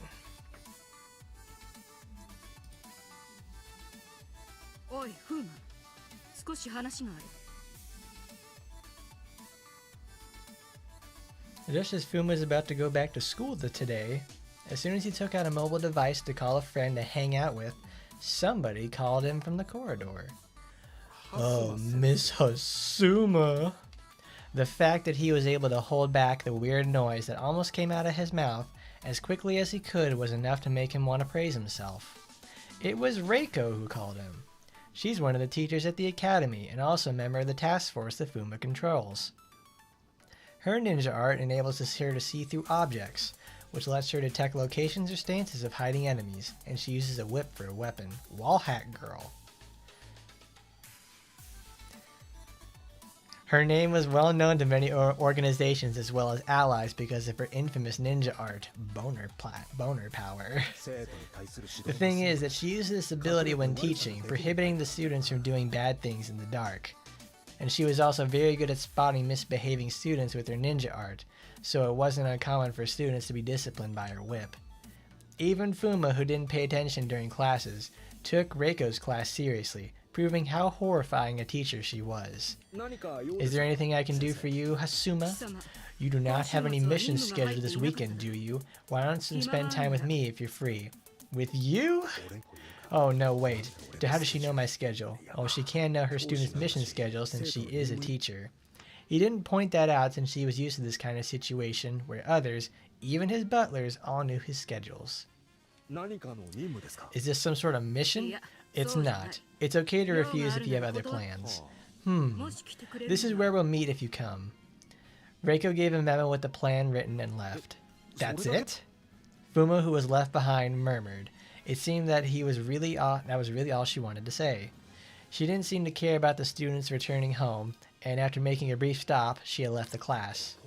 I can refuse my ass. The experience I have had so far tell me that it will only bother me more later on if I refuse just because she said I could.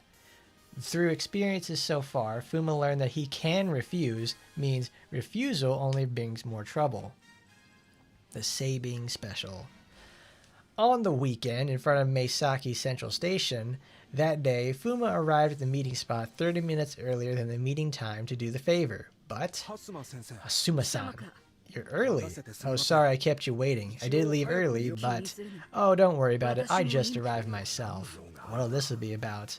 Is this about me not paying attention during penis class, which is her class, or is it about my grades? For the P class, he got lazy, but not too lazy for the teacher to notice. As for his class grades, he got a recognizably mediocre grade. However, Hasuna Reiko can see through objects with her ninja art, finding about cheats is their specialty. A diligent teacher who is good at finding cheaters. The type of teacher that Fuma finds it hardest to deal with. You wear that kind of outfit on holidays, do you? Well, that's new since I don't usually meet with boys on holidays. Oh, we know why, said Reiko, looking at Fuma as if she were judging his outfit. Why are you staring at me? Is it because of the mission after all? And she's checking me if I'm suited up properly? Although Fuma wore clothes that were fit for exercise just in case, he felt like she was checking if his clothes could deal with emergencies. But that wasn't the case. This is your taste? Jeez, I thought your boy should prefer fancier jingling accessories. Accessories? Bitch, that ain't my taste. I prefer comfortable stuff. I see, but why are you wearing a Taimanin suit underneath? He was startled as the conversation was casual, nothing serious. Well, I thought today was about a mission. I just said it wasn't. Then what is this about? My grades? Did I fail anything? Did I do a fuck up a test? It's not about that either. But you did intentionally get grades just above an F? I'm just asking because it takes a lot more effort than it would just to get an F in the first place. Oh, I just don't want to be noticed, okay? Alright, about the suit, you can't be too prepared for emergencies, you know? Fuma was cautious, thinking she might want to meet him alone for personal business, now that the mission was off the table. However, Reiko listened to Fuma's excuses carefully, as if she just didn't care about what is concerned. I see. You wear a Taimanin suit even on holidays for emergencies. Great mindset. You have the right determination as a Taimanin, too. Ah, thank you. That's it? Reiko finished talking and looked away. Okay, let's go. Fuma was confused even more as Reiko took a step to take the lead. Was I called out for today then? A terrace of a busy cafe on the main street. Ugh. The people who are innocent of the truth of demons or incidents of the underworld that Taimanins deal with every day were talking about their work, just engaging in small talk. Ah, right, this is definitely about a makeup class. That was the answer Fuma came up with during the brief moment of silence between the two. I was being smart to be lazy during classes, but I could not deceive her. So she called me out here to give me makeup class by herself. I see. What do you want? Order anything, man. It's on me today. Your treat? Well, I would not let my student pay. Lower your fucking voice. Sorry. The infamous evil instructor, Miss Hasuma, buying from me? Oh, what kind of harsh training did she prepare? And relax, you're being too nervous. You gotta chill out, bro. It's not a mission or a class. Okay. Her reassurance made Fuma more hesitant, which is obvious since he still didn't know why he was brought here today. Oh, a coffee combo, please. Oh, and there's a discount for couples. I'll order the same thing. For couples? Do you always act like this on a holiday? Reiko finished ordering, finding Fuma's nervousness rather strange, but continued the conversation with him. They talked about school life, private life, and missions that are okay to talk about. Alright, let's get out of here. I have other places I want to go. About 15 minutes later, Reiko paid and they left. What is this? What am I supposed to do? He followed Reiko, who was leaving, and confused more than ever. A gabezo at the top of the building where the clear blue sky feels closer. To look down at the ground from the artificial photo spot, the scenery of the village looked so far that it made him feel dizzy, letting him feel the familiar view so differently. Seeing the open terrace-style tables at the spot, Fuma got a glimpse of what was going on. Ah, I see. This is where we're having class. Good, the weather's nice and I'm full. Alright, let's go. Already? Yeah, we are at the destination's up here. Just up front, but what is it?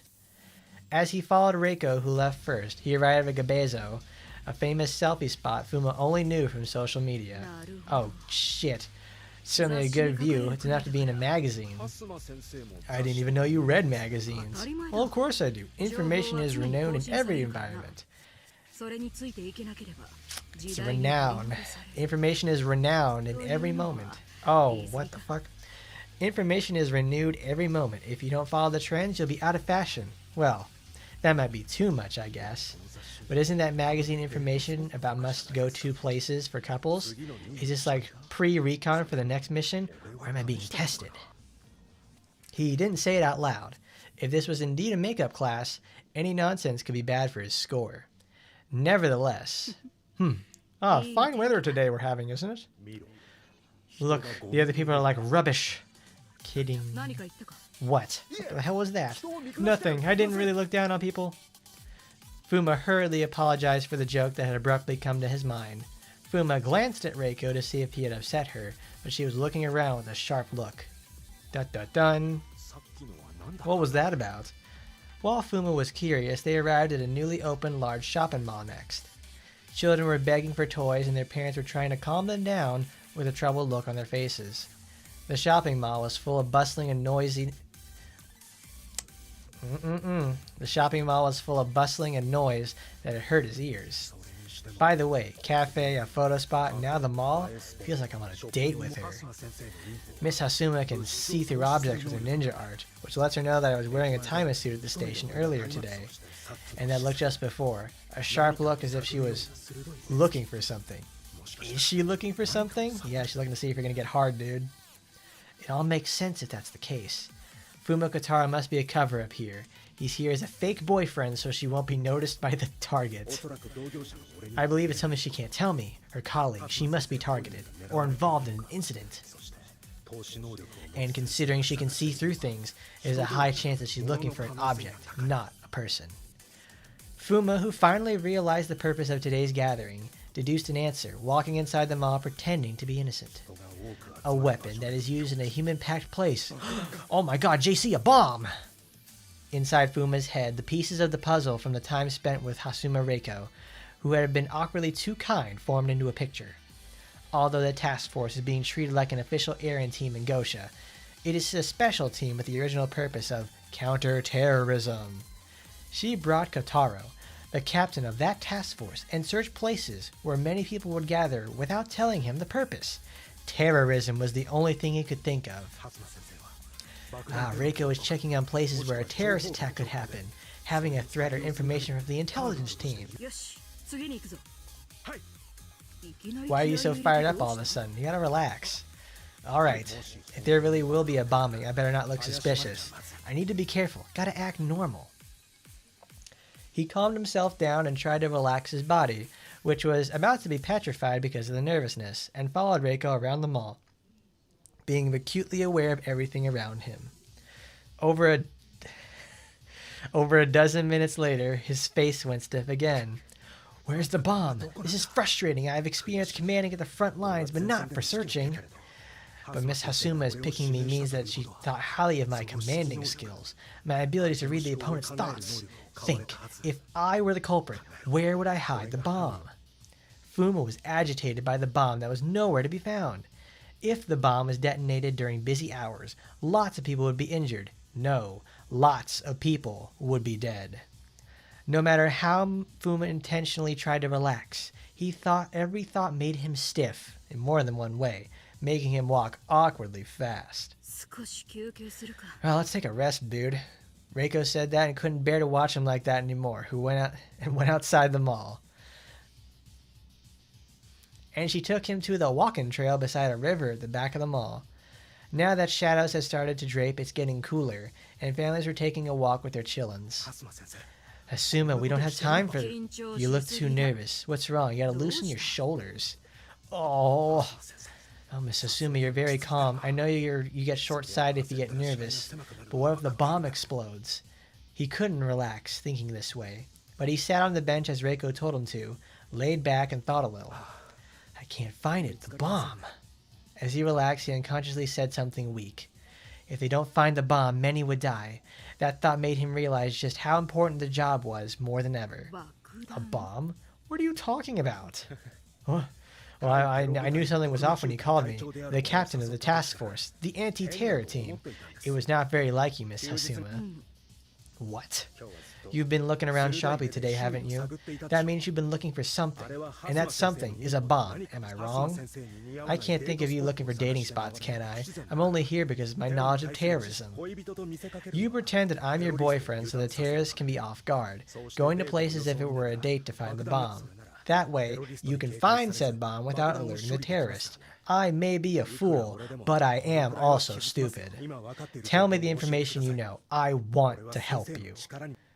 As Fuma looked at Reiko, she was looking at him, then back to you, then back to me, and not knowing how to describe what was going on. I know you think I'm not enough for this, but I really can be helpful. So, oh my god, dude. To hear Fuma's explanation, Reiko shook her shoulders as if she could not take it anymore. Miss Hasuma, I'm sorry, but it's my fault for not explaining. But I didn't know you would think about a bombing. That's why you've been on alert with a complicated look on your face. She kept laughing, having understood why Fuma had been acting so weird, and that made him confused. Missions or studies have nothing to do with me calling you out today. Well, I know it's very unlike me, as you pointed out, but today was purely for preliminary research for date spots, that's all. Date spots? A date? Then why did you bring me to these spots, like a cafe or the couple's discount, and you've been very keen on this. That's because I was wondering if the place's decorations or atmosphere would meet Tomoe's liking. Oh, wow. Awesome. In retrospect, she noticed the couple's discount so fast when I ordered the combo. Could it be that she chose the cafe because of it? The Miss Evil instructor, Hasuma, does that? Besides, although I didn't care about the price when we entered, we got a couple's discount for the Cabezo as well. And the shopping mall had exclusive items for couples? The truth behind today made him even more confused. The more he thought about how he misunderstood everything, the more he thought about how foolish his reasoning was. So that's what this was all about. I have no idea where you got the idea of a bombing. Well, I better not ask for the sake of your pride. Oh, please don't. Let me be clear. Now let me be clear. It might be a huge misunderstanding if you think I brought you here today because you are the captain of the task force, the counter-terror team. Please stop.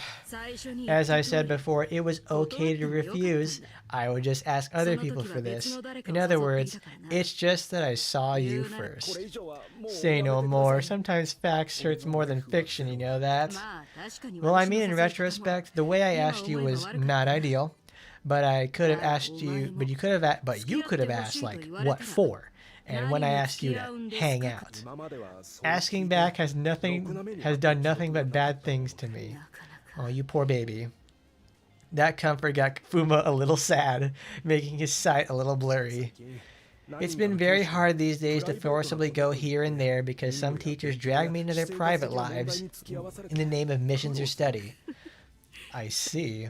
The sad Fuma let it slip. Reiko softly smiled instead of scolding him. Surprisingly enough, the evil instructor Reiko was smiling when Fuma raised his head. I don't think I have to use a hard method like ordering you to do something, as you might think, since you've been trying harder than you were in the past. I don't have to force you if you can behave yourself. Anyhow, although your reasoning took a great leap since you lacked the critical evidence, you weren't wrong to make one, considering said situation. I would rather say it was logical even. You are aware of things around you, even in your daily life, I would say. Am I getting a compliment? Reiko made a bigger smile as Fuma was having an emotional turmoil, where he didn't understand if he should be embarrassed, feel sorry for himself, or happy. It seems I have you unnecessarily misunderstood. I'll buy you dinner. It was way after dusk, almost night, when the preliminary research for the date spots in Reiko's mind ended. Thank you for today. Can I call you again, if you don't mind? Oh, not at all. I just really hope you tell me everything from the start next time. You know, talking about romance is not something you can discuss at the academy. The two who had become closer over the day talked intimately, and Reiko walked him home gently as the final course of the date. Little did she know, a woman had witnessed the entire thing. Tomoe! A few months later, something life-threatening happened to Fuma, but that's another story. Wow. Very cool. Boner Ma'am actually has a nice softer side to her. We don't have the other supporter, so we can't really get much out of that either. But hey, she's General Pool, so we could pick her up sometime in the future. Oh yeah. Duffman knows how to party.